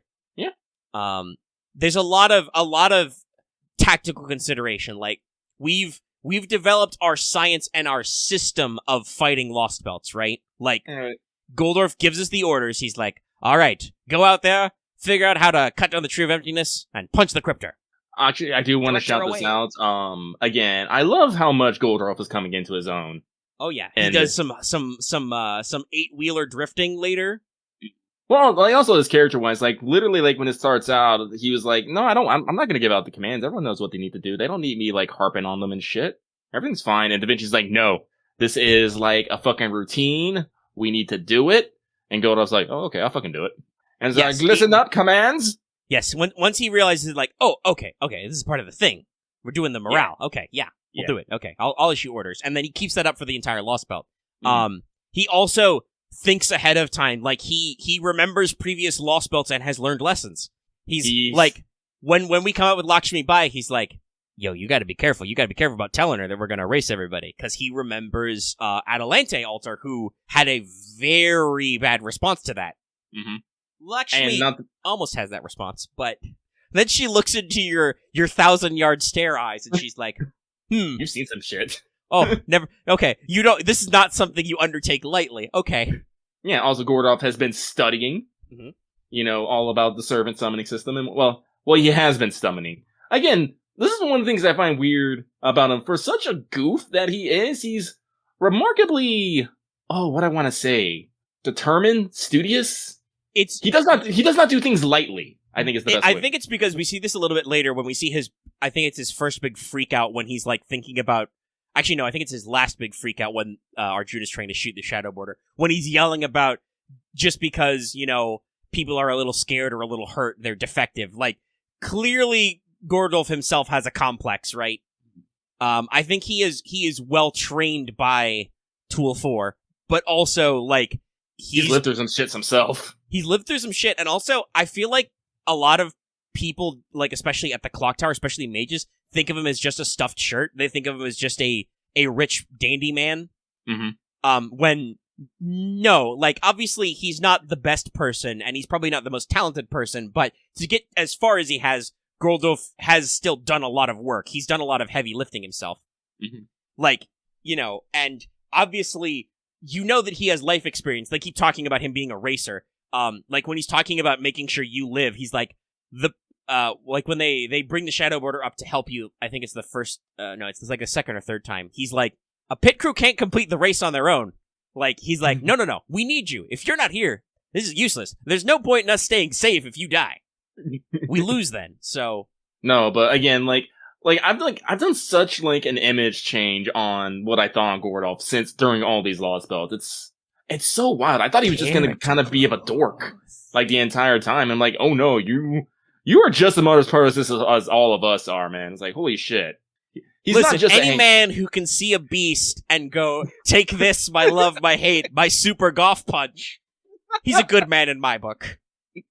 No, also, by the way, right. like I said, I think they had a missed opportunity for him to try and woo Jinako over to his side by offering her dumplings or crumpets or something, but whatever. Mm-hmm. We got her on board anyway because Karna just literally dragged her kicking and screaming. Another great character showing, by the way, Jinako. Do you think we've talked enough about the general, like, our general story thoughts and structure that we can talk about individual characters? Yeah, well, let's see. Well, if we're going, like, by plot points, I think we're pretty, yeah, we're up to Jinako right now anyway. Yeah. So Jinako is introduced quite early as our first servant in the Lostbelt. So, and we do the whole funny thing with the statue. It's very great. We work through all that, and Ganesha Jinako becomes one of our most staunch allies. She rides out most of the story with us, though. At a certain point, she has to take 5. Take 5,000. Yeah, well, to also take 5,000, but after that, she has to take another 5. Mm-hmm. That was those 5,000 or whatever was technically work, as we saw in a very long montage. Ooh, it hurt a little bit. Yeah, I love how confident she starts out. I can play all these games. I can play this game or that game. Video games are the peak human civilization, and then just like next ellipsis, I'm bored. Next ellipsis, I'm dying. Next ellipsis, like just Aoyuki noises. But yeah, so. We meet Jinako. She's fused with Ganesh, a very powerful deity. She's not super helpful, but she tries her best, right? Like, she tries to join in fights. She has her own form of advice, like talking us through things. Like, oh, this endurance battle is just like a 3-day raid, you know? Or, we gotta, fight the boss. She uses a lot of video game analogies, which I think land very good, because she's literally a video game character. You know, and the audience is familiar with this paradigm. Jinako's best. Well, Ganesha's best at the defensive game, like where if you want to put. I mean, that's something she constantly refers to is how nothing is getting through her flab. Yes, and that's reflected in Ganesha's gameplay. You know, she's a stone wall type, and it also suits Jinako's personality as a shut-in. Like she's quite intelligent. She's a very skilled computer hacker in real life, which in her original story, which doesn't come up. But she's got the big neat energy, you know, she stays inside, she's a shut-in, so it kind of exemplifies her personality of like being defensive, being enclosed, and it kind of is her strength that she uses later. Because spoilers, you thought God Skyboulder was not a thing, but it was a thing. And they explicitly call out like it's not just the moon cell, because obviously it's not on the moon, but it is very obviously Mooncell inspired. Like, I think Sherlock says, obviously in her mind to Ganesha, this cube must have represented something very strong and enduring. What's more enduring than the Mooncell, which in the extra timeline is older than the Earth? It's just this weird space computer that's always been there, yeah? So, no, it's perfect parallels. Yeah, no, it's always been there, it's always been going. Which is kind of what she wanted to exemplify. Yeah, and I love the logic of this to cut ahead in the spoiler, like the story, where they're like, okay, so to prove we get Ash on our side, and I'm sure we'll break down his character, because I think it is actually quite interesting. I love the inserts they do of him of just rage. Rage. I'm like, yes, I understand. Perfect. Good visual storytelling. But his plan to stop Arjuna Alter is very simple. It's like, listen, we gotta prove to him he's not an infallible god. We can't do that with people, because Arjuna just deletes them, because he's a motherfucker. What if we go back in time? That's right, FGO actually sets up a time travel plotline that's not just we go to a timeline and have time adventures. No, actually going through time and looping time is a literal plot point, and he's like, we'll prove he's not an infallible god by making him realize that we've put something in his perfect simulation the entire time and he never noticed. So they send Jinako back to the start of the cycle, and they have her use her second NP to create a moon cell type thing and just chill for God knows how long. Ugh. I'm like Jinako, I'm perfectly content to sit in my room and read books and play video games all day, but just thinking about the mind-boggling eons is rough. Yeah, that's a great reveal when Domon is like, hey, they're heading towards that weird cube thing. I wonder what that's for. And Arjuna's like, what cube? The what? The what cube? There's a cube? And Domon's just like, shit. He's like, no. That's a great sequence of event. It's got the perfect villain turnabout. But no, Jinako's great. Like, aside from like, she is like your number one source of brevity in the Lostbelt 2. Mm. Because like, Gorf and Da Vinci Small have their own moments, but Jinako's the one there constantly making the quips. And as is usual, Da Vinci Holmes and Goldorf as mission support often have a lot of your expositional / story direction role. Like, they're usually telling you, okay, we need to do this now, or let's find out about this, or they give you information. Da Vinci is a great source, for instance, when you're trying to crack the legend on Asclepius, letting you know about that guy and stuff. Holmes is out there theory crafting. I also like that we actually see character development from Holmes. There are several times where he's like, okay, y'all, this is just a theory, but I'm gonna tell you anyway, just in case. Like, he actually does call himself out, saying he's not gonna fall back into bad habits. Yes, he has realized that because we are all so fragile, like, he can be a little looser about spitting out theory crafting and figure out some shit. So they form a strong base of our observational. Mm-hmm. This is also when we're introduced to Jinako, that we get our first look at a couple of other characters. We see our first of the Lokpala, which is basically Neja Alter. And as sad as this character is, I really do want that skin, though. Come on, hook a man up. We meet her, and we also get our first glimpse of Pepe, setting up one really great character and one perfectly normal character. Like, obviously, I get why regular Neja, quote-unquote, has to job. Because we need to establish that it's real. Yeah, shit's real, the high stakes. Also that the servants we meet in this Lostbelt are not necessarily normal. Because obviously, if regular Neja and Lostbelt Neja were equal in power, it wouldn't be a blowout, right? Right. So we need to set the stakes, we need to establish how powerful everybody is, and kind of almost set up another way in which Arjuna Alter, and also by extension Domon, because this is all his idea, is a little fucked up. Because what Arjuna Alter does is not only does he summon servants and edit their memories as well, which is a very scary thing, but also he supplements them by passing them divinities like candy, giving them authorities. So for Neja, she gets the authority of the god of treasure, which is connected to Neja in mythology, but also that's Neja's dad, and they don't have a great relationship, so... No. And which obviously Arjuna Alter would not get at all. Or probably care. No, he does not understand nor want to understand. He does not give a single solitary fuck. This is not perfection. And so it's actually explained later after that boss fight that the reason why Dark Neja went so ham on regular Neja was just like, seeing myself perfect and uncorrupted was really upsetting, and it kind of shook my whole worldview. So I did a suicide by cop, and I used all my NPs until I exploded. However, that does kind of put us on our major plot path, because we realize that while Arjuna Alter's pretty tough, his Lokpala are not infinitely tough, right? and they are not necessarily perfectly on his side. No. They have to obey him because of the master-servant relationship, but they are still individual beings. So this kind of sets up our other major crisis of like, okay, so the thing we gotta do is we gotta punch the 4 mini-bosses to collect the 4 plot coupons so that we can unlock the Tower of Arjuna. And ultimately, all of them come back to bite Arjuna Altar in some way. Yep. So before that, let's we do our first dip in the cycle, and then Yep. we come out and we see how things are different, how things are the same.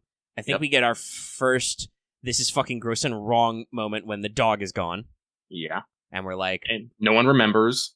that was. I think that was the thing that truly killed me, is that no one remembered. I'm just yeah, like, nobody remembered, and it was just like, this is not okay. Like that was a Yeah. full blown like, oh, this is not all right moment. This is mhm. when I find that sassy cat boy, I am going to boop him so hard. Like, It's like, not the dog. I know, killing the dog is a cheap shot, but we existentially destroyed the dog. The dog only had a broken leg on screen. It's just, the dog's fucking gone, which is the most existentially horrifying kind of setup. It's real freaky deaky, and nobody likes it. So we start exploring. Now, the funny thing is that Fat Man Mayor, who I can't believe doesn't die at all in this dumb thing, this animal fat man, God knows what he's doing to be so fat in this world, lives until the end. I guess he truly does have faith in his god. Whatever. Anyway, he turned out to be a nice guy, and he's like, oh, we saw you after a Yuga cycle. Clearly you are not evil. No matter what you do, you're fine.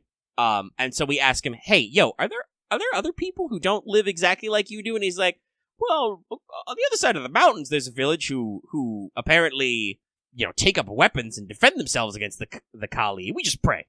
It's nobody. You don't need to worry about them. And we're like, okay, bye. We're going now. We're definitely not going to go talk to those guys you told us not to talk to. Bye. And this is where we meet our second supporting servant. We've mentioned her a few times. Lakshmi Bai, who is a very involved character. I knew she was in the story. I did not realize, like, how much this story is about her as well. Mm-hmm. Like, this is a very good character intro to her. Much rebellion. Spartacus would be proud. Also, decently fair, I think, to history, because I don't know exactly why the Japanese usually love the English, but they are not necessarily nice to the idea of Indian occupation. Very, very interesting how that shakes out. But we meet Lakshmi Bai. Rama hits on her without hitting on her. I love Rama in this sequence, by the way. I'm glad he completely lasts all the way to the end. Rama is himself, and he can finally be himself and not a carry-on item. I mean, he turned back into a carry-on item. At the very end, they had the joke. They had to He's like, reference man, it. I do like, he's like, man, I feel like this has happened before. I'm getting a sense of deja vu. But Also, no. Blarg, my insides. But no, yes, Rama is all like, Sita, are you in there? And Lakshmi Bai just like, literally does like the eagle fucking talon to his face. It just holds him up. Yeah, she just applied grip to throat. As I assume he is, like, yelling at probably her chest or her belly button or something. You know? Probably. Like, I can't imagine that they're having a face-to-face conversation. He's just being a weirdo, and she just, grabs face. Listen, Rama just wants to, slay demons and find his wife. And eat That's banana. it. And eat banana. Rotate. Brahmastra. Why has no one, like, I know someone made the fucking, rotate banana with fucking Lancelot. Why didn't no one do that with Rama? That would have been so much better. But we meet Lakshmi Bai. And we have the perfect character intro to her, right? We're introduced as her being a strong, queenly character leading these dudes, forming a rebellion. When we have a misunderstanding, when she shows back up to the gate, she jumps on top, and it is like, none shall pass!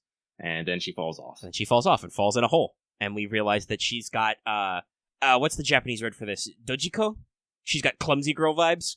Mm-hmm. Now, we find out this later. This is a whole thing. You thought it was just a cute character tick. No, this is a plot point. But she, after we get our misunderstandings sorted out, as always happens in FGO, you always have to fight your friends, at least once. Yep. She comes around to our side and is like, okay, I can work with you. We can do some experiments. We can figure some shit out. Mm-hmm. You guys try to check out the Sky Boulder because it's weird, and then you find it's full of demon crocodiles, and you leave, and you come back, and then the village is smashed. This is also where you fight Nezha, and move on. And in general, this kind of forms her character arc of like, okay, we can solve problems. Oh no, I can't solve problems. I'm going to die. No, I will solve problem. Oh no, another problem. Like, she has this bell curve of, like, being determined, doing stuff, and then shit go bad, and then she kind of arcs back up, like, no, actually, fuck you, kind of. And I think she has great writing, for a character intro. For a character who I believe a lot of people write off as Chocolate Jean, she has a lot of characterization all her own, and we explore her character and her backstory a lot in this. And it's a character and backstory I like. Like, I appreciate we have this heart-to-heart, right, when we explain to people, like, we explain to her what's gonna happen when we prune the Lostbelt. And, like, she's upset about it, but also she's like, no, I understand. You're just trying to do your best. You don't know any better than anybody, you know? Mm-hmm. It's not often we get these heart-to-heart moments. Also, have you noticed, Lucky, that the player character is able to emote more in the narration? Oh, yeah, no, like, they are actually starting to do, some third-person narrations at some point. Yeah. Which I think makes sense because, I mean, they could show the player character's expression sheet, because I'm sure we've got some, but they don't usually, so I think it makes sense for a viewpoint thing to just not, and just have a third party describe it in text, because unlike a lot of the other visual novel characters, we don't usually slide in and get shown as a character, so. No. But I think this firmly establishes that something that's been on their minds for a while. Sorry, loose headphone cable. Well, to be fair, this is something that I do think, hang on one second. This is something that I think needs to be, because, like they say in this is a journey, like, this isn't necessarily, like, in part 1, we were on journeys to, you know, save a bunch of people. Like, one way or another, we were trying to prevent tragedies. And, you know, the result of that, you know, for good or ill, is, you know, everything just goes back to normal.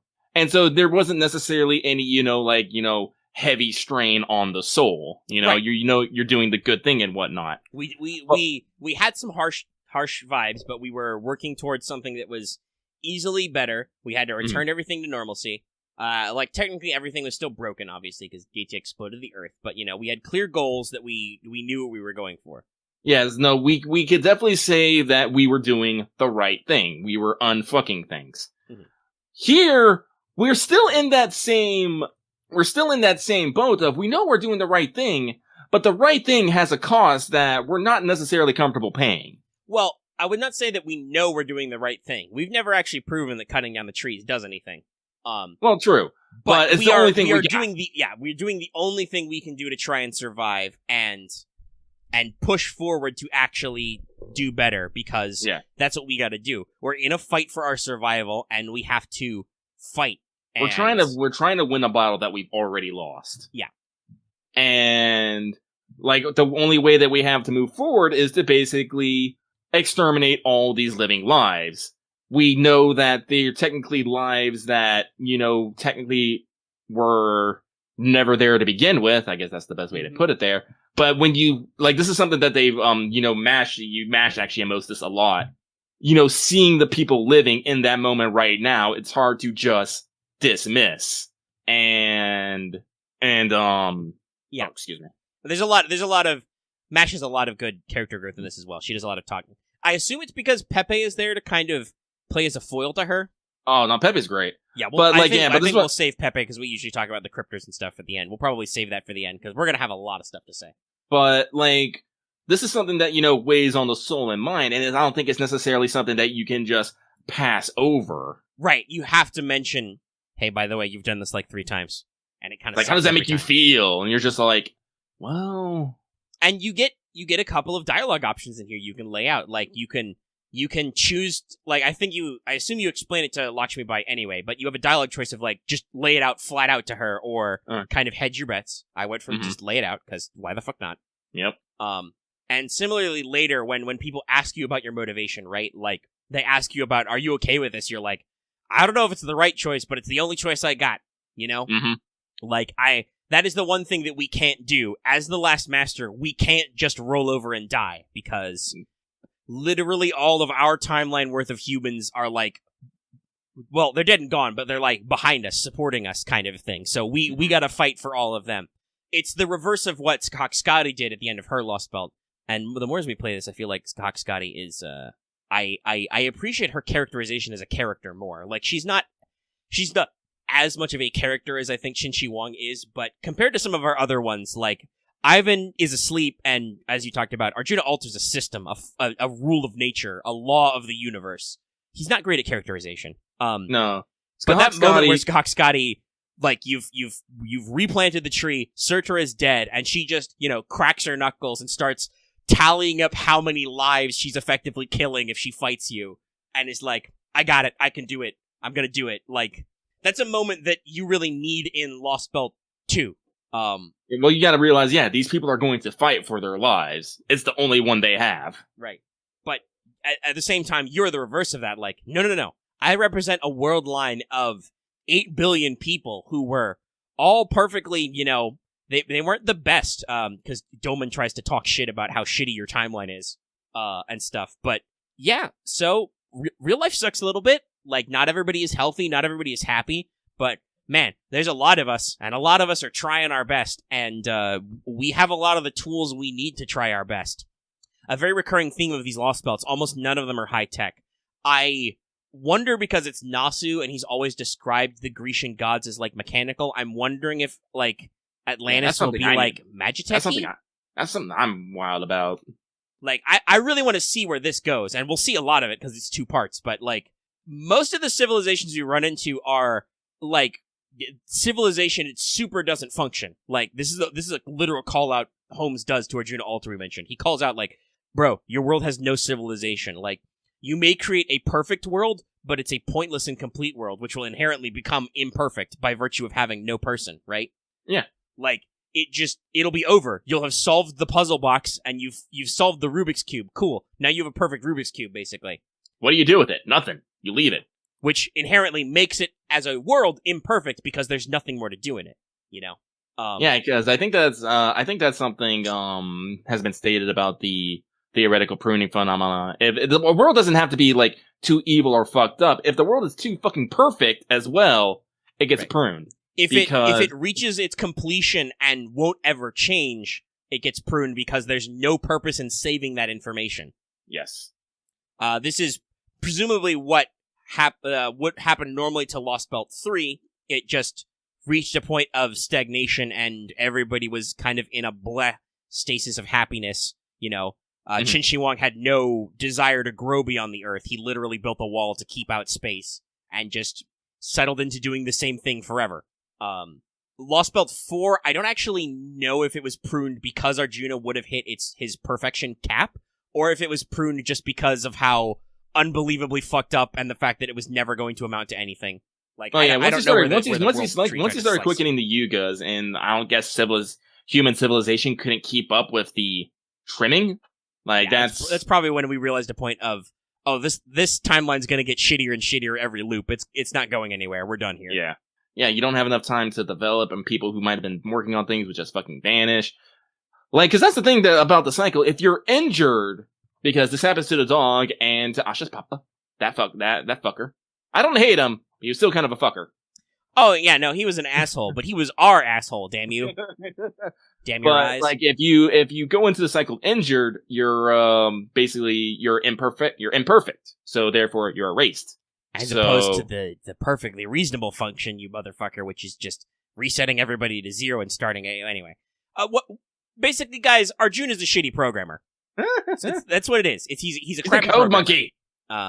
So yeah.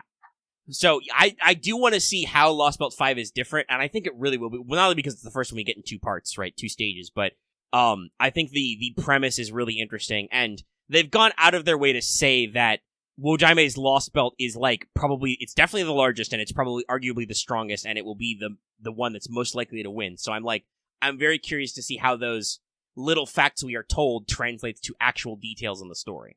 But yeah, so Lakshmi has a great story. We have this great turnaround later where, yes, she shares her name with the goddess of fortune, but actually the goddess who gave her powers is Alakshmi, the goddess of misfortune, which gives her the best superpower, bad luck on a stick.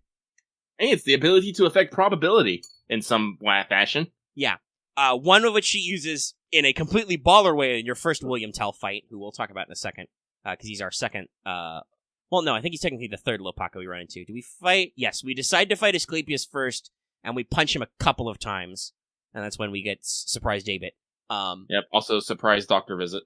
Yeah, a couple of surprises in there. But She uses her powers in that first William Tell fight to do a reverse fortune from Metal Gear Solid 2 and make the arrows strike her and nothing else.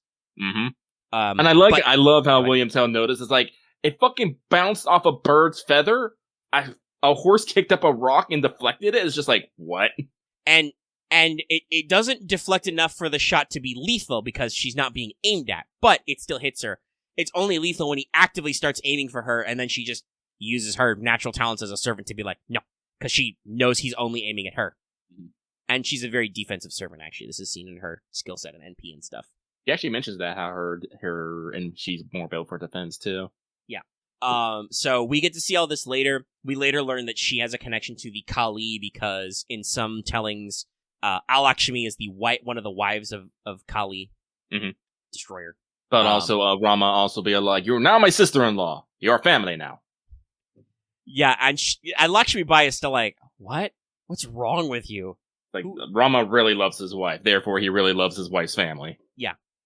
Well, and I mean, I think from a mythological standpoint, he's got a good point, because he himself is an incarnation of the god Vishnu. So if you see Lakshmi Bai as the incarnation of the goddess Lakshmi, yeah, they're related, and he wouldn't want any harm to come to that goddess core inside her. So he's like, nah, it's cool.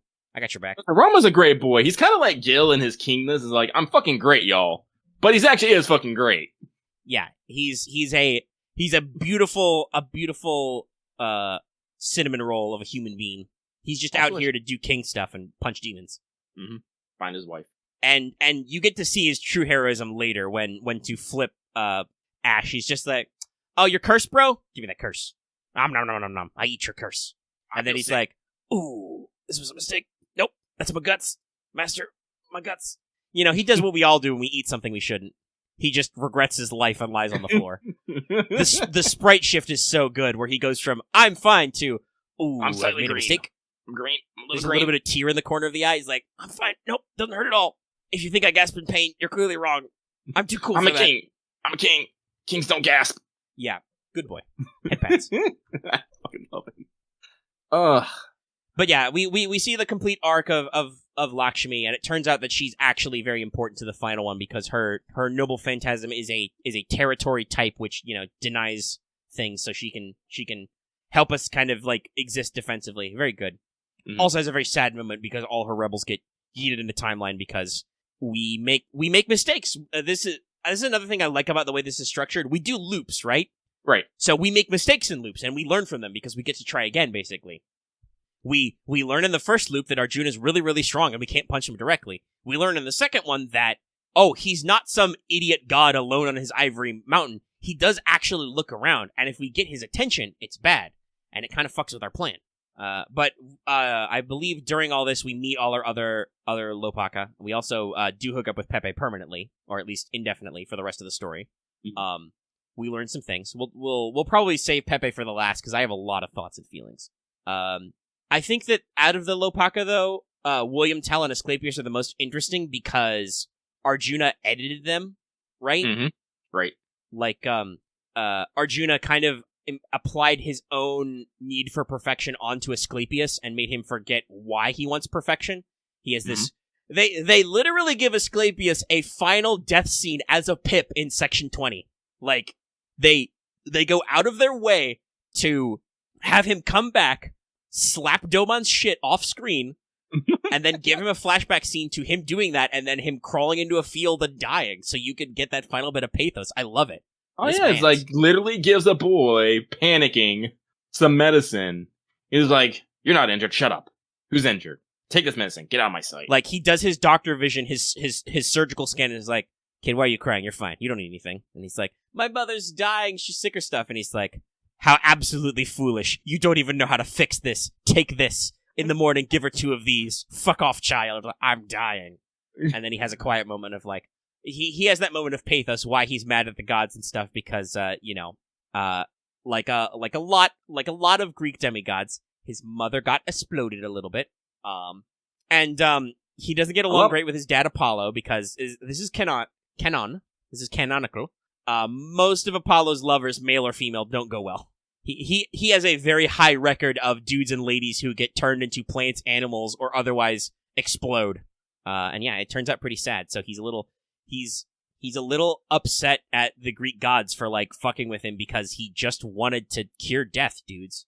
And he has a great moment about humanity, which I think exemplifies what's wrong with this Lostbelt. He's like, I can only hope humanity will continue to advance, and medicine will get so advanced that nobody has to die anymore. And then I can tell my mother something. I forgot.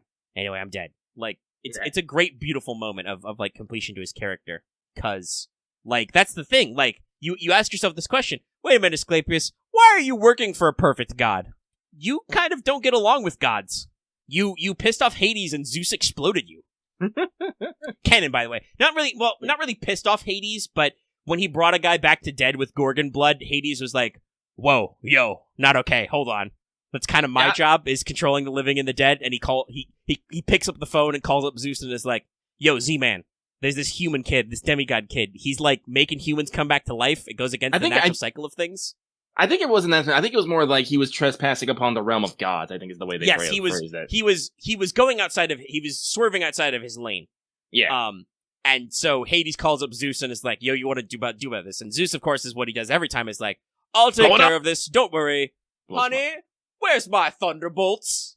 That's how he solves everything. It really is. It's like, can I put my dick in it? No. All right, I'm killing it.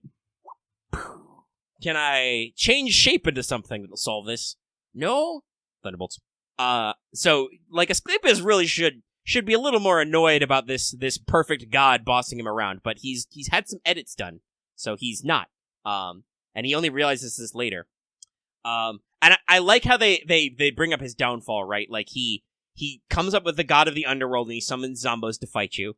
And when that doesn't work, he's like, I need more. Hey, I need another one. Give me another authority. And he takes 2, and then he basically kills himself doing this. Like, his spirit origin is not cut out to handle 2 full authorities of gods, and he overheats and melts down, just like Neja did, but with being more subtle.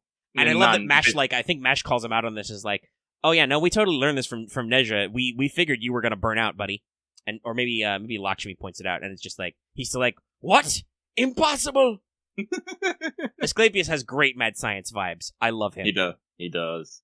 I think did they actually call him a mad scientist? Oh yeah, Jinako points it out. She's like, this dude's got mad science vibes, yo. He acted sus. Jinako would say sus. Yes, I know she's a 30-year-old woman. She would do it anyway. Listen, I'm a 30-something-year-old man. I still say sus. But yeah, it's really interesting because, like, the way William Tell and Asclepius are in the Lostbelt really reeks of, like, Camelot Knights of the Round type shit, right? Mm-hmm. Where, like, they're altered, but they're not altered with a capital A. But even so, I think a lot of their original characterization shines through, like, especially when Asclepius shows up in the final cycle. He's like, oh no, I'm super dead. This is I managed to, like, create a duplicate of me who can live for a little bit longer. And he's also showed up, Domon, I've come to slap you. Which, once again, I would like to point this out. Somebody did throw this out there. Domon, who, at the very least, has the power to turn into a giant ghost and be very annoying. Powers of the fucking, the foreign god. Powers of the foreign god and high level on Myoji. Very high level powers. This caster, who is not offensive, manages to dunk on him hard enough that he uses up the Shikigami, the construct that Limbo is using, and still has the energy to walk off into a field of flowers and die dramatically. Love this guy. Well, to be fair, Asclepius is a half-god. True. Pretty high tier as well, because he's Apollo. Yeah, grandson of Zeus via Apollo. But still, no. And he's got Divinity A because after his death, he was deified as a god of medicine, right? Like, he's pretty high up there. It's like after the sex, like, okay, now that you're one of us, now you can do this stuff. There are rules. Yes. There's rules, Listen, man. You can pass on what you've taught to humans, but humans can't figure out how to fix the dead. If you want to fix the dead, that's your problem, buddy. But, yeah, so Asclepius, like I said, we had the Boopus New. Again, I found we got interesting dialogue from the mysterious doctor that showed up. Like, yes, I feel comfortable sharing my theory. I am now reasonably certain that this is King of Humans Gatia is the doctor. Yeah, no. Like, it was a toss up before. Is it Romani is wandering the world as himself again, or is it Gatia using Solomon's body? And from this dialogue, it is absolutely Gatia, because he's wandering around this Lost Belt going like, and he's the third village, he's the doctor, he fixes things, and he's like, this isn't what this world needs. I can't use this to save this world. He's also like, when I did this before in a different body, people were fucking pissed off at me. What's changed? What's changed is that, one, you're wearing Roman's face now, so you're 10 times as adorable, but also, you're being... Gatia is literally humanized now. Like, when we last see him and we punch his lights out, he is king of man. So, now that he's humanized, he's learned a lot. And I think it shows because, like, he actually goes amongst the people in all these Lost Belts, this character, the mysterious Chaldean doctor, and tries to figure out what their problems are on their own and tries to fix them. Like in Lost Belt 2, he uses magecraft to enhance the barriers on one of the villages so the giants won't eat it, when they freak out. He heals a bunch of sick people in Lost Belt 4, like we saw. But he also is realizing, like, oh, I can't do all this by myself. Those nerds from Chaldea will come fix it. Like, honestly, like, this kind of draws some interesting lines to how, like, Chi-Chi Huang acted and how Gatia acted previously in this kind of, I clearly know best, I don't need to actually know what humans are about, I know everything I already fucking need to know, without actually putting any effort into actually, getting to know them. As Beast 1, Gatia's sin was pity. Yeah. As in the how do they phrase it? It's like the sheer arrogance of pitying someone that you don't understand. Mm-hmm. But now, as, King of Man, he's actually walking among the people, understanding, talking to them, seeing how they live their lives. Because I'm pretty sure, like... And we know that he had this arc at the end of the Solomon chapter. When he's reduced that low, he's like, I'm dying, my plan is fucked, logically, I should just give up, but for some reason, I'm fucking pissed off at you, and I want to punch you. Like, and you're just like, bring it. And you're all like, well, I want to punch your stupid face too. Fight me, bro. Fight me in real life. Yeah. And so, it's a really interesting to see. And like I said, the way this guy's talking, he's still not named, and I'm like, this absolutely reads like these are some Gatia vibes. This is like, Gatia didn't die. He found the 10th ring, like we saw in that one trailer, and he's managed to live through the apocalypse again. And he's like, oh man, shit's fucked. If only somebody saw that coming. Can I do anything about this situation? Nah, not really. Well, I'll just chill and be mysterious until it gets fixed up. Like, it seems pretty cool. But so, that's also where we get our surprise Daebit moment, which is very interesting. We learn several things in this moment. Honestly, I've learned that Daebit is probably not as much of a fuckboy as I thought he was. No, I think Daebit's thing is just, like, Da Vinci describes him as a genius, right? Like, he's a genius and mysterious as fuck. He is just a guy who has his own worldview. He's not necessarily, like, evil.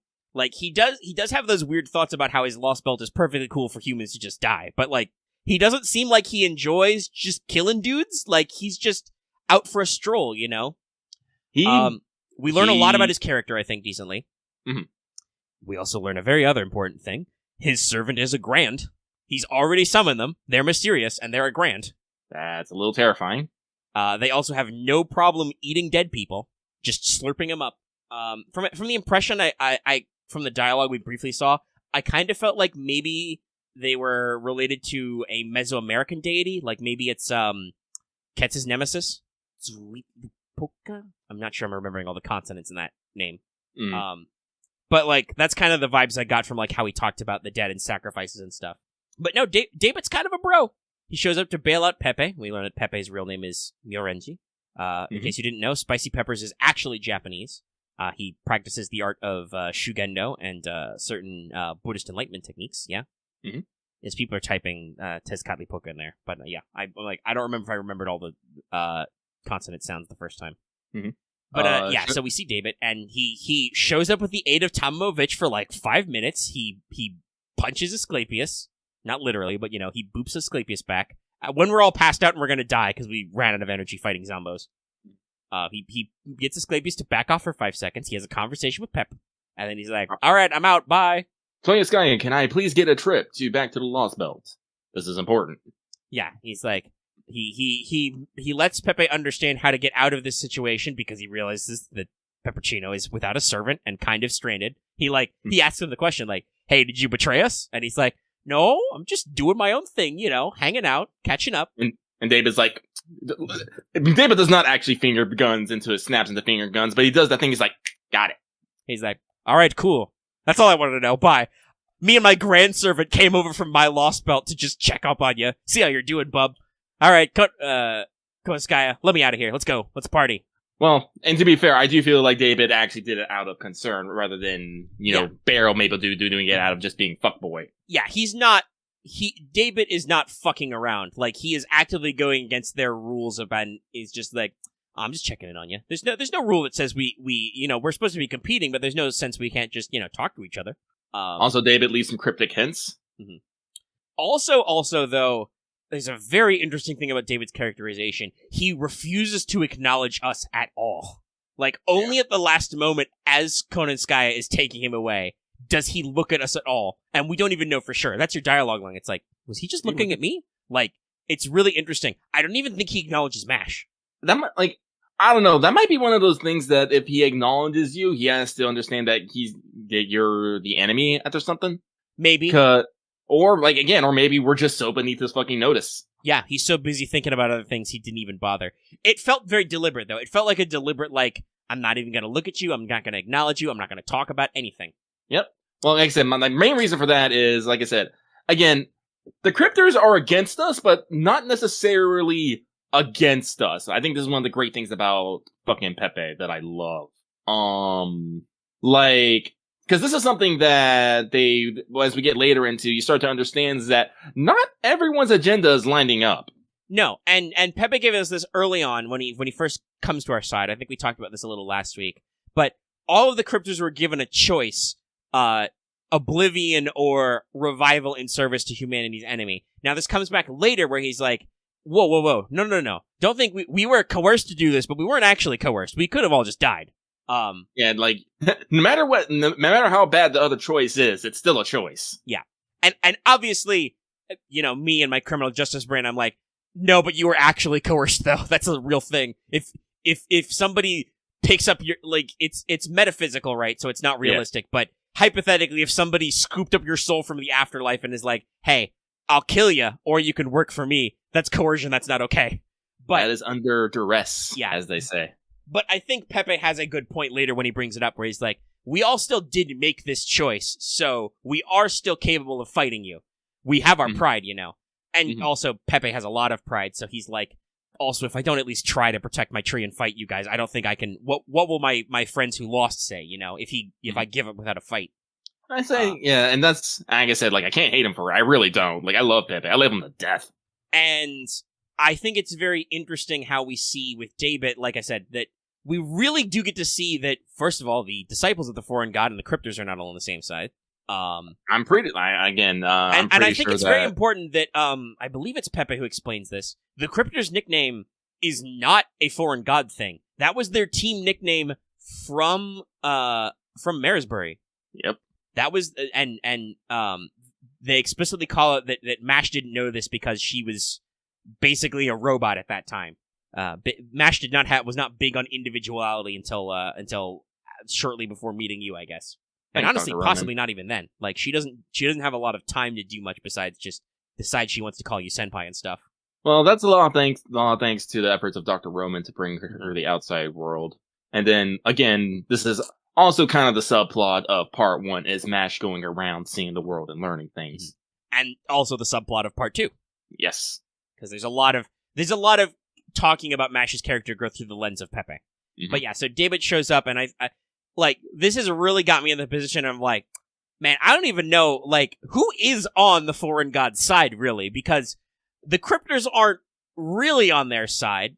Obviously they have a plan, they have thoughts and feelings, but they're still individual humans, and as far as I can tell, almost none of them play by the fucking rules, right? I think Ophelia was probably the closest we've seen so far. Maybe, but even then, she hid the tree, right? She didn't let Scotty know about the greater thing going on, right? Well, that's because Scotty wasn't on board with the plan necessarily. Well, yeah, but she had her own way of working with making the tree work and stuff like that. Kadok was straight up oh, I'm supposed to find a king and help him nurture the tree? No, fuck that. I'm gonna make my servant the king, And in Lost Belt 3, Python was straight up like, she calls him up on the phone and is like, yeah, guys, I'm not playing the dumb game anymore. I found my win con. Bye. I found my man. I have my good buddy here. Everything's nice, and I don't have to deal with anybody. Fuck y'all. I'm out.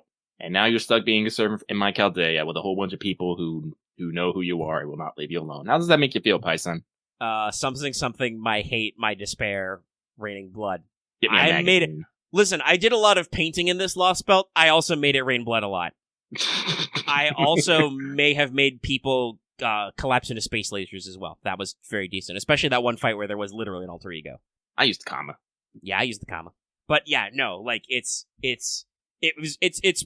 pretty funny to think, you know, her with her angst-based superpower, that Python just rolling around in India, raining on dudes' parades, literally. Also in my mind, I'm just like, I know they talk about how she's dead and whatnot, but I'm like, you don't have the balls to actually have story Python back, like as a servant. Do it. You won't. I'd actually love to see it. I'd love to see it, you know. That's something I did wish we had, is that actually, you know, Servant Python was actually canon at our Chaldea. Like, she is eventually, but because the timeline has gotten a little wibbly-wobbly with Part 2, there's no confirmation of when she showed up at Chaldea other than whenever Summer 5 takes place, right? Mm-hmm. And it could obviously be that, right, like, we're just not dragging her along with us in the Shadow Border because of how the rules work, but still, I would love to see that confrontation about, like, as the only character who has full-blown switched sides, kind of. Kind of. I mean, well, she didn't do it for you, she did it for the chance that she might get to see her husbando again.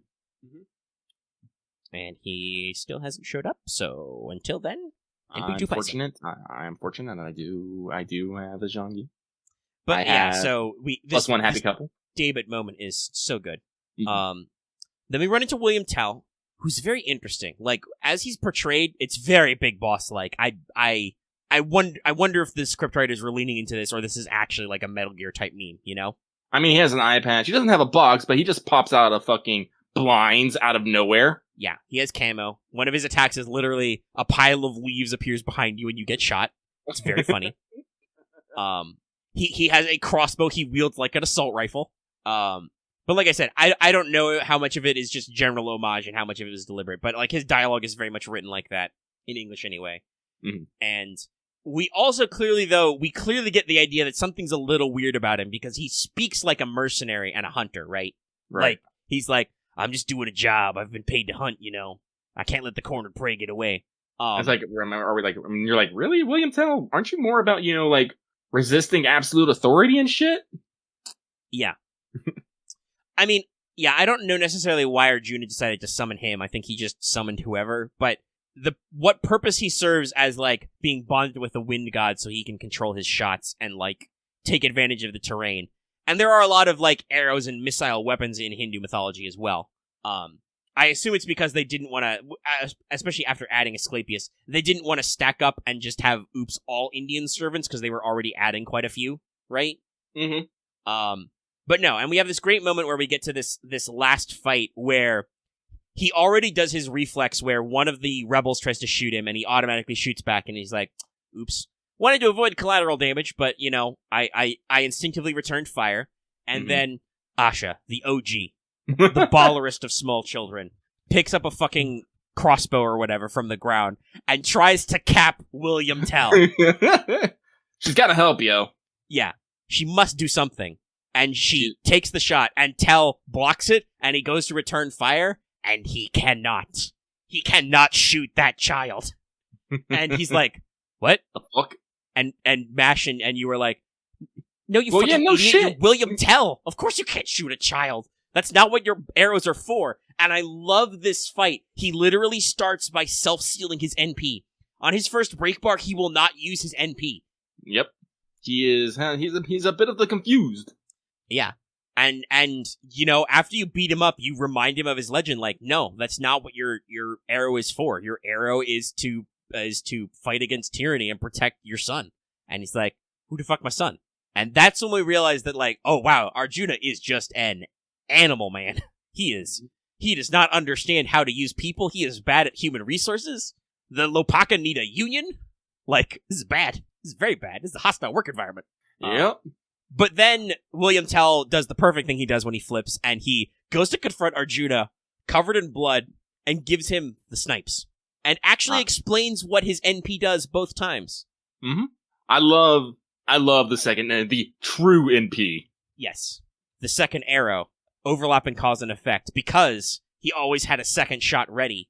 Just in case the first one missed. Which forms a conceptual noble phantasm which is used. If the first shot does in fact fail to hit the target, the second shot comes and will hit. And it does work. It just breaks Arjuna Alter's concentration. It slows down his charging for a little bit. But he is actually struck by the arrow, and it does confuse him a little bit. He's like, what? Well, yeah, because I don't think it necessarily does damage, but it does hit. It got through whatever defenses he had, I guess is the best way to say it. I almost feel like the arrow actually, like, hit the glowing ball or something and, like, distracted him. He's like, what? Again, we needed those few seconds. Yeah, we did. Well, because Doman's like, haha. Doman does all of the evil villain, monologuing shit for Arjuna because Arjuna doesn't say more than, like, 5 words at a time. It's all, like, trivial, useless. This conversation is pointless. It's over. Bye. This is not perfection. Remove imperfection. Delete. Exterminate. Arjuna Alter is now canonically a Dalek. But so Doman does all the emoting for him, which is a great relationship as far as villains go, right? Mm-hmm. Now that I still don't want to slap Doman's smug, stupid face. I'm ready for 5.5. Oh yeah, no, I'm sure he's got playable units, so he's got some boss fights in there. I'm gonna slap the shit out of him. I'm gonna boop him snow hard.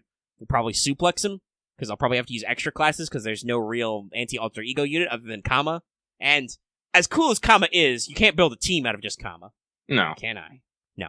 I'm gonna see how I would. I mean, if I can find somebody with support Kama, which I would hope they would, you can do some stuff. I mean, Kama's on my permanent story setup.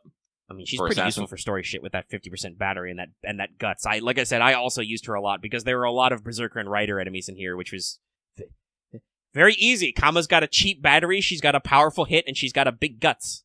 Devils Leader, you know what you've done. I need to make that time out. I need to make that banishment roll because you earned it. You earned it right there. You know you did. What are you doing? You know I can't do this, Scotty. That's not how that works. But I like to imagine, Kama literally, because, again, they have soft confirmed that OQ did happen, and I'm guessing the reason that Kama was able to get out is that literally, Arjuna ate all the gods. Yeah. So that allowed her to slip out, but also gave her a reason to fuck off. Like, she had a reason to leave. She was like, nope, not staying here. Nope. But I do find it hilarious that I pretty much, even though it is not canonical, I basically drug her back. It's like, nope, we're going back. She's just like, no! She makes her useless goddess face as she has to shoot space love lasers at people. Mm-hmm. This is literally the worst. A crocodile explodes in the distance. The worst. I mean, she did have to slurp up giant ghost Domon into her space arms. That's probably pretty gross. Yeah, no. That's like, I'm gonna need a shower after this shit. But yeah, so William Tell gets a great death moment. Like, all the Lopaka get a pretty good moment. And I think this brings us up to our last few characters. We see him off and on, but Ashvatthaman, Ash is a character here as well. I love the little interludes we get of him. Rage. Yeah, it's so illustrative when the screen just hard cuts to blackness with the word rage, and you're like, I see. He's a little angry. I kind of wish that they kept the kanji and just maybe put rage on the side of it or something.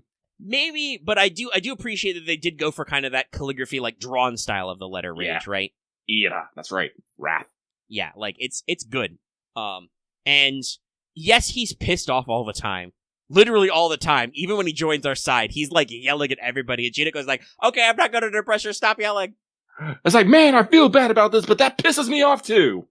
Please stop yelling. I have a complex. I do find it hilarious that he usually does feel bad about, constantly yelling and being angry, but that just makes him more angry. Yeah. It's a vicious cycle. I think somebody said it best when talking about other stuff, but talking about, like, who gets classed as what, that, like, the reason why, like, Ashvatthaman isn't an Avenger is because he got his vengeance. His legend, where we see him ends with him murdering most of the Pandavas faction at night and getting his revenge for his dead dad, and then he gets super cursed to not die. Like, he gets wandering Jew cursed or something of that tier. Much Cain. So Like, he's still really pissed off, but he's already self-actualized his vengeance. It literally has nowhere to go. And also, he does explain kind of why he has the anger feedback loop, because if he wasn't angry, he would just be non-functional, because working for Arjuna fucking sucks. But still, we do see a decent amount of him. We have to fight him. We have to calm him down. We kind of work back and forth. He has a very interesting bance, like, as a servant to Pepe. I think it's very interesting. They're kind of back and forth. Because Pepe's kind of whole thing is that he's just like, no, I know exactly how my life's going to turn out. I know it's just going to be kind of average, and I'm probably not going to do great at stuff, but I'm fine. Whatever. Self-actualization, bitch. He knows his lot of life. He knows his lot of life and has come to accept it. Yeah, and Ashvatthaman is just like, that pisses me off, man. But whatever. I do like how Pepe is at the end. It's like, well, you can just get mad for me, and Ashman's like, fuck yeah, that makes me mad. Which fits the master servant dynamic entirely. But yeah, so we do have some back and forth. He's very important for the plot. He does the time travel thing we talked about earlier, where he uses his connection to Shiva to use one of Shiva's powers to time travel. Didn't know about that one. Not surprised, though. And then, when his spirit core is on its last legs, he goes to the servant waiting room, servant limbo, and dials up Karna, and they have a fucking hyperbolic time chamber montage. They're like, hey, we're in the space between spaces and time is infinite. What should we do? Karna's like, I must train. and Ash is like, what? And Karna has great logic for this. He's like, no, listen. To undergo his plan, Arjuna must have undergone hellish training to reach this level. Therefore, I will also train. This means Karna is fucking Goku and Ash is fucking Vegeta. Something like that, yeah.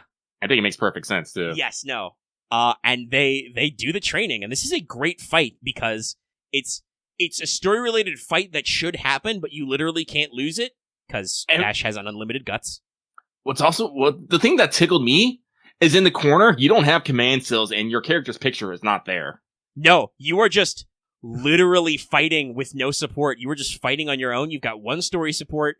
You have no command seals, no nothing, no master skills. You're just fighting. And as you chip down Karna's bars, he's like, yes, getting better, getting a feel for it, working it in. And then the motherfucker shows back up. He appears behind you and is like, yo, I'm back. The music swells. It's great. Because basically, Jinako falls into your arms and looks over your shoulders and see him majestically on a cliff, because that's how I like to imagine it. Shining like the sun. Because he is. And then he hops down and he's like, all right, cool, I've got a plan. We've shown Arjuna also that he's not perfect. He's fallible. He's gonna come down to us, and I'm gonna clap his cheeks. And then you do that. then you Doman interferes, but you boop him, and then you boop him pretty far, and Arjuna's like, this does not compute. Excuse me. And he flies off to go to the tree. But yeah, it's a great moment with Karna. That comeback is so great. Let's see. Are there any other characters other than Pepe we really missed? I don't think so. We haven't talked about the captain. Oh yeah, this is a good time as any. You're right. The captain is a character we mentioned right away because he joins us, and he gets a lot of growth in this chapter. And there's a lot of unsubtle hints about who the captain is. The Aeronex Phantasm literally saying he's no one to Lakshmi by.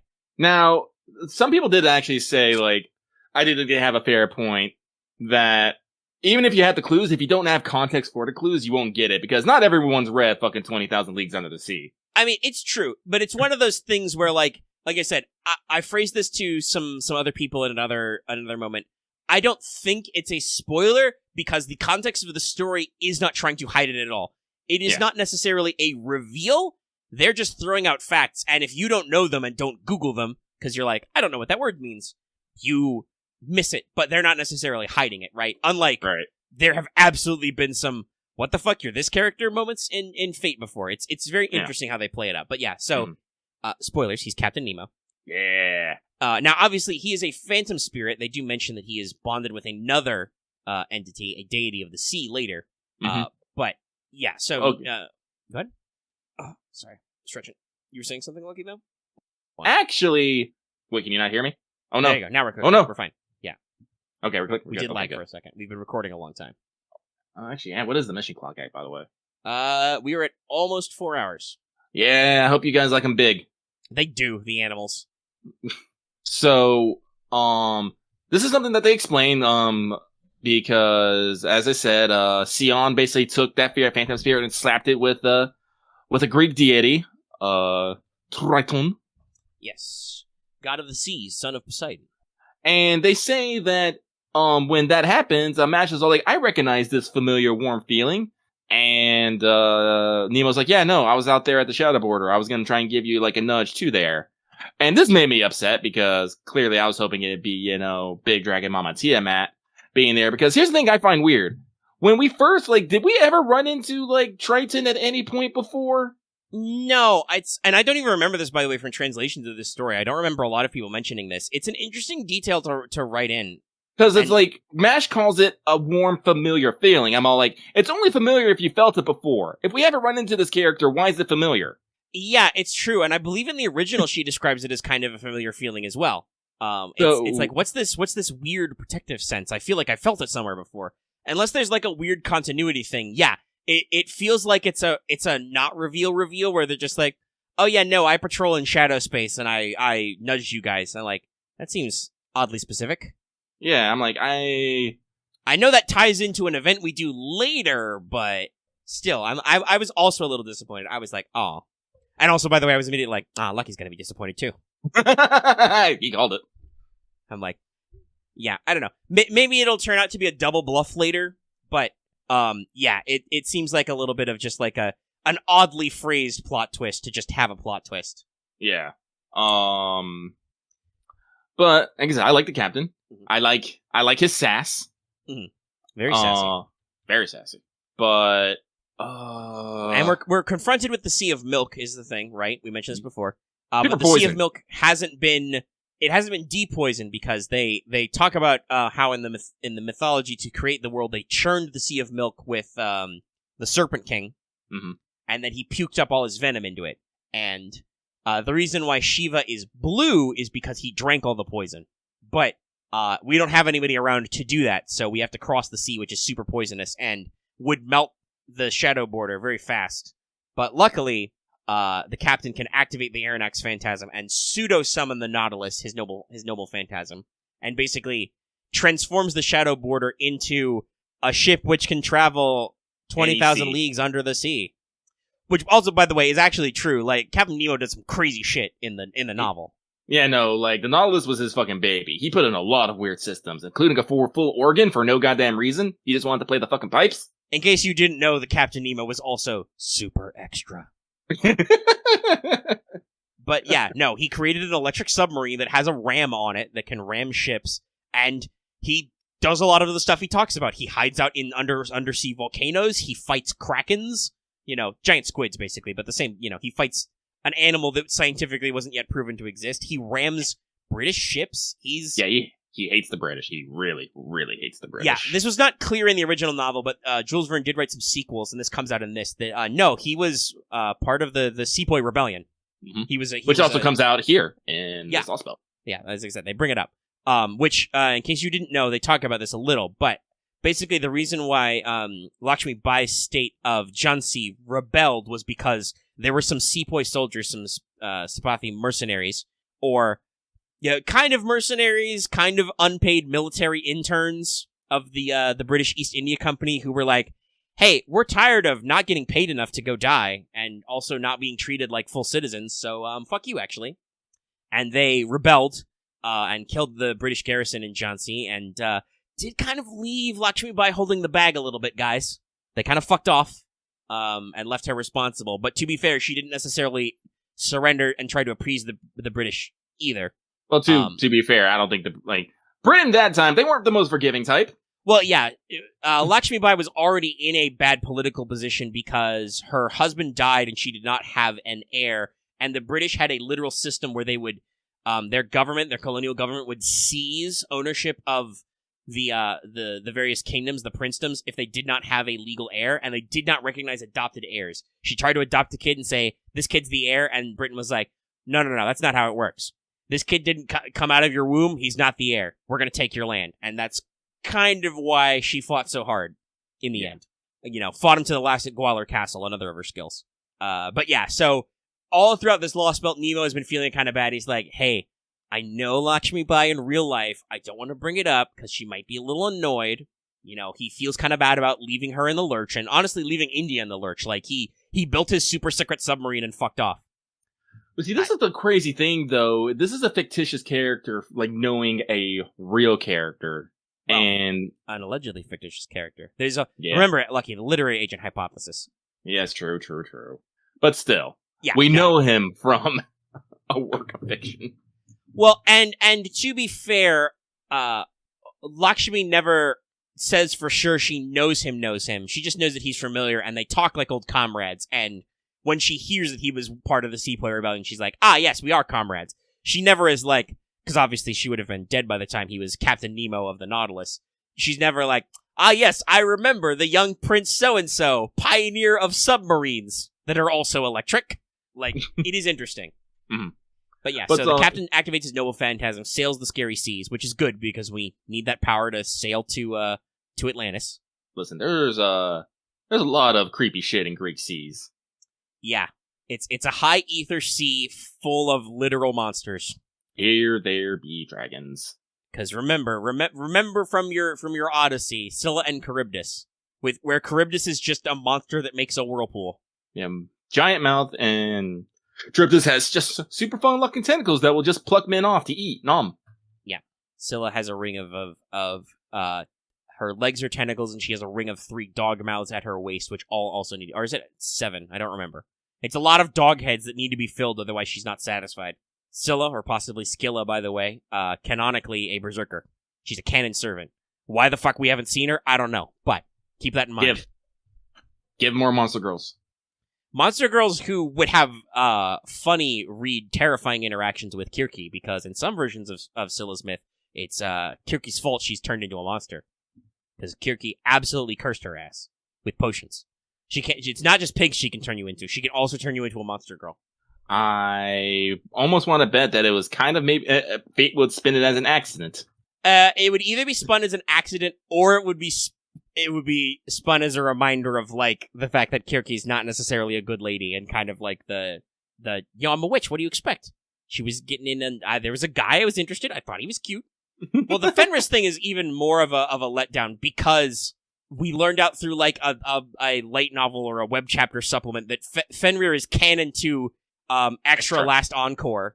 The pink-haired chick summoned Fenrir as her servant, and then he just like fucked off and died before she did anything. She got lost on like the 3rd floor and didn't do anything, and none of this was shown on screen. What the fuck, Nasu?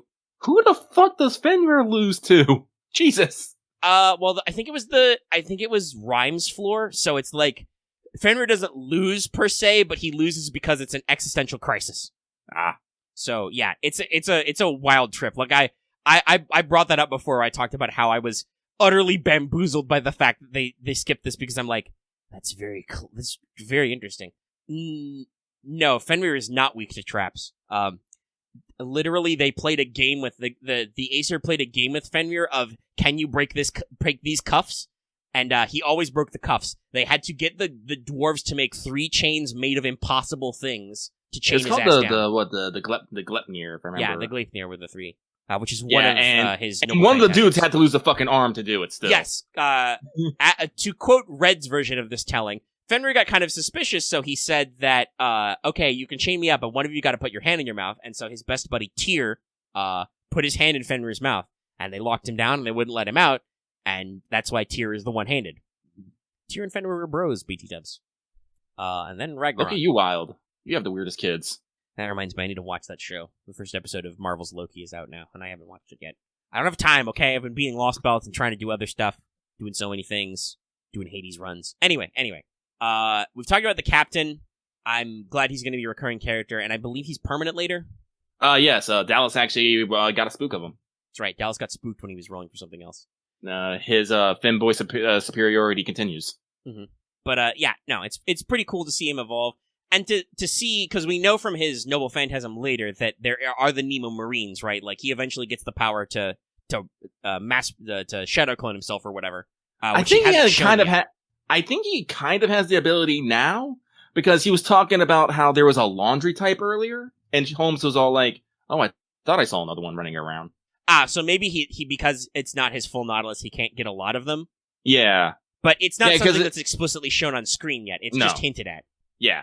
like I said, like, it's not because he doesn't have the Nautilus, he can't have the crew of the Nautilus, you know? But maybe he can use, like, a degraded version of it. But we are slowly building up to him completing the Nautilus, because he mentions that because he was a weird phantom spirit summon who was not summoned in the ocean, he can't just whip out the Nautilus like if he was a normal servant. Mm-hmm. So we have to like build up to his noble phantasm and turn the Shadow Border into a Nautilus, which is cool. Oh, does that mean we're just gonna upgrade the Shadow Border? I assume it's kind of gonna be like what we did with like how the Shadow Border was in that shipping crate. We're just gonna like park the Shadow Border as the cockpit of the Nautilus and like build it around us. It's gonna be like Megas XLR. Which hopefully means that if we need to go on land again, we can just eject the Shadow Border from the Nautilus. I hope maybe we can get a launch catapult. We can get a gun for we can get a gun for our car that has a gun for our servants. Who we smash and has a gun. We're gonna build the railgun chain of MASH. The Wandering Sea is gonna get a catapult to launch the Nautilus, which will launch the Shadow Border, which will launch MASH, who then fires her gun. That's some Gurren Lagann level shit right there. Yep. And yes, chicks do dig the giant submarines. I mean, I've seen some sub ladies in Azure Lane, especially that Sorkov. Big sub. Big sub. But yeah. So this leads us up to our final confrontation. Karna goes Super God, Karna Super Karna. I believe they called it like the Tri-God form because the fiery robe of 3 gods, I think, is the name of the costume. Yeah, because he's got Ashvatthaman's spirit core, which is linked to Shiva, and then Rama, who we didn't mention this at all, but the reason why Ash was working with Arjuna was that he was cursed. Arjuna was able to hit him with Krishna's curse, which means you're immortal, but also you're in pain all the time. So sucks. Much suck. So Rama does the smart thing, and he's like, "Oh, I'm connected to the same divinity that Krishna is. I can't delete Krishna's curse because I'm not the same god as him, but I can just steal his curse and put it on me." This is your curse? My curse. And the way he phrases it is like, it puts him at about 50% power. I don't know how true that is, because it sure sounds or looks like he's sucking it up a lot, but that's what he says anyway, that it reduces him to about 50% power. Unfortunately, against God Arjuna, even if he's like starting to have mortal boy thoughts, 50% is not going to cut it. So he gives his Brahmastra to Karna as well. So now he has the authority of 3 deities within him. And he transforms into a big red form to fight Arjuna's big blue form. And they fight. And I gotta be real, this boss fight sucks. It sucks the big one. It's hard. I know honestly, they give Karna like super cool buffs and stuff. It's and they not give him enough. Huge guts, but goddamn, this is just like, I can't imagine doing this fight pure. What do? Have your own Ganesha, I guess? I don't know. I did this with Team Tentacle, but once he gets to that wave where he just gets the Pierce Invul and Auto NP, it's like, well, he's immune to debuff, so what the fuck do I do, game? You just take it. Like, that's the thing. The only thing you can do is take it. Either that or you have, guts. Yeah, maybe I guess guts, but, hey, when I was trying to set this up, my Asclepius would be level 1, so. What's the one before the big Arjuna God fight? Is that the Domon double fight? Yeah, that was the Domon, and then you fight one part. Yeah, that I had to use seals on. That was also tough, but that's because that was 2 boss fights back to back. So it was hard for me to punch Domon and then pivot to punching Arjuna Altar. It's hard with only 6 slots, guys. Listen, man, I could have made for the Arjuna fight. I had to use a quartz. Yeah, because here's the thing: no matter what, if you hit your same servant twice, they're dead. They're just fucking dead. Yeah, his crit rate is enormous. And then he will get a free row wipe, like he wipes out everybody in the row. It was just rough. Yeah, I had to spend it. I had to basically do 2 fights worth of damage to him, and so I did. This is after, by the way, he gets powered up by the tree. We talked about this. The tree opens the fuck up. It unveils its true form in a great bit of animation. Yeah, I didn't roll one though. I would have loved to apply Arenas to this fight, but I didn't get her in tickets. So we're gonna see how that goes. I think honestly, it's just I understand what they're going for with the debuff immunity. It's too rude. I think it's too rude for a final boss. Like not being able to stun or stall his NP or anything is really hard. And obviously, yes, Abigail can remove his buffs, but only if in that exact moment she is able to fire her NP, which is not all the time. Abigail's not really. I know Abigail has 3 arts cards. She's not really good at spamming her NP. And again, even on foreigners, like 2 to 3 hits, they're done. No, foreigners aren't that tanky. It sucks. Yeah, it's a rough fight. I get what they're going for, but I feel like they relied a little too heavily on RNG for it. I'm sure there are people who are like, doing it in minimum number of turns or whatever with like very specific grilled setups, but like, I hate when I can't look at a fight, know some of the rules, and go, well, I have these servants who are good against this class and have these status effects, blah, blah, blah, and win this way, and it's just like, nah, but actually, fuck you. You don't actually have the tools for this. And like, okay, all right, game. I'll spend the quartz. Like I said, I think I said this at the start of this like 4 hours ago, but I'm almost back up to where I was before I did my extra 10 roll anyway. Off just daily master missions and getting like extra quartz from like free quests and rank ups and shit. So not a big loss. And then for the actual tree fight and Crypter fight, great moment by the way. I love this turnaround, right? Like, yay, we beat Arjuna. Now we have to cut down the tree. And Karna's like, yeah, but we also can't. I'm done. Well, I'm actually, sorry, no. go. Pepe does the thing where he just stands in front. Yeah, that's right. He stands menacingly in front, clearly posing. I don't even want to say menacingly. Pepe's just being Pepe. Okay, maybe not menacingly, but Pepe JoJo poses. He definitely has like maybe he has some hip angles. Maybe he has his hands above his head. We see the alien lady several times. Actually, we should talk about her as well. Pepe calls her you, as in like letter U. Yeah, just you. Very interesting. And we have a couple of moments. Yeah, she's called the Observer and other stuff, but we have a couple of moments. She's lurking silently during a lot of Arjuna's god meetings. She has some quote-unquote conversations with Pepe, but also she shows up to us. At night, when we're going to have that talk with Lakshmi Bai, she just shows up. It sounds like she's trying to give us a message, but we just can't speak, and then she goes away. She's just like, all right, fine, bye. So I think seeing her kind of lets Pepe know that it's like, no, you're right, I got to stand up for my dreams. And he's like, okay, we must fight. And we'll talk about why Pepe decides to do that when I think we do a big breakdown of his character, because this is one of the few times that we get a complete package, including arguably character growth out of a Crypter and a Lostbelt, right? Mm-hmm. Like, they're usually pretty good about writing them as characters that we see, but Pepe is arguably the most dynamic because we're literally hanging out with him all the time. I remember this from the CM where you just see Pepe chilling with Match at the campfire, and he gives the wink out, and you're just like, what is happening? And that's here? an actual scene. It's very weird. But so, Ash comes back using what's left of Karna's spirit energy, because Karna used up all his juice to kill Arjuna, which is true.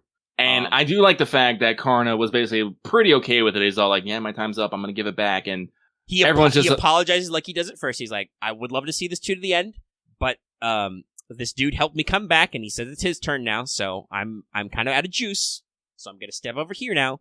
And then Ash comes back, and Pepe seals the contract again. Mm-hmm. And then we get our Crypter boss fight plus Tree Rave! Pew, pew, pew, pew, pew, pew. And this fight was not super difficult for me. No, it wasn't hard. Because I have an NP2 Aresh, guys. She's AoE, she nukes stuff good. And also, I have a NP3 Tamalancer. Are you a man and an archer? Say goodbye to your penis, it's exploded. Like, it was pretty simple, and I just did Team Tentacle on the backlash to mop up that tree. Love the animations on the tree, though. Like, everything being so, like, red and spacey this time was really cool. I love all the different vibes the trees have had. But yeah, we have a knockdown drag out. Pepe does what everybody does on a hard fight in FGO and uses all 3 of his seals very rapidly. And nah, it's a very interesting dynamic because this is like, yeah, no, Karna drops on him like, nah, it's fine, you can have your servant back. After dunking on Arjuna, where he's like, hey, Arjuna, do you know the difference between you and me? And he points at you. And it's like, I have companions, human companionship. You're all alone, my dude, even with all your divinities. And then Arjuna yells Karna's name and explodes. I imagine he explodes. It's got to be like the end of DBZ. They have a fucking CG for this of the two fighting. Like, no. Call me some Cloverworks, dial up UFO table. This needs to be animated. This entire fight would be one episode, and it would be the raddest. But yeah, no, it's pretty cool. But so we do defeat the tree. We defeat Ash. we have this last moment of the two together where they're kind of like, well, we tried. It's cool. You keep being you, master. I'm gonna go now. Bye. Pepe does pull out, the fucking, say they're gonna use the Cirrus light again, which yes, they still haven't explained yet, but Ashman's like, nah, man, you lost. And Pepe's just like, oh, you're right. Yeah, you're right. I lost. I won't use my Serious Light command seal. And then his servant's gone, and then basically we're like, all right, Pepe, you had your fun. You're going back in the box. And he's like, nah. Hey, Koyaskaya, can I get a lift one way? Boom, appears. And she says one of her great lines about capitalism. NFF Services is here to provide. One lift coming up. Pepe makes a comment about deal with devils. Tamamo does not flinch. Nope. Koyaskaya is like, it's fine. We'll talk about the price later. Bye, nerds. Like, we also get a lot of Koyaskaya Tamovich in this segment, but I don't think it's anything really new. We already know from 3 that she's willing to work with us. Like, she spills a decent amount of information, like she acts as a source of exposition. Mm. But like I'm starting to get to the feeling that Koyaskaya might be trying to lie to herself a little bit about what she wants, because she does drop in this Lostbelt that her goal is to achieve 9 tails and surpass the original Tamamo. Yes, basically, which would probably, we alluded to this earlier in Mailbag. The way that we talk about Tamamo, that would probably make her at least power level the equivalent of a beast, which would also explain her super fucking heavy spirit origin. Yep. But also, I talked about this as well. Earlier, she explicitly says that she does not love or need humans. Mm-hmm. And her skill when she blows up those waves of Kali is described as anti-humanity. Yes, but despite her saying that, haven't you noticed that despite her evil and wicked ways, usually in Lostbelt, she's actually helping out humans after a fashion? She helps out humans in her own weird sadistic way. Like, she loves to see humans suffer. She has been she goes out of her way, even though she knows that Arjuna will not be afraid to call her evil and delete her ass. She goes out of her way to give humans reminders of the people they lost, which, coincidentally, gives them the motivation to tell Arjuna to fuck off and fight back. Yeah. It's very interesting. Like, in Lostbelt 1, she makes the Yaga fight for food, but she does have food to give them, which is completely antithetical to their normal way of life. Yeah. Lostbelt 2, I can't necessarily say, but she was, talking with Ophelia and trying to get that girl to understand herself. Yeah, a bit. Obviously, again, her sadism is showing through. She said things to kind of make Ophelia suffer, but she was still trying to get her to realize that, like, hey, girlfriend, you're in a bad fucking position, okay? Like, if you don't start looking out for yourself first, bad shit's gonna happen to you. Yeah, no, so, again, like, and Tamovich, she kind of mentions this ever since LB3, she's been feeling off, and she attributes this to, being drilled through a bunch of holes and whatnot, but, like I said, I think... Oh, I think it's interesting that in her worldview, we go from product to customer, right? Like, yeah, we haven't switched back yet, honestly. No, yeah. At no point does she feel the need to switch off of that to us. She's like, oh, these guys are here. I can cut a deal. Like, yeah, like she instantly, instead of being just like, these guys are nuisances, or I need to, like, sell information, and they're like, oh, I can cut a deal with these guys. They'll get me out of here, no problem. It's the most adorable sprite, by the way, when she hitchhikes. Mm-hmm. Also, LB3, like, again, there wasn't necessarily a hunger, but, like, considering she poisoned the cake and left it just anywhere, I find that a very lackadaisical way to kind of trying to kill somebody. And she leaves behind the antidote when she didn't necessarily have to. Like, it's a whole thing. Tamamo has rules in how she operates. Tamovich has rules. She has the rules of business. Oh, like another one in this Lostbelt. Like, she says she's only going to give you so much information, but when she finds out that you're treating her as a guest, not a prisoner, she's like, oh, wait, the information I have given you is not clearly worth enough. Right. So, yeah, no, she definitely has rules, and she has her worldview is, and honestly, I wouldn't be surprised if it's a thing like, oh, I cannot allow myself to owe humans something. I will repay them because humans would be shitty and not repay, right? Like, yeah. I could see it being a reflection of her opinion of humanity, but it's absolutely like she has rules on how things work. Mm-hmm. And again, she's not necessarily playing on the same side of everyone else. Tamovich is on Tamovich's side. No, she fucking hates Doman. It's very clear. She's like, Listen, I feel it's very interesting, by the way, given that we know that it's Jomen, and there's no way that, even if she's not got the same relationship that regular Tamamo does, there's no way that Vitch would get along with Abe no Seimei, right? No, yeah. But also, she's like, that Jomen motherfucker, though. That certain shitty monk.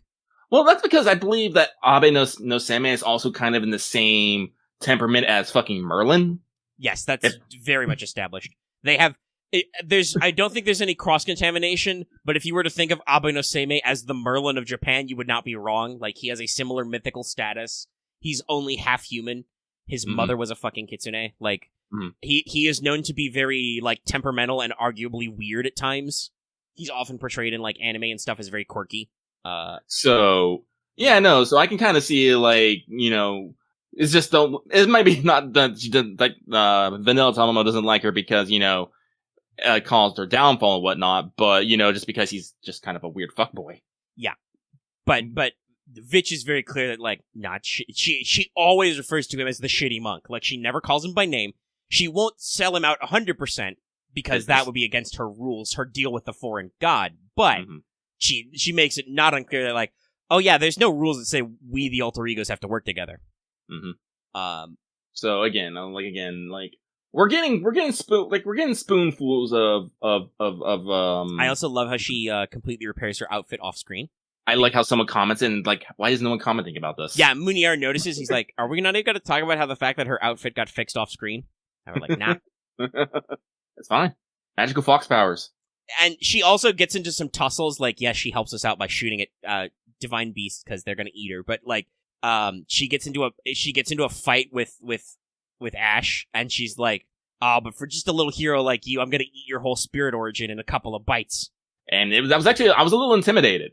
Yeah, no, she gets her serious face on, and you're like, damn, no, you scary. You're still scary. Yeah, no, so again, it's like, Tamovich does not bring everything to bear against stuff, and I, for one, appreciate that. Yeah, but so she helps Pepe fuck off where he can continue to be a supporting character in the next Lost Belt, arguably, because he's going to go see Wodaime and Kadok. Actually, yeah, that is, Yeah, no, I think that's the only reason that Tamovich kind of got beat up is because Hot Wheels literally cannot die. Yeah, no, and she explained this to us. She's like, nah, he's really immortal, guys. Trust me, I tried.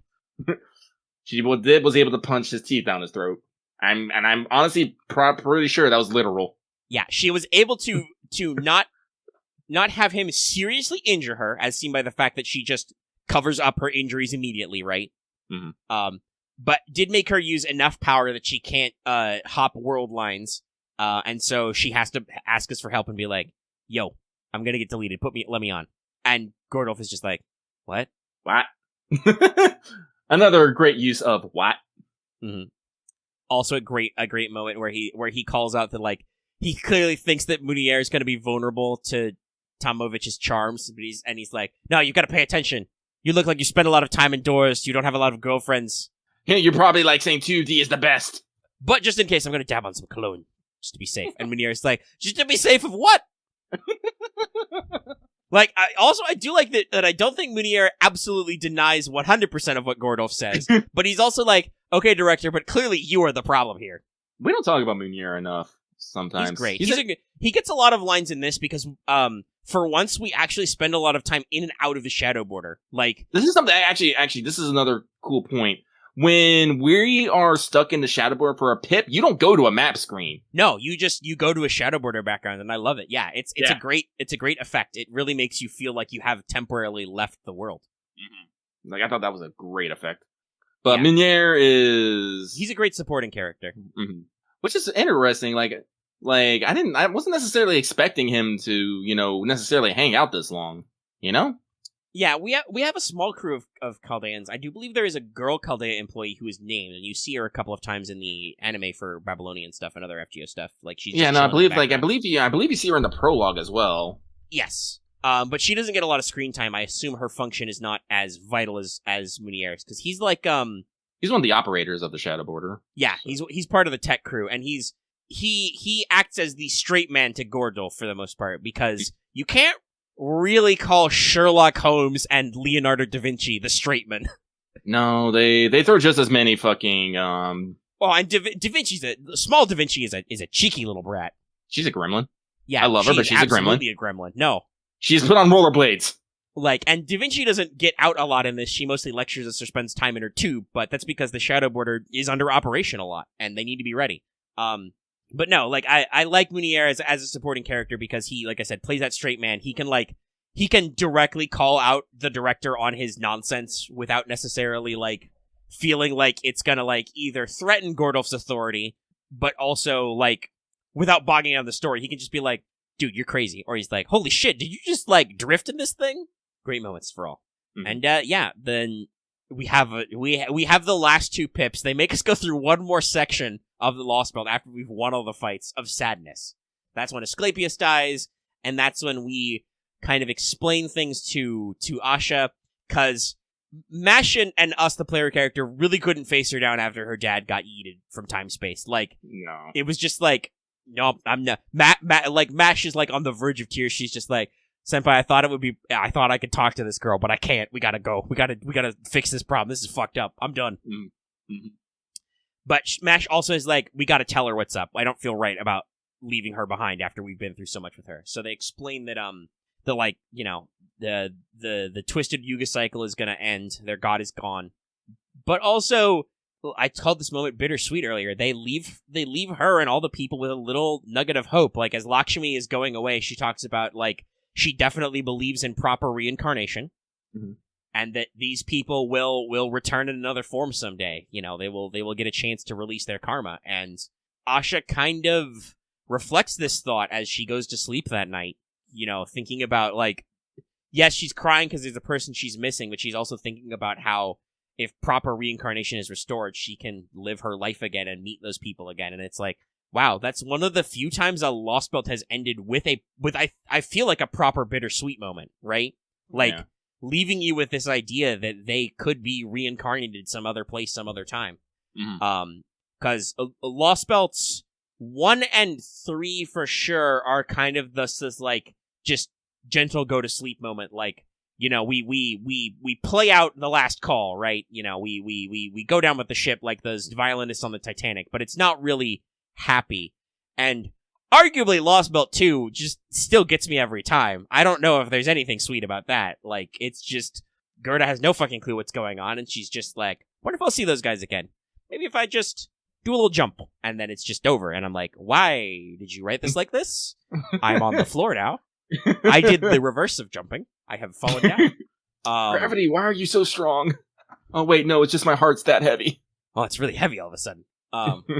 But, like, it's interesting that this has this moment where, like I said, it's really, really fucking sad, but also it's like, for once these people have, like, a hope for the future, and they're like, wow, this is weird. Well, I think it's an interesting writing moment.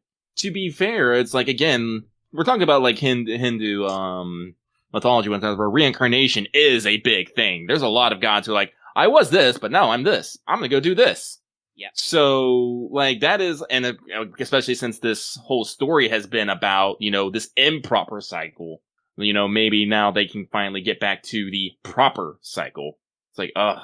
Also, yes, well, Axe. I don't know, you're just being an animal. It's called writers. Yeah. What do you want us to do, to evoke no emotion out of you, Axe? No, you gotta have feelings. Because that's the thing. The setup is fucked up, especially somebody mentioned, did we see the CE? Yeah, we mentioned it earlier, but the CE is this. So if the ending makes you feel bittersweet, the CE description is the fucking slaughterhouse. It's the waterworks opening. Like, it's just, damn. Ow. No, like, here's the thing, Axe. No one can force you to cry. I cannot force you to feel an emotion. And in order for you to feel emotion, it has to basically resound with you in some form or fashion. Otherwise, you feel nothing. Well, and like, is Lostbelt? I don't know about that though. That's no.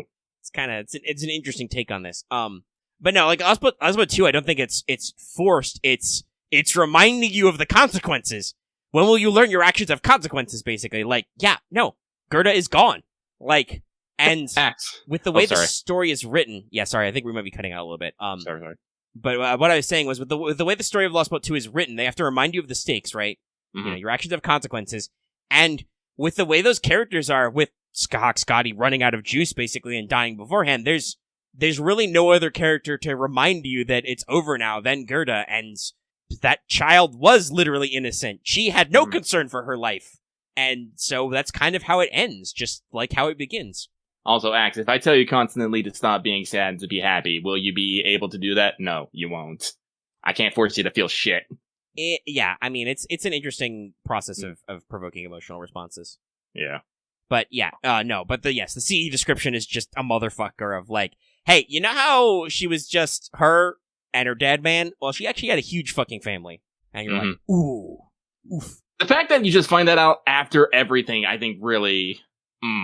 Because that's how fucked up this world was. You didn't even get a chance to learn, right? Like, yeah. That's how bad it already was. You thought it was bad this chick, this tiny baby child lost her dog and her dad. Well, guess what? Those were only the last two in a long list of fucking painful things. And no one remembers the, Oofus. But that's okay. There was that cat boy who did all that. We slapped him real good. Doman exploded a little bit at the end. Like, he's fine, but it did at least cost him, and he didn't get what he wanted. Still trying to figure out what exactly... But here's the thing. We don't exactly know what he wanted. True. We don't know for sure. I'm assuming we'll find out at least by the time we get to Lostbelt 5.5. He's very interested in certain experiments with these things. And I like how Sherlock calls out something we've been talking about for a couple of Lostbelts now, that Shimosa was basically a baby Lostbelt. Yeah. The proto. Yeah. It's a very similar effect. Bad things are bad, Axe. No matter what. Also, you say we have no choice. We do have a choice, though, right? That's the whole moral of this story. When you have to choose between oblivion and doing wrong, you can choose to do nothing. And for everybody's own reasons, all of the characters in this story do choose to do something. But you can absolutely do the refusal ending of Mass Effect 3 that they added, where you're just like, no, fuck you, I refuse, and then you die. But some people are okay with that. Like, it's interesting.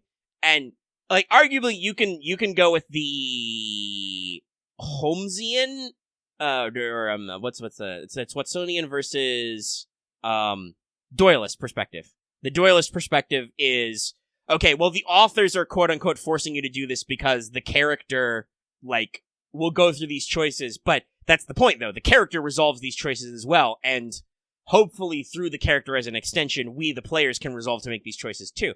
Like, it's an extreme example, but Robin is correct. He's saying in chat, you can never complete another Lostbelt and you can uninstall FGO. Like, if you feel bad about the story, you can quit. It's just like reading a book, right? Like, if you feel like, oh, I don't like where this story is going, I don't like what the decision these characters are making, you can be like, I'm done. Nah, I'm okay. Yeah. Like, obviously, with the way FGO is phrased, that's kind of a big ask to be like, no, I want to quit now, but you could. You could decide you don't want to go through with this story and see where it ends. And given that Nasu has basically said, I will make you feel bad when this is over, but in a good way, that's a choice. That's a choice we're all making to deal with this shit. But I'm like, nah, but I love this writing, though. Mm-hmm. That I can understand, right? Like, not everybody emotes in the same way, right? Well, yeah.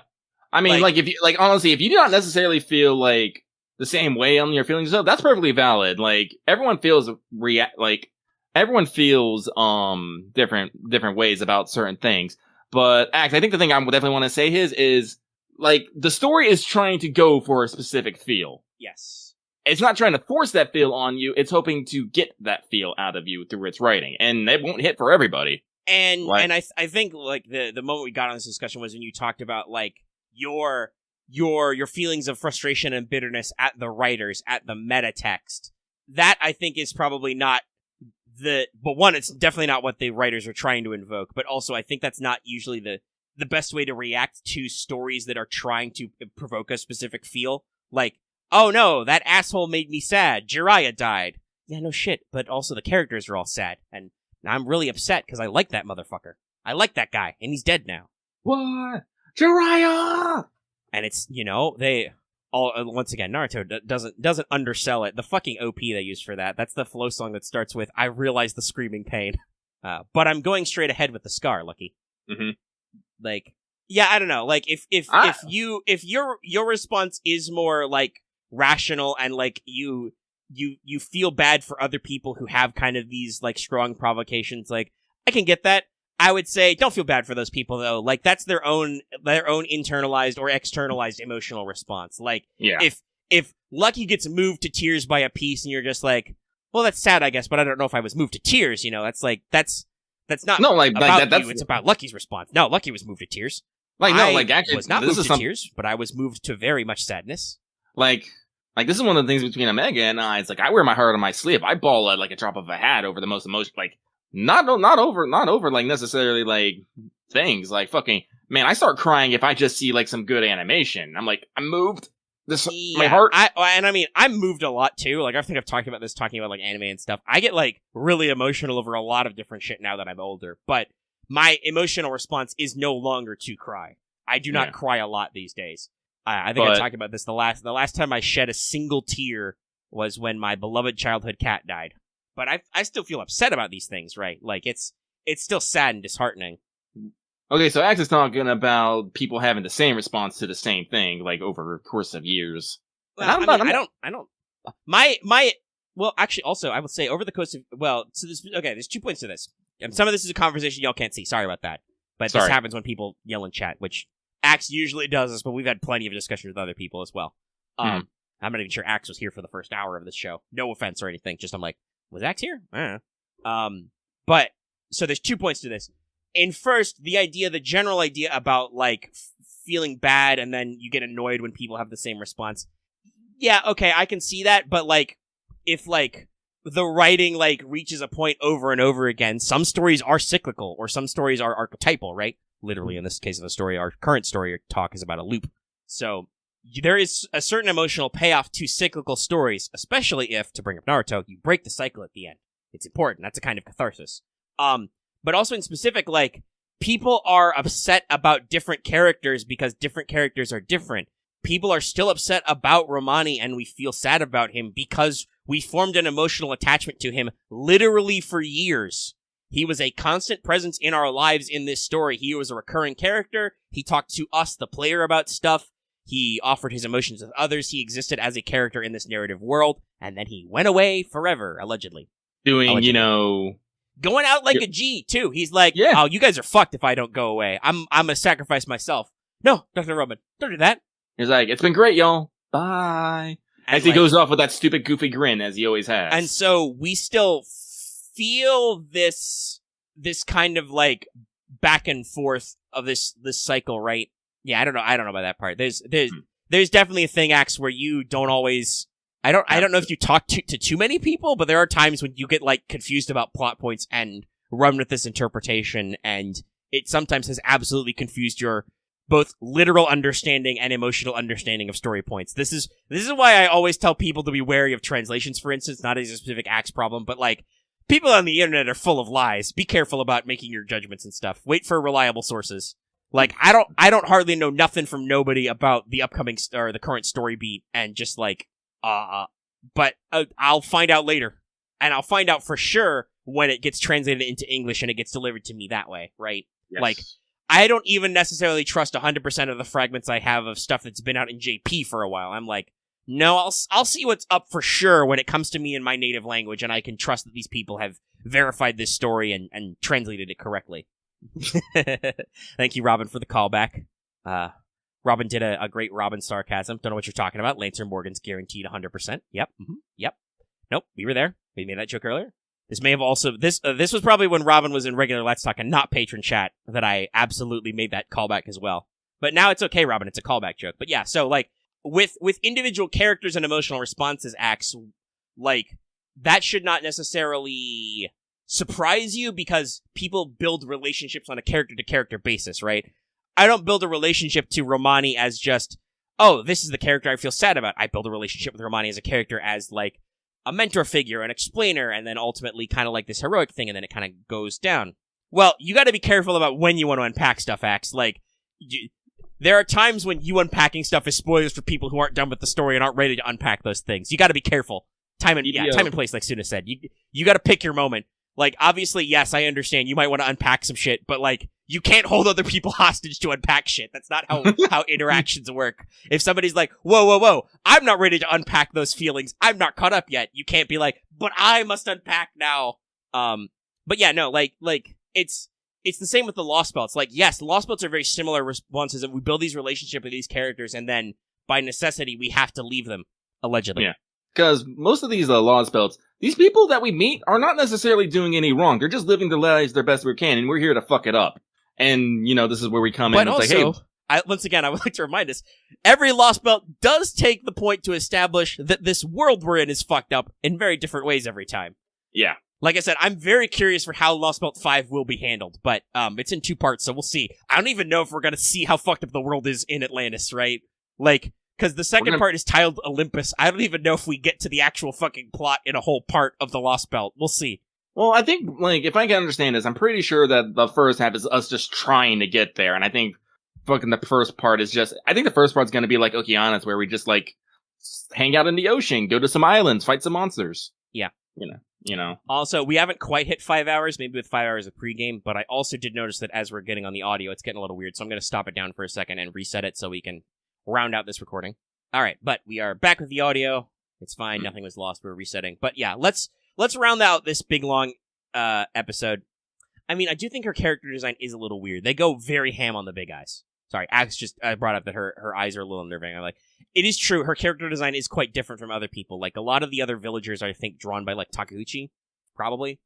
Like, they have kind of a simpler style, not as much flair, very down to earth. But yeah, so let's wrap this up by doing what we usually do, and let's do a big boy breakdown of our Crypter, because, man, we see a lot of this motherfucker in the Lost Belt, and I love it. I love Pepe. I love Pepe. So, Pepe's a great character. What can we say about Pepe? Well, we know that his Scandanavia Peppercino, spoilers, Spicy Peppers is not his name, even though he would absolutely fit in as a JoJo character. Mm-hmm. His command seals are literally a kiss. But I think the early thing is, we mentioned this earlier talking about him, but Lucky said it a very great way, but because it's one of his Buddhist superpowers, yeah, he has those. But Pepe understands, himself completely. Like, he is at perfect peace with who he is as a person and never feels, weird or doubtful about it. Like, he's just like, nope, I am who I am. No need to feel weird about it. I'm self-actualized, as they like to say. I think this is one of the things that really solidified how he thinks like that. Is when he turns, spoilers, when he turns out that, no, he's actually really good at killing because of his Shigendo abilities. He's like, no, I don't like killing, but also, I don't hate it either. It's a thing he knows how to do. He's perfectly comfortable with it, and he'll do it. Yes. And that's kind of how he is. He's good at reading the situation, and he knows when to speak up, and he knows when to be quiet. Usually he speaks up, though. He likes talking. Man, he likes talking. And he kind of is one of those characters, I think, who talks as a way to mask things. Very good at directing conversations, and I think they actually said it. He's a mood maker. He makes the mood. I think that's what they say in his profile. Yeah. But he basically, he has great senses. He has great self realization, right? Mm-hmm. He has powerful martial skills. He can also be very subtle. I believe turning invisible is a very common Buddhist superpower described. But he can read people. He can sense things. I don't think they show that he can walk on water, but I wouldn't be surprised if he can walk on water, right? All right. But he's in tune with himself and other people, and this gives him a lot of interesting abilities. Yeah, I think I found the list of the higher knowledges. Because one of them is remember one's previous lives or casual memory, but that's also, the way they phrase it in this is that he has perfect awareness of himself, you know? The other abilities are walking on water or walking through walls, high powers, divine ear, clairaudience, and telepathy as well, and then knowing others' karma, and removal of mental intoxicants. That sounds like the kind of powers that he displays. He has very high-level perceptive abilities, and he's good at controlling himself, and like you said, he also is kind of a murder machine. When he fights the sacred beast, he's like, they're divine beasts, but I bet they still have hearts and lungs and stomachs and stuff, so I can, just walk up and just call him all. Yeah. If they've got a heart, I can hit it, which means they die. Punch. Yeah, and we see this kind of through his magecraft. When it talks about how he avoids stuff, he's like, oh no, I literally twist fate. I've got such a power that I can warp the world. And you see this, right? Hologram Rose, the power of love. He says that he's powered by love, for instance. Don't know how true that is, but it seems about right for Pep. Listen, Pepe has a theme, and it is to be fucking fabulous. And he does it very well. Yeah. But there's a very interesting thing, right? Like, we learn all these things about his abilities, his motivation. We kind of have this interesting back and forth. He tells us a lot about the Crypters, like where the nickname came from, how they all got chosen for this. This is our first time that we realized that they had a choice, but also, like we said, they had the coercion, and other such things. So we learn a lot about their position as well. Oh God, Red is, sorry, I'm scrolling through Twitter. Red is still in the werewolf hole. She talked about this on the OSP podcast. She started doing some werewolf research for something. I hope for like a video, and she's like deep in the hole because guys. Lycanthropy and stuff is weird, okay?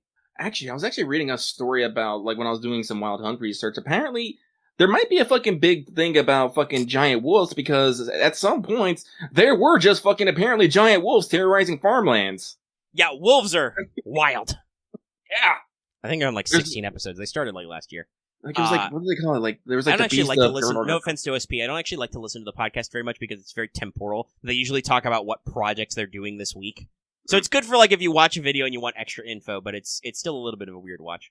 But yeah, so, no, like, we see the extent of Pepe's ability, we see a lot of his mindset, and, like we said earlier, because he's so self-aware and so good at reading people, he's very chill. Like, he's not afraid to run away, but he's not afraid to fight back. Fuck, I don't think Pepe's afraid of anything, really. Like, even when he's literally staring death in the face, he's just like, I guess this is as far as I go. I mean, I always knew that my life wouldn't accomplish anything, but I was kind of hoping I'd get to live it a little bit longer, Mm-hmm. We do know that he ran away from his original family and killed them, because presumably they wanted him to do dumb bullshit magecraft stuff. Just gonna guess. Probably. So he ran away to, like, the tower and then joined up with the team, where he was canonically Team A's survival guide, because he was an expert at wilderness survival and perception, and also self-defense. And think about it, man. Wouldn't it have been real nice if we had a Pepe when we were doing some of our singularities? Would have been great. I honestly don't know how he survived some of these. I really don't. Usually lots of servants. But, like, just imagine the jungles of Babylonia, which are also the jungles of Mesoamerica because of how fucking weird that was, but with an actual honest-to-God survival guide. But also imagine Yu Paisen is there, still in her weird full-body sweater, and she's just, like, she's dying inside, but she's not really because she's an immortal vampire. But we get a lot of talks. Pepe talks with us a lot, like, asking us what's up, like, trying to suss out our character, like, he's trying to figure out what makes us tick, and, like, asking the question of, like, hey, person, are you okay killing all these dudes in these Lostbelts? And your answer is basically, I'm not really okay, but there's nothing else to be done. And Pepe's like, good, excellent choice, good way to look at it. Pepe spends a lot of time internal monologuing about Mash's character development. When Teen A knew Mash, she was very robotic, not very into emoting. She didn't know a lot about people, know a lot about how to interact. We already kind of knew this because of how, I think Ophelia described herself as the closest to Mash, and, I mean, Ophelia was a weirdo. She had kind of her own thing going, but also, like, from how she described that she also wasn't really, like, gal pals with Akuta, with Paisen, after all. So it tracks. Pepe also makes sure to know that, like, he wonders what Beryl would think of Mash, because Beryl was so interested in Mash because of the way she used to be. Hopefully we'll see that elucidated on later, possibly when we punch Beryl in the face, in his stupid smug face.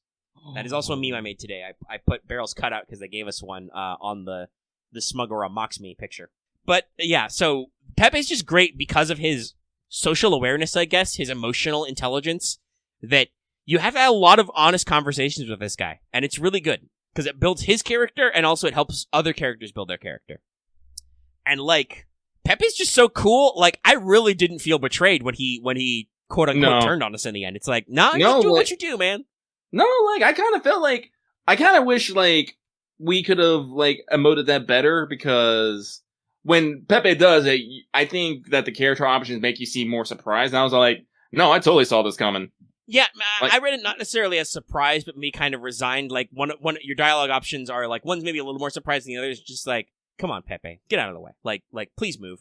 Mm-hmm. And he's like, no, I'm still a Crypter, I'm not moving. This is our thing. This is the thing we do, guys. This is how this works. And we're like, okay, all right, okay. We'll do it. We'll do the thing. Mm-hmm. And, because that's the thing, like, Pepe never, like, again, I think I don't know, like, this is the best way to say it. Well, he really presents himself as like he never really presents himself as, I guess, your ally, but never, enforces himself as your enemy either. He's like, he always is careful to never betray the foreign god or the crypters. He's like, yes, listen, my Lostbelt King's out of whack, and I've lost my servant, so clearly I'm gonna get erased too. So we need to work together. Yeah, but I'm not gonna sell out my friends or talk about any shit other than my Lostbelt. Now some of that is because I think there's things that he doesn't know, because he's the first to point out, hey, a certain alter ego's here and he's fucking shit up, and it's a little weird. Yeah, Pepe definitely drops some hints. I don't know if I don't know, I can't remember if this was internal monologue or he actually says it, but that the crypters and the alter egos aren't on maybe the same side, and that's a little sus. Yes, and he also wonders, I believe, internally about the structure of the game. He's like, listen, Wodame, I know you gave us the rules and we all agreed to join, but this is a little weird. What's actually happening here? I've gotten the impression now, especially because David showed up, that I'm I don't know if any of the crypters are actually on the alien god's side. Yeah, Wodame volunteered to work for the alien god, but also, that's true, the crypters have never met the foreign god. They just know that it exists as a weird light thing. But Wodame has the best Lostbelt position, but also he's not really proactive about ordering anybody to counter us, and even he doesn't seem to command the alter egos, right? He's still doing his own thing in his own Lostbelt. So it's are any of these guys truly on the foreign god's side, or is this all just an alliance of convenience, Actually, now that I think about it, none of the Lostbelts have actually been expanding, have they? I believe that 5 is expanding, but because it's expanding over the Atlantic Ocean, it's not touching anybody else yet.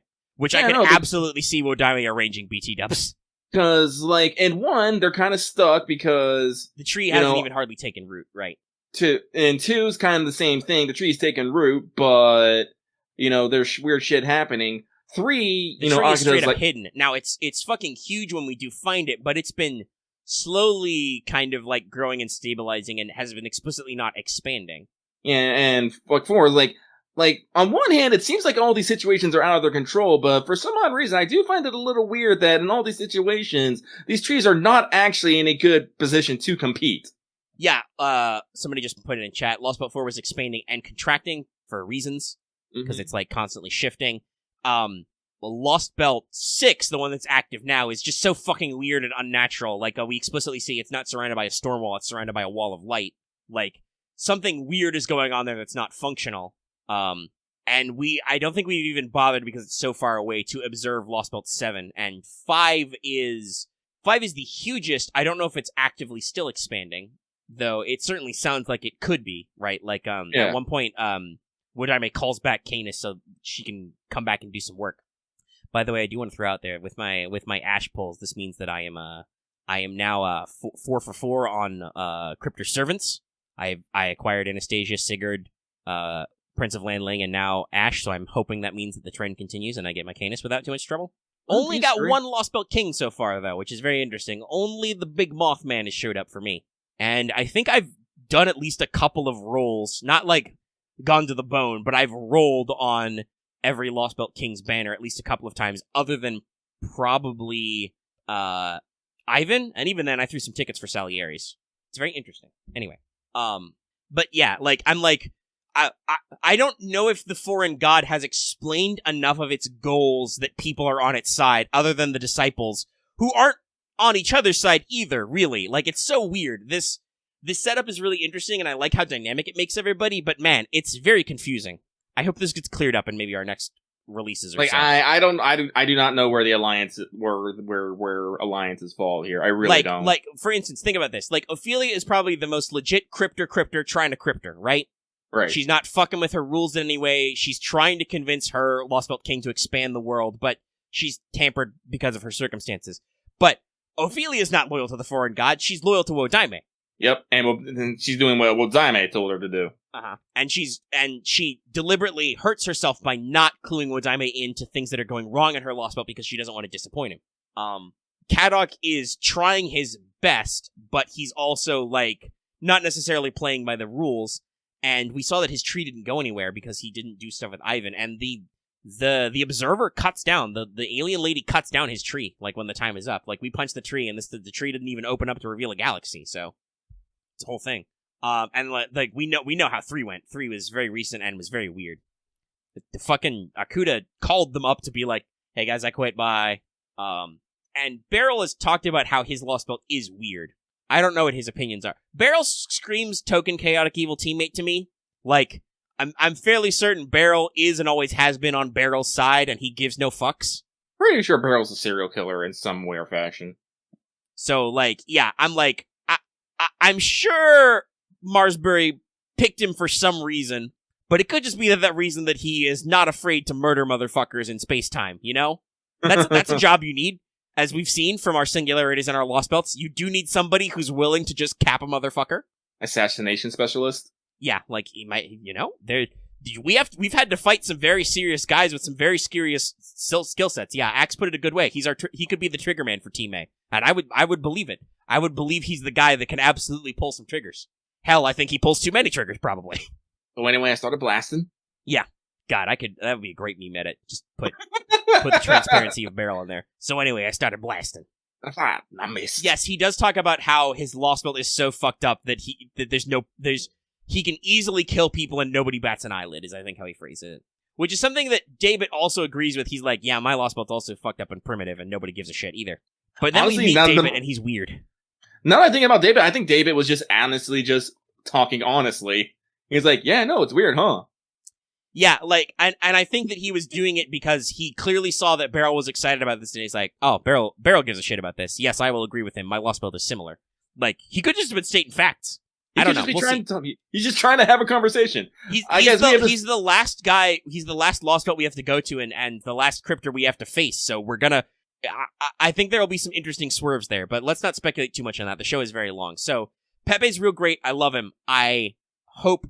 I could see that the way you phrase that, Axe. Like, I know that's kind of not in a meme or hateful way. Like, I could see if he had a little bit of the autistic brain, right? Like, he is so disconnected to people that he has to, like, kind of try and find his own way to relate to them because he's so geniusy. He's so tense. I could see it. But we'll see what happens when we talk with him more. Like, he's a great mystery because we haven't interacted with him a lot. But from what we've seen of him are very different. Like you mentioned earlier, he seemed pretty gung-ho about killing people at first, but then we meet him and he's just like, whatever. Hey, Pepe, how you doing? But yeah, Pepe's a great character. I can't wait to run into him again. I'm glad that he survived. I did notice when he absolutely called out whoever wrote this chapter called out the other FGO writers or possibly themselves that only the female cryptors died. Disposable woman, what? Though with, obviously, like I said, with Paisen, she could come back at any time because she has an excuse, but also they haven't done that yet, so the story treats her like she's dead. With Ophelia, I think that was a power thing, because if Ophelia just straight up joined our team, that would be too easy. With her magic eyes. I don't know if she could. I don't know if she could actually go against Odaime. It's true, but she could absolutely have been like, man, my Lost Belt's real fucked up, and, oh, you broke it? Well, I guess... Maybe just all right, Axe. Don't you for someone who doesn't get upset about things, you really talk about Olgameri as the sacrificial lion a lot. Yes, yeah, it happened. So it was a long time ago. If Ophelia, I mean, it still makes me sad, but well, I don't know. I guess it's sad, but like I don't feel the need to still be like bitter or. All right, Axe, very judgy. Where's your mobile game with 20 million downloads, huh? Winning awards, being number 1 in the App Store.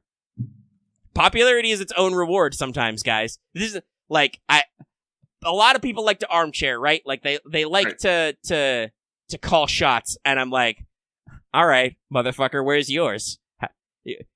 At the very least, this thing is popular and successful. So, what you don't need it. I don't know how big Nasu is. It started with some dudes in some basements, you know, basically. Yeah. That's why early FGO is kind of jank, and there are some bad elements of the plot, because it was a little sketch, but it's still super popular and successful, so,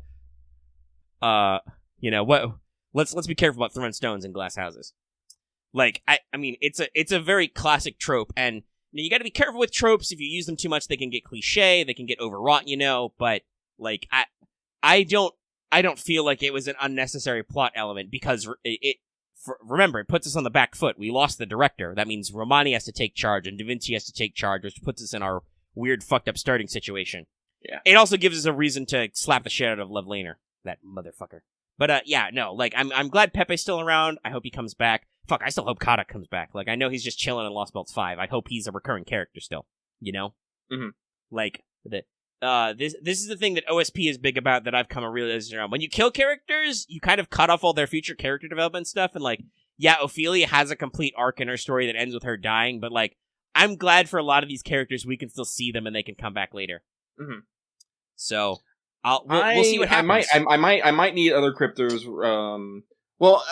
Also, Pepe did fucking just know that fucking Akita was not human. Yeah, that was his super perception powers. But I still might need to see fucking the other cryptos' reaction to Akita just being my servant now and just being like, what? Maybe they'll bust that out in like whatchamacallit, like Lost Belt 7. Like that's when plot wise we're in a sea of trees or something. We're in a perfected state of nature where humans are no longer the dominant species or whatever the fuck, and it's probably full of dinosaurs or something dumb. What do we need? Oh, let's get an ancient immortal fairy to show up. And she's just like, dude, what the fuck? Why did you call me? And we just be like, I don't know, call the counterforce. And she's like, all right, I will. She picks up her counterforce phone. Oi. The number you have dialed is not connected.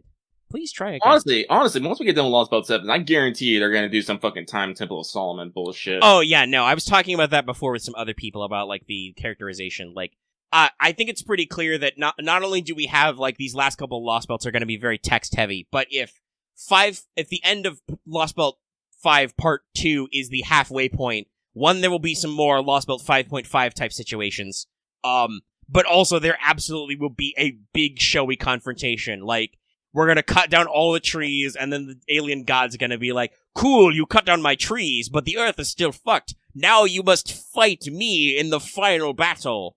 I still think your reality is the last Lost Belt. Nyak, nyak, nyak, nyak, nyak. I still think we're going back to Fuyuki.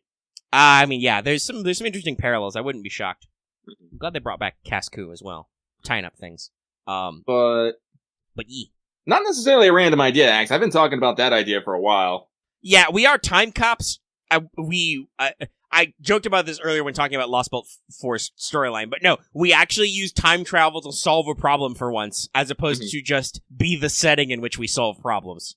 So yeah, I would not be shocked if we do more time cop shit. Yeah, because again, like I mentioned this, the texture of the world is just overwritten and gone, and again, we don't know that actually destroying the trees is going to put it back. Mm-hmm. We might have to stop this. We need Old Man K-Scope to give us a lift back to earlier in the timeline. Oh man, what if they actually do pull that? I mean, that'd be pretty cool. He hasn't shown up. But I do believe canonically in Strange Fake, he is checking out a thing that is also happening in South America or Central America. So if he like showed up as our plot coupon in Lost Belt 7 and was like, all right, cool, you've stopped the alien god's plan, but the timeline is still fucked. Now must you go back to the other timeline and unfuck the timeline.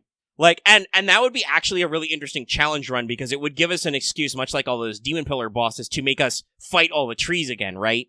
Yeah. Like if we fight them before they take root, we could even refight some crypters. We could have a chance to undo the deaths of certain crypters, you know? Yeah. No, we have to go into space and fight them before they even land. Oh, well, of course, we gotta go to space. Gotta go to space.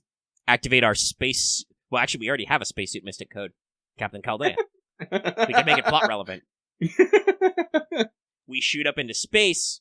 So clearly that's going to be the Shadowborder's final form is going to become a spaceship.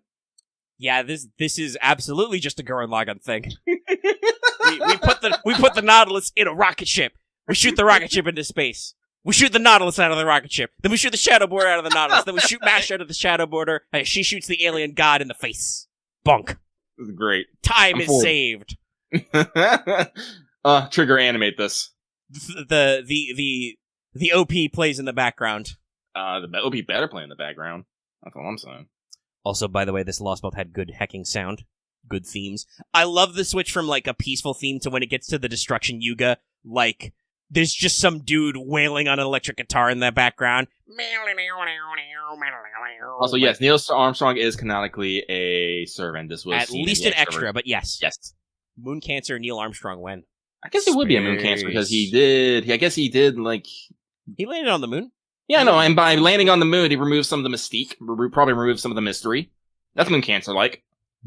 Moon! Moon!